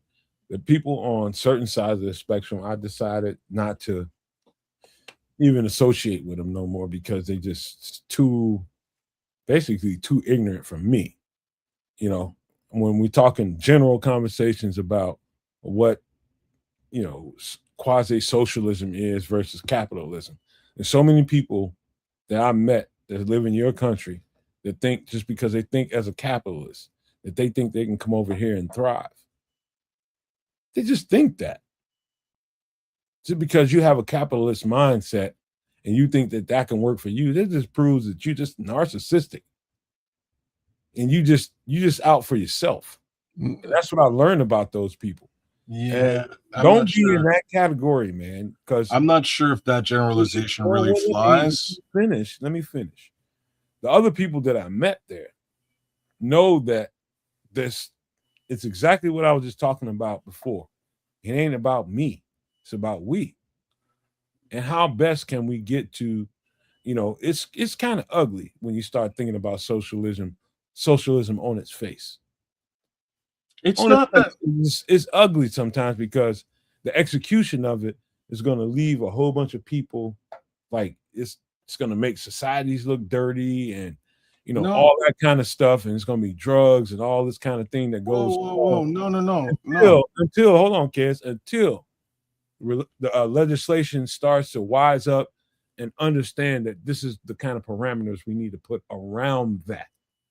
And so when you start talking to people from Canada that's new to this and people from other parts of the world that are new to it, it's a social construct that takes decades, bro. Decades, not a couple, 5, 10, 15, fucking 20 years. It takes decades to perfect it. And that's what government is.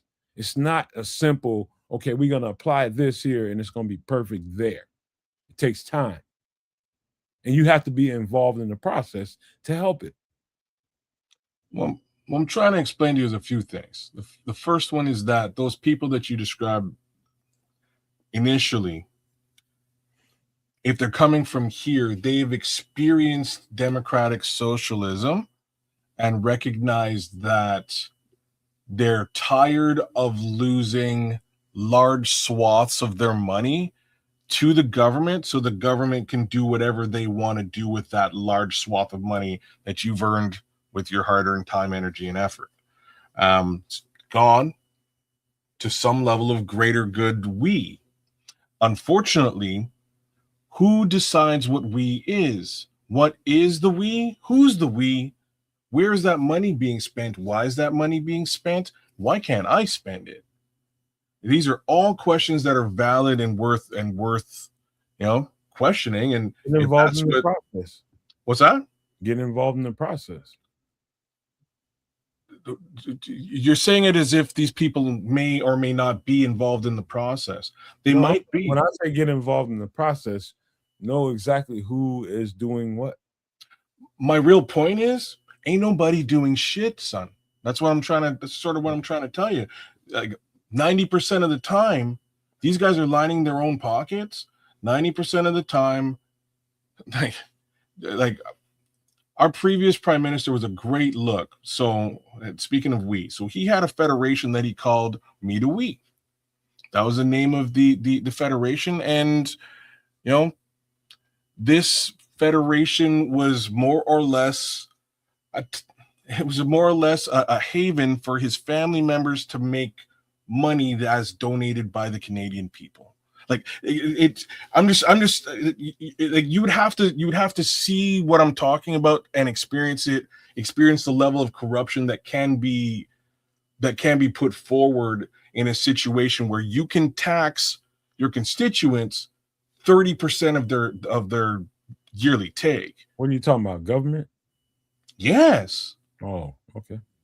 Right. Like this is what I'm talking about. So it's kind of crazy to sort of look at if you lived here, if you lived here, it's crazy to come to the realization of what I'm talking about. Because again, I may sound a little bit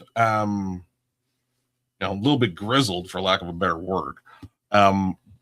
But experiencing a democratic socialist society, there are ups, but there's also downs. The biggest up and the most important up is universal healthcare. Put that out there. In Denmark, not only do they have universal healthcare, but they also have universal education. So those guys are taxed 60%. So and I was like, holy. That's a society that's a little bit more advanced in that than you are. To a degree, absolutely. So when I went out there and I sat down and broke bread with the Danes, they said, hey, like, how much are you guys getting taxed in Canada? I said about 35%. They said, that's nothing. We get taxed 60%, but my kid's got a degree. My daughter's in university. I don't have to spend $1 on that. They're getting what they need to get forward in their lives. Same case scenario with healthcare. It's available there. You can get your healthcare. If you have an issue, you get taken care of. These are different versions of democratic socialism. Mind you, you're going to work and making only 40% of your money. It's different. It's different. Before we close this, we got to close real fast so we can finish this right. So I'm gonna just leave my statement to be the last thing, just because, not because I want it to be, because I need to say this and get out of here. There's one thing to have 60% of your income or 40% of your income gone, and it's going to these services. But you're okay because you're not worrying about this bill, that bill, a whole Those are good services. Continue. Let me just say this. There's another thing to be living here in a capitalistic society where you have no control over all these ultra rich people that own these energy supplies, these utilities that can, on a dime, gin up all of the prices there. Just put all the inflation they want on you. You're talking about an oil crisis. So the guy at the gas station can gin up any price he wants to at the store, at the gas station, for whatever he wants to. And if you're in that general locale and you need that gas, that's what the fuck you're going to pay for. Let's just say you live in Atlanta, Georgia. Georgia Power decides, because we have an energy, that's a good time to make a whole bunch more profit, even though I don't need to do that right now, but I'm going to do it.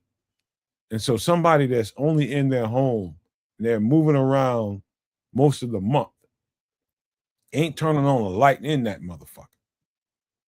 All they know is they come in the house and they there for partial 2 weeks and see a $600 fucking light bill for no reason at all.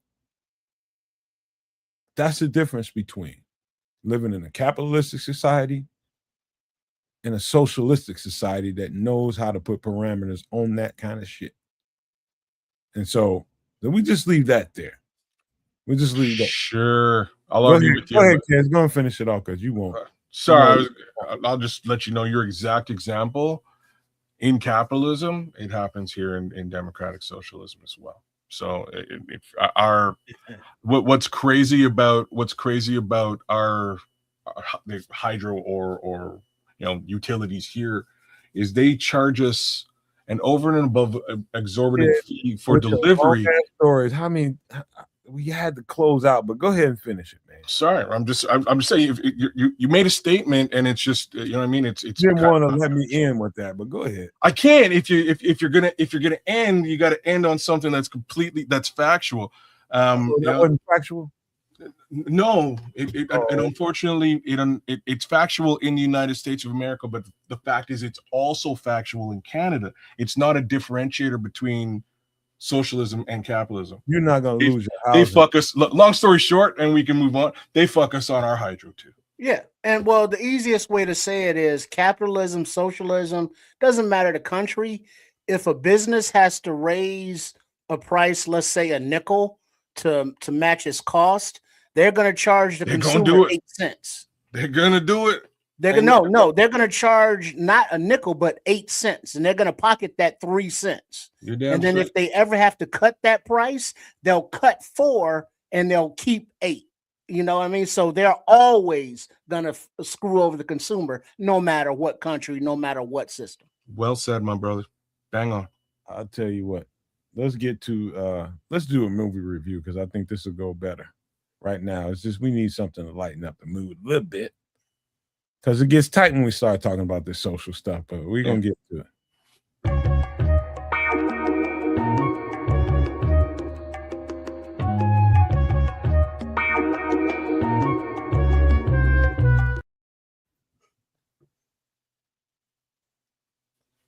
What did y'all think about this? Yeah, Predator, Arnold Schwarzenegger, classic. Military contractors out in the jungle, doing some government, dirty black ops work. Come across unknown entity, that's wiped out the squad before them and is now picking them apart. All-star cast. Jungle. Jesse Ventura, fucking Carl Weathers, Arnold, Bill Duke. So it was a action, movie, not anything Oscar worthy. It was very basic premise. And they built on that premise, and it was Jojo cool. Loco's watched this movie 1,000 times. I'm probably right there with you, Jojo Loco. Like I was a big Schwarzenegger fan when I was a youth. Like when I was a little kid, I starting with Commando. For me, the slight shortcoming of this movie for me is just they were a little bit light on the puns, whereas like. The couple of Schwarzenegger movies before and after it, like turn the puns up 1,000. But I think they were trying to take themselves a little too serious on this one for puns. I agree. This was a bit more of a serious film, as far as like an action film is concerned. But the puns in the other ones really made me like this guy because, like, again, he only has a couple of lines in these first few Schwarzenegger films. Lines. No speaky English. That's what I'm saying. So, like, when they give him a line, it's gotta hit. You know what I mean? It's gotta hit. It's gotta be some sort of I don't have time to bleed. Well done, Jojo. No, that was The Body. Jesse the body. Oh, that was Control said Jesse? that Oh, one. you're right. You're I right. ain't got It was time Jesse. to bleed. You're right. It was Jesse. Like Jesse's got some good. Like he's great in this movie, and he's great in The Running Man, which is my personal favorite Schwarzenegger film. But this is a great you know, this is a great little film, man. It all the way around, well put together. Everybody gets picked off. Schwarzenegger survives and goes one-on-one against the Predator. Yeah, big guns. And then the scene though, when it was like a little strip tease, when the Predator took off his helmet because it wanted to go one-on-one, you know, with Schwarzenegger because he deemed him worthy because of the size of his skull. You know, no diddy. But yeah, that was a cool scene. I gotta say, man, every freaking time, and I'm talking about in the last couple of months here, every freaking time that I want to get into an alien conversation, and about that, we and our big mouths just carry on so far that we get lined up right here. And the funny thing about it is they're fighting aliens in here. And so I remember one of the conversations Trip and I were having about this whole thing, and he was just being a fool about it. He was just like, imagine, you know, aliens that want to come here and harvest us as food. You know, this and I'm thinking about it right now. I had to believe this had some kind of role to play in that conversation that he had because he saw this movie. No, the Predator was here to harvest anything. No, the Predator wasn't harvesting. The Predator wasn't harvesting anything. He was there. He was eating. No, he didn't eat any of the humans. He was there to prove that he was the superior predator. Right.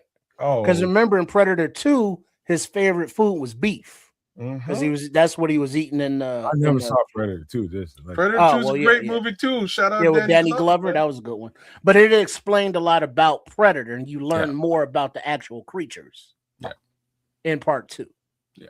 Okay. But in part 1, they left it a little bit ambiguous. Like right. But he was out hunting, and his trophies were the skulls of his opponents. And, the bigger, the more impressive, he cleaned them and they put them in a little display case and shit.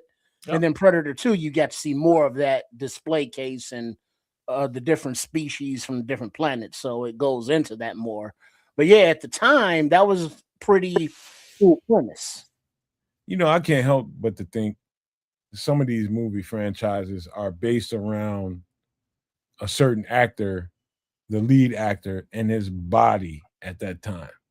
Like Arnold Schwarzenegger and his body at that time, and the whole script was designed around him and his body, and for him to flourish. Just like The Rock right now. The Rock right now, you can put him in any kind of movie construct, and his body's going to take over the whole thing. Yeah, right? Same with that Hawaiian dude. Momoa. Yeah, same kind of thing. That's kind of what I'm thinking. It's not very much thought. It's a whole lot of let's build this thing around this guy and how he looks. It's kind of punk to me, man. It's kind of, I don't like it. You know what I mean? It's like why are we focus so much on what this dude looked like? But that's the people that's designing this movie, not me. So I think there's a lot of fluff and not enough stuff, in my opinion. I wish I could sit here and say that you're wrong. You're not. Like, this movie is pretty much about a muscular guy in the jungle fighting an alien assailant. Like, that's, plus he's got a team of muscular guys rolling with him. Soldiers. You know what I'm saying? Mercs. They're soldiers, they're mercs, they're out there doing the darn thing. And that's what it is. Like, and then all the gadgetry they had with them, from miniguns to to explosives, and they was out there just blowing shit up. It's really just feeding a certain demographic. Well, yeah. Well, the violence and stuff, but then you got the the big swollen muscles for the ladies and stuff. For the ladies and some other motherfuckers too. Hey, there's not, they're out there. They do the thing. Same token. There's anything wrong with that. It's just an action film. Don't put you gotta have some sweating muscles. You know what I'm saying? Don't put too much genius thought into don't overthink this. You know what I'm saying? It's just guns, saying, bang, man. bang. I'm just saying. I thought anyway, man. I'm gonna give you my take on the movie. I think the movie in its concept, the concept of it was great. Dialogue was really, really meat-headed, man. Oh, It's for really sure. Oh, Homeboy could barely speak English. It was get just to that chopper. That's the only thing that bothered me in this. I think it's a good movie, and somebody said it's a great series, and I didn't watch it past this. To be honest, No, have you watched the more recent one? no. Oh, Alien versus Predator? No, there's actually two more. There's another one very recent with what's her name? Mid Thunder. She's a Native American actress. And, with the lips. Well, she has lips. Yes, I don't remember what's up with I think the she's lips. Australian though. No, the girl I'm talking about straight up she's from like a Native American tribe here in North America, and she kind of goes against Badlands. I think that's the one. She goes up against a predator. Long story short, she goes up against a predator. It's kind of cool. So Or there's Predator, unaliver of unalivers. I don't think it's that one. No, don't start looking now. Hold on. Her name is Amber Mid Thunder. Is the name of the girl. We're gonna cut it off anyway, man. Don't worry about it. Don't even worry about it. This is some meathead shit, man. Yep. It is for the meatheads, and I'm not one of them, man. It's entertaining up to a point for me, But I felt nostalgic, and I'll show you how much more nostalgic I felt because this is one of those movies too. Not a Karate Kid. Daniel San, sweep the leg, wax on, wax off. Classic. Not up and coming, but youth finding his way. Different lands, different people. Finding his sensei, mentor, guide, if you will. To how to be a kid who can defend himself and all that good stuff. It was a cool flick, and it led to a couple of sequels and series. Trips, I think the music and the music scenes wrote me into this because I wouldn't have been into it outside of like when he was, when he got his ass kicked and he went to. This is Peter Cetera? No. I think this is the second one. I probably put up the wrong effing movie. The second No. The second one, is it this one or he goes to Okinawa in the second? No, that's the second. That's the second one. That's what I'm saying. Like Peter Cetera, you have to learn how to first, and that's in California. Peter Cetera is the second one. You're thinking. Second one. Yeah, I put up the. I am a man who will fight that one. for your honor. The music got me in that one, and the pretty girl in there, the pretty scenery around it, the whole thing, the story. We got the wrong effort. Fuck this up. Yeah. Oh, that was when Miyagi went back to the crib. Yeah. It's like you had to work out, some old family issues and all that stuff. Much better concept there.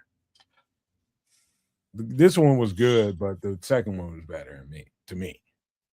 I could take it or leave it either way. I'll be straight up on this one. This was a good movie. Just a story of a kid getting bullied who decided to kung fu up and beat the bullies. See, Cobra Kai never does, and I was kind of waiting for it in the chat. Thank Robert. So I don't know if either one of you have watched any of the Cobra Kai stuff, but it's kind of spun out of this. Or have you either one of you watched How I Met Your Mother? So no, cool. So there's an episode of How I Met Your Mother that is, the main character Barney is like, I love this movie. I love the Karate Kid. And he has like a bandana. It is the whole thing. And then they hook up with Ralph Macchio, who's the star of this movie, and they bring him to the apartment, and they're like, "Yo, we got the Karate Kid. He's here." And Barney looks at Ralph Macchio, and he's like, "He's not the Karate Kid. What the hell are you talking about?" And he goes into a whole spiel of where the bad guy in this movie, to him, is the star of the film. And it's an awesome flip. And he goes right into it. Eventually they go and they find the bad guy and they bring him and introduce him to Barney, and Barney's super appreciative about this, right? William Zabka shows up, so he like Robert knows exactly. You're watching the same shit as me, Robert, so he knows exactly what I'm talking about. So William Zabka is the bad guy. Eventually, he meets Barney, and Barney's hype. Down the road, they go, yo, that concept is kind of really cool. We're gonna make an actual spin-off of the Karate Kid series starring William Zabka, and how he's gonna sort of, redeem himself from being this asshole. And it's a little bit of a kiddie show. It's sort of aimed at young adults, but it kind of works. He comes in, he eventually opens up his own dojo, trains up all these kids, only to be confronted by the original Karate Kid, and they have to now beef. And it's super fucking cool. All right, this is just like a complete flip on the original Karate Kid series. For you, Nomad, before I shut up, season 2, they go to Okinawa, and it's like a reflip of Karate Kid 2, the one that you actually like, Johnny Lawrence, and then they bring back the Asian bad guy. All right, with the, you know what I mean? You remember this shit? They bring back the Asian bad guy from part 2, and it's a whole thing. And eventually he joins the crew, and now it's the 3 of them, and they're going up against a bunch of other guys in the series. It's actually kind of cool, but take it for what it's worth. All I can say is, when you watch this movie, or either one of these, anything coming from this series, don't try this shit in real life, man. You're gonna get your ass kicked, man. All these principals are gonna get your ass kicked. Yeah, that crane kick. So you're saying no wax on, wax off, Daniel son? You're gonna get your ass. No, wax on, wax off, that's very practical. Or paint on, paint off, that's practical. But like the crane kick, that's not. Unless you I've totally hit a motherfucker with the crane kick and it worked. But keep going. He was out. Well, yeah, I mean, if you can connect, sure, but that's not something you want to just throw. If he'd have got on you, that was your ass, kid. I'm just saying, I was and that was it. It was lights out. Right. That was it. But the way Miyagi taught Daniel-san, and Daniel-san's all hyped, like, when am I gonna learn how to fight? When am I gonna learn how to fight? He was like, patience. And it's like, all right, show me wax off, show me paint on, show me paint on. He's like, oh shit, I'm doing stuff, and he didn't even know it. And next thing you know, he's a ninja. Right. And it's like, yeah, that's not really the way that works, but the movie's only 2 hours, so I get it. But as he progressed, into part 2, and then so on and so forth, as he is actually, physically getting older, growing up, this movie right here, he was like, what is it, high school, aged. So the maturation of Daniel-san, it's kind of interesting. I'm telling you, Robert Meck is killing it down there, because they bring back all the bad guys in this spin-off series. John Kreese, who was the original sensei to Johnny Lawrence, who was the guy in the black outfit there in the sweep the leg guy. The sweep the leg guy, right? So he's the sensei, and he, like, the sensei in this movie for those, for the Cobra Kai kids, is just a jerk. Like, he's a super jerk, and you kind of gain a quick dislike for this guy. But in the future, in Cobra Kai, he's so much more of a hyper jerk that you're like, yeah, I remember how much I hated this guy, and I still hate this guy. And eventually he winds up redeeming himself a little bit towards the very end. But it's as a spin-off, this is really where it all came from. It came from the Karate Kid OG, as well as the 2 following films, which are, in Nomad's opinion, good and or not great. The second one or the third one, with good reason. It's not great. They introduce a new bad guy who also finds his way into this Cobra Kai series. But I think they did a really admirable job of sort of spinning this series differently right back at you. It addresses, those of us who watch these original movies. It works. And it also sort of opens up the whole Karate Kid thing for a whole new generation of kids. It's very well done. This whole thing, man, I've seen so many spoofs of this series. I can't really take it serious, man. Black people spoofing it, man. This little Chinese motherfucker, what are you gonna do to me? I mean, it's just so it's just some of the stuff I've seen is fucking hilarious. Not only that, but I'm not even gonna go there, man. Ain't no black people in this goddamn movie. Well, there aren't. No. That's not reality. There aren't. Flippity flip. They redid this movie obviously a few years back with Jaden Smith and Jackie Chan. It's a spin-off of this general concept. There's still no black people. I don't no straight black people. Sorry. In any event, it's Will Smith's kid. He's doing his things. Very very similar to what we have here. And again, anything with Jackie Chan is generally pretty damn good. But yeah, Cobra Kai was True Pilgrim saying Cobra Kai was fire. I liked it. I thought it was actually somebody else told me it was really good. It's okay. It's okay. It's not it ain't no Game of Thrones. You know what I mean? It ain't Game of Thrones, but it's okay, man. I think if you like the genre, from the people that I know that really like the genre, I mean, I'm talking about black people that I know that like the genre, they think Cobra Kai was off the chain. It was good. Like I say, it was one of those things that I had a nice plate of food. I sat down, put something on Netflix, and this is what it was. And within about an episode, I was like, okay, like this is kind of a cool little concept. It reminds me of this episode of How I Met Your Mother, and they just ran with it for like 5 or 6 seasons, and it really works, man. It really works because these two kids hate each other. These two dudes as adults hate each other, and they had to sort of find some level of common ground. Most importantly, and this is where you might actually like it, Nomad, it's like these guys are just mentoring kids. That's really what it's all about. I'm not gonna get into it, man. Okay, don't.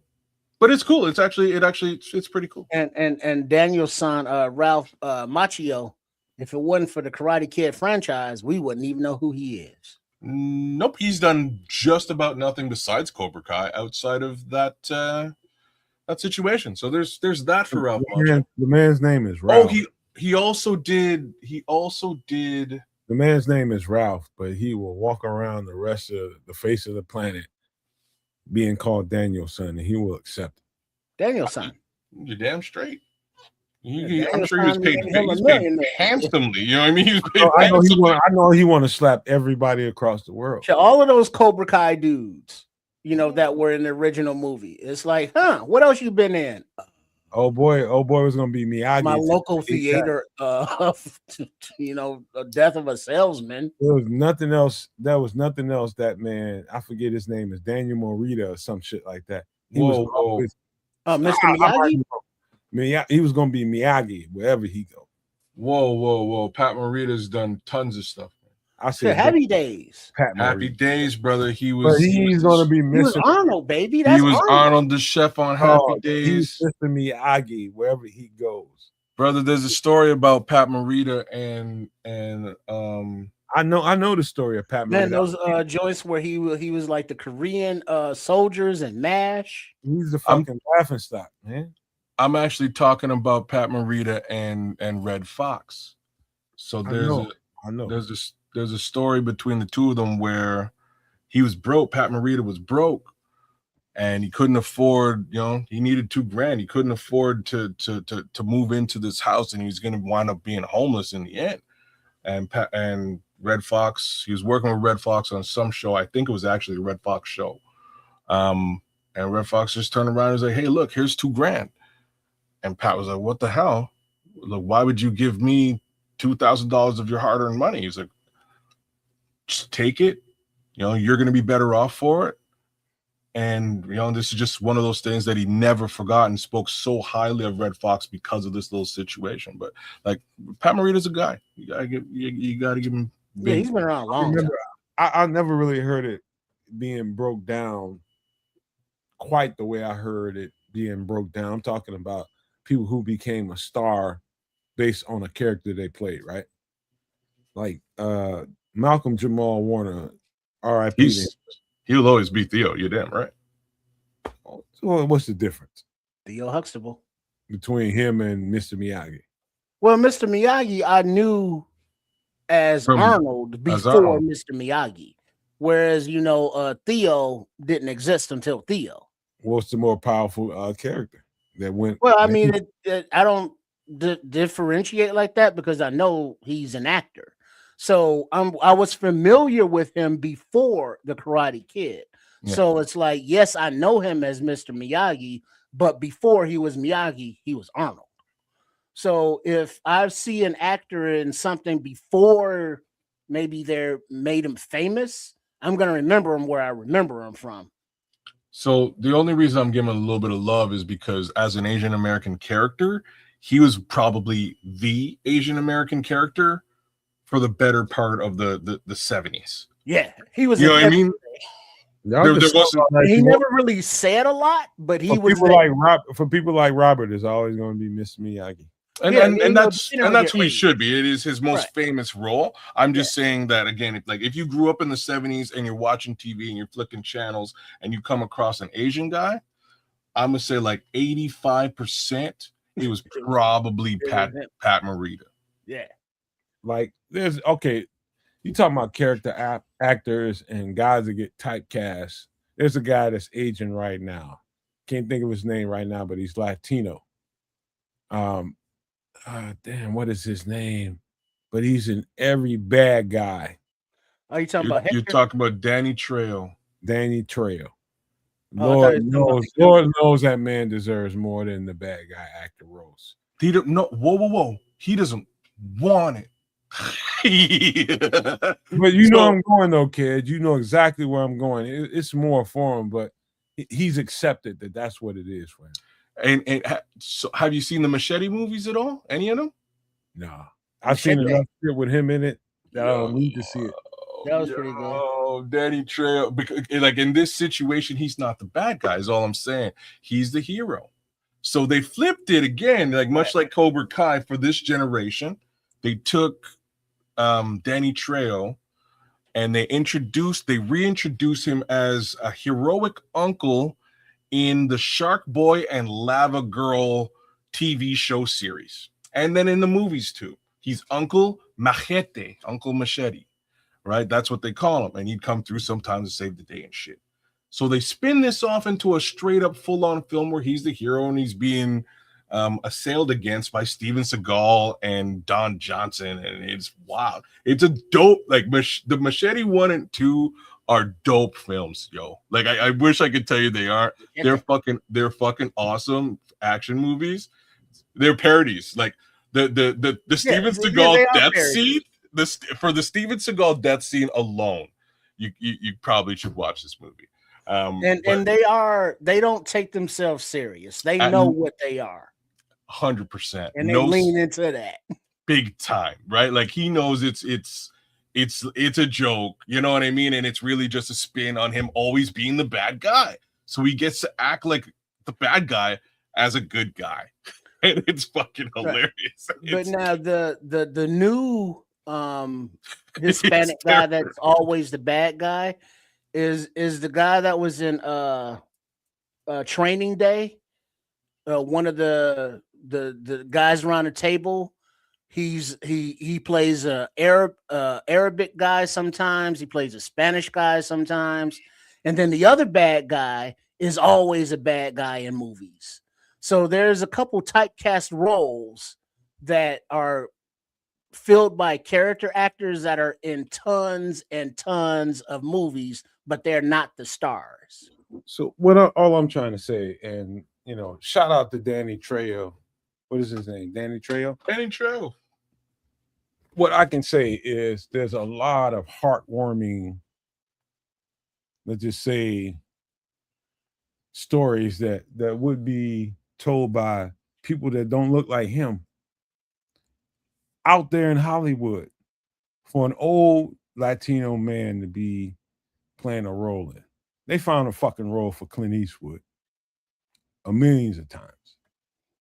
Millions of times they found roles for all these aging actresses. I mean, actors, actresses, and all these people. Find roles for people that live lives that don't look like you. Those are good stories too. Great stories. Yeah. I'm just saying, you know, Right. I mean, Latino people, Black people, Indian people, all kinds of people. Can't just be aging white people in all these great roles as they age as actors or actresses. Can't be. So, All right, since you now brought I it get back to Indian people, the 3 movie's names. called Go ahead. Prey. All right. So the movie's called Prey. It is a spin-off on The Predator, starring Amber Mid-Thunder and a host of Oh, yeah. Native Okay. American folks. It's actually a really good movie. Feel free to fucking check Yeah, I it saw out. that. But now I'm gonna Nomad. There are 3 names that I will say that you won't know their names, but if you looked up their faces, you'd be like, "Oh shit, I know him." And Cliff Curtis, do you know that name? No, off the top, no. All right. Noel Guglielmi, Not off the top. Raymond Cruz.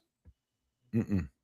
All 3 of those faces, you look them up, you'd be like, "Oh shit, I know him. I know him. I know him." But you don't know none of their names, but you will know these faces. Yeah, that's usually how it goes. And they've been in more than one movie. Okay. You looking them up, kids? I just looked at Cliff Curtis. You're damn straight, yeah. Now You're look damn- up Noel Guglielmi. that last name going to take me a minute. Noel Uh-huh. Gug. Oh damn! I found him one time. Gug, like they knew who Look at else. his face. Oh yeah, he's from Training Day. He's in a lot of stuff. He's in tons of stuff. And then Raymond Cruz. And these are all very good character actors.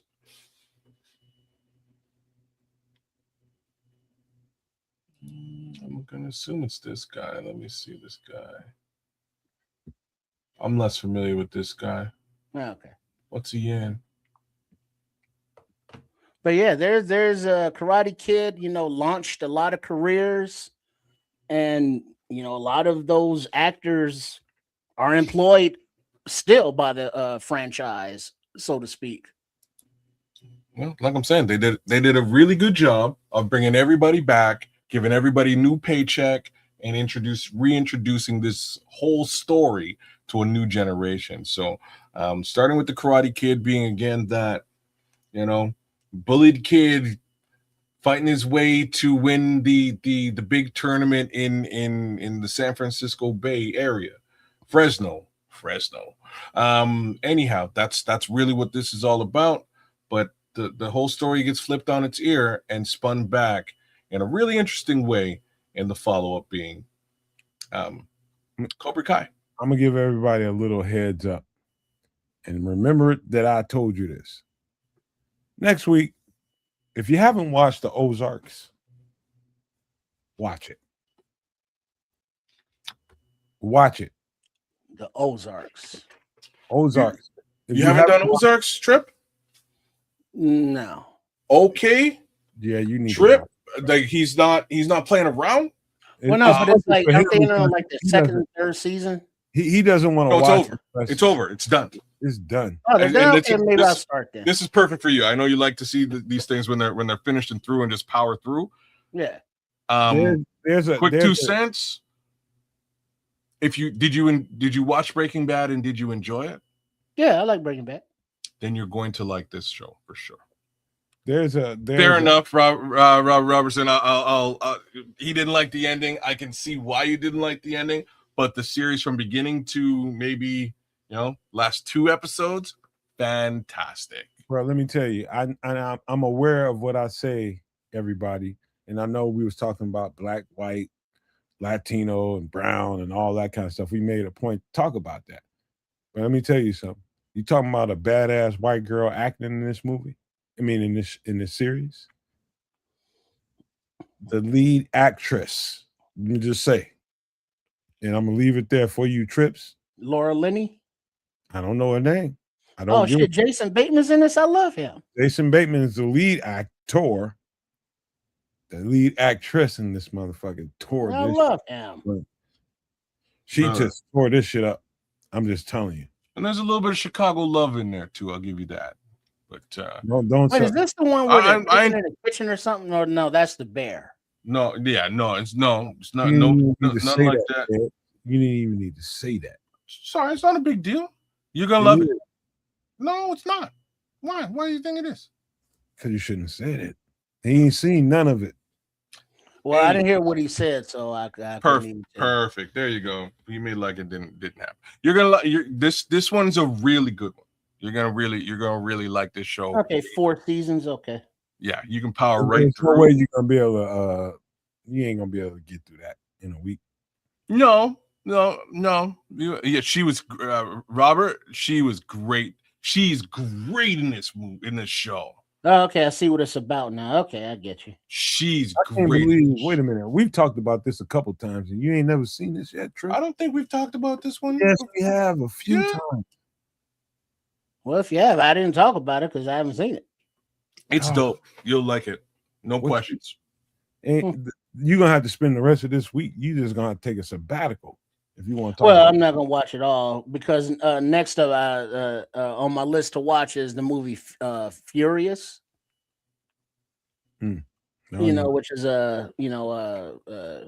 martial arts kind of thingy. Oh, that movie? Yo, that movie looked crazy though. You gotta tell me. Watch that shit. I'm watching. You gotta tell me what's up with. You tell me what's up with that one because I seen the damn trailer. Yeah, the trailer's wild. I haven't seen it yet though. I just want to know: is there any horror heads in here like me that like vampire movies or werewolves and all that kind of stuff like me? Yeah. Horror heads.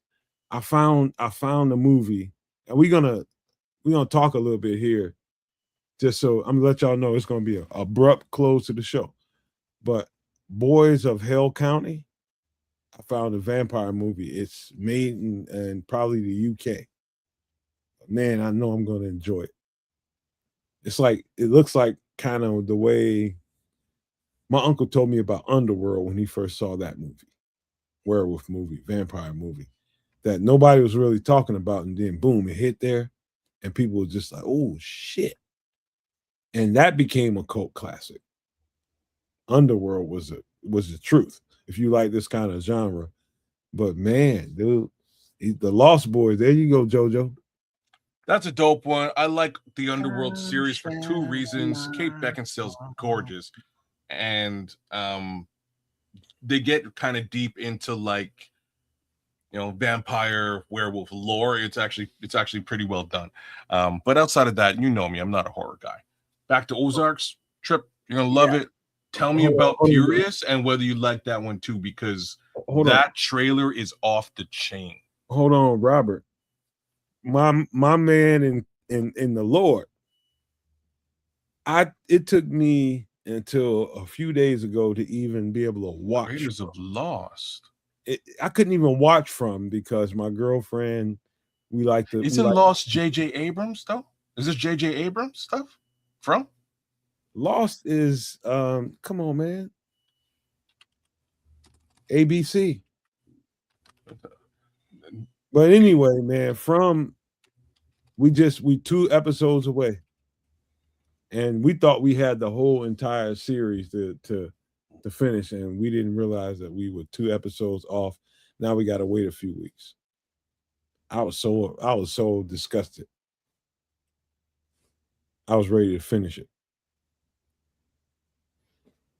There you go, Robert. JJ's Law. Yep. Yeah, it's okay. JJ Abrams. So JJ Abrams is Lost. So did he do From as well, or is he maybe in production for From? Dog, y'all are missing the entire plot of life. When you start talking about interdimensional quantum physics and space-time reality kind of thing, and to make you think, the entire series is going to make you think, it's going to make you react, it's going to make you feel a certain kind of way. It's got every emotion that you need, and you're going to be wrapped into every character there. If you ain't watched From, you just fucking tripping. Did you do Lost? Yes, it took me probably fucking 15 years before I just did Lost freaking 3 years ago. I just couldn't. 3 years ago, I did Lost. So what was it? 15 years old before I got to it. Because I remember from back in the day when you had to wait, until it actually aired because there was no cable or none of that.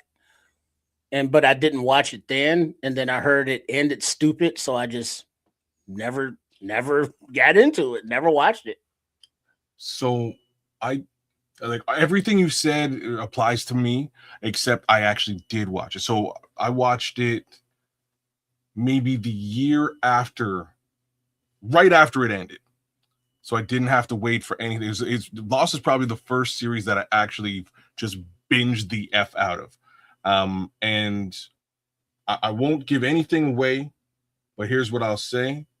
My cousin, and we still argue about this series to this day. We argue about it. Like, he loves it to the ninth degree.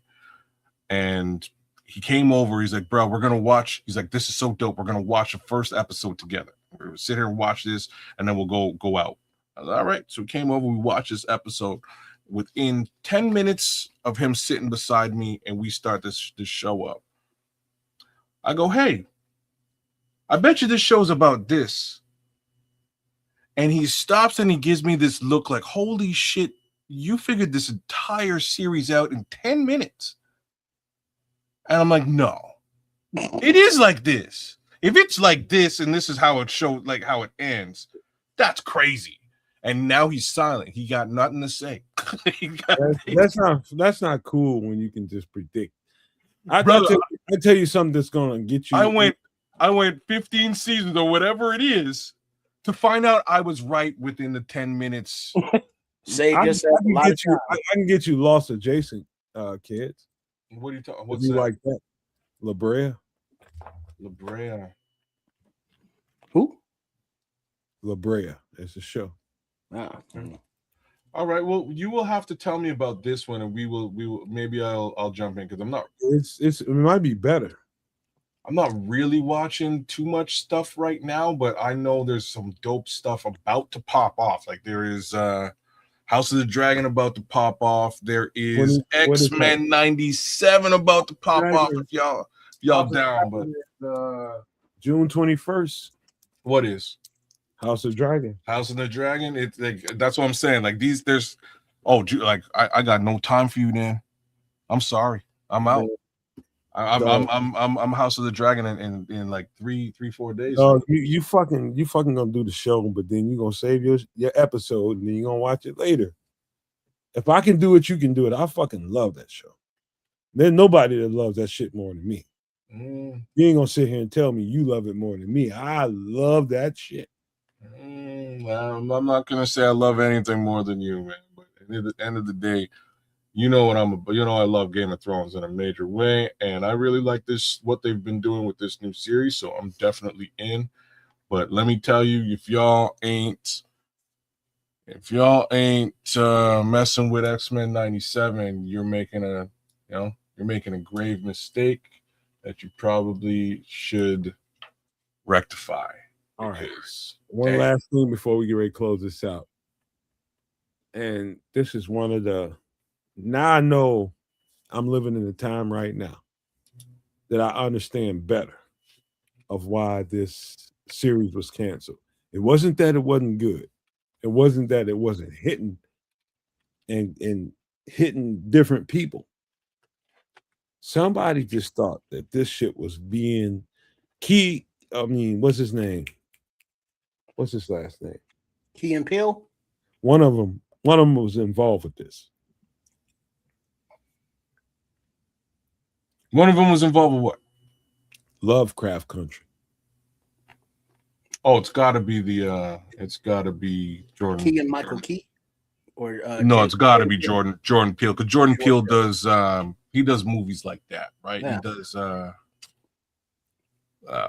Get Out. Was it Get Out? You got Get Out. Him. Yeah, he does stuff like that. So like you're probably right. It's excellent. I mean, you want to talk about refreshing. You want to talk about give me something that I haven't seen before and make it very, very entertaining and interesting and keep me thinking. That fucking series to this day, I think that thing ended in 2021 or something like that. It's been years since it's been on the air.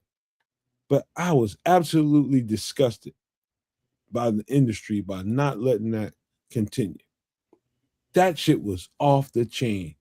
And I'm just now looking at it again after a few years of its closing. And it's even better now because I notice more now. There's a story in that. Trips, watch Lovecraft Country. So well, you see I don't like Supernatural. I don't do Supernatural. It's a little bit more than supernatural, man. Yeah. Psychological, supernatural, all spiritual, horror. Yeah, not my. How about it's a story about you, black man. Yeah, I already know my story. Lived it. Okay. But I mean, I see horror, fantasy, not my thing. Supernatural elements, not my thing. You just want to see karate and heads getting busted and shit. No, I like what I want to see what I like. I'm not into supernatural or none of that shit because it's one of those things where it's like aliens or some shit. It's like, ooh, imagine it could be, it possibly is. Yeah, I don't know. But guess what? Those karate movies, it shows you how to break an arm. And you can do that shit. Look at Dante Lewis. Shout out to Dante Lewis. I don't know if I've ever seen you here, There's but some real black history in that show. Hey, hit that subscribe button, Dante. That's exactly the point. It's real black history going on right here. And funny, funny that we have to go to those lengths to explain black history. We got to put only one season in 2020 movies. This is dope. It's some of the dopest content you're gonna ever see in your life. Only one season? No, that sucks. Watch it. But we got to get ready to get out of here, man.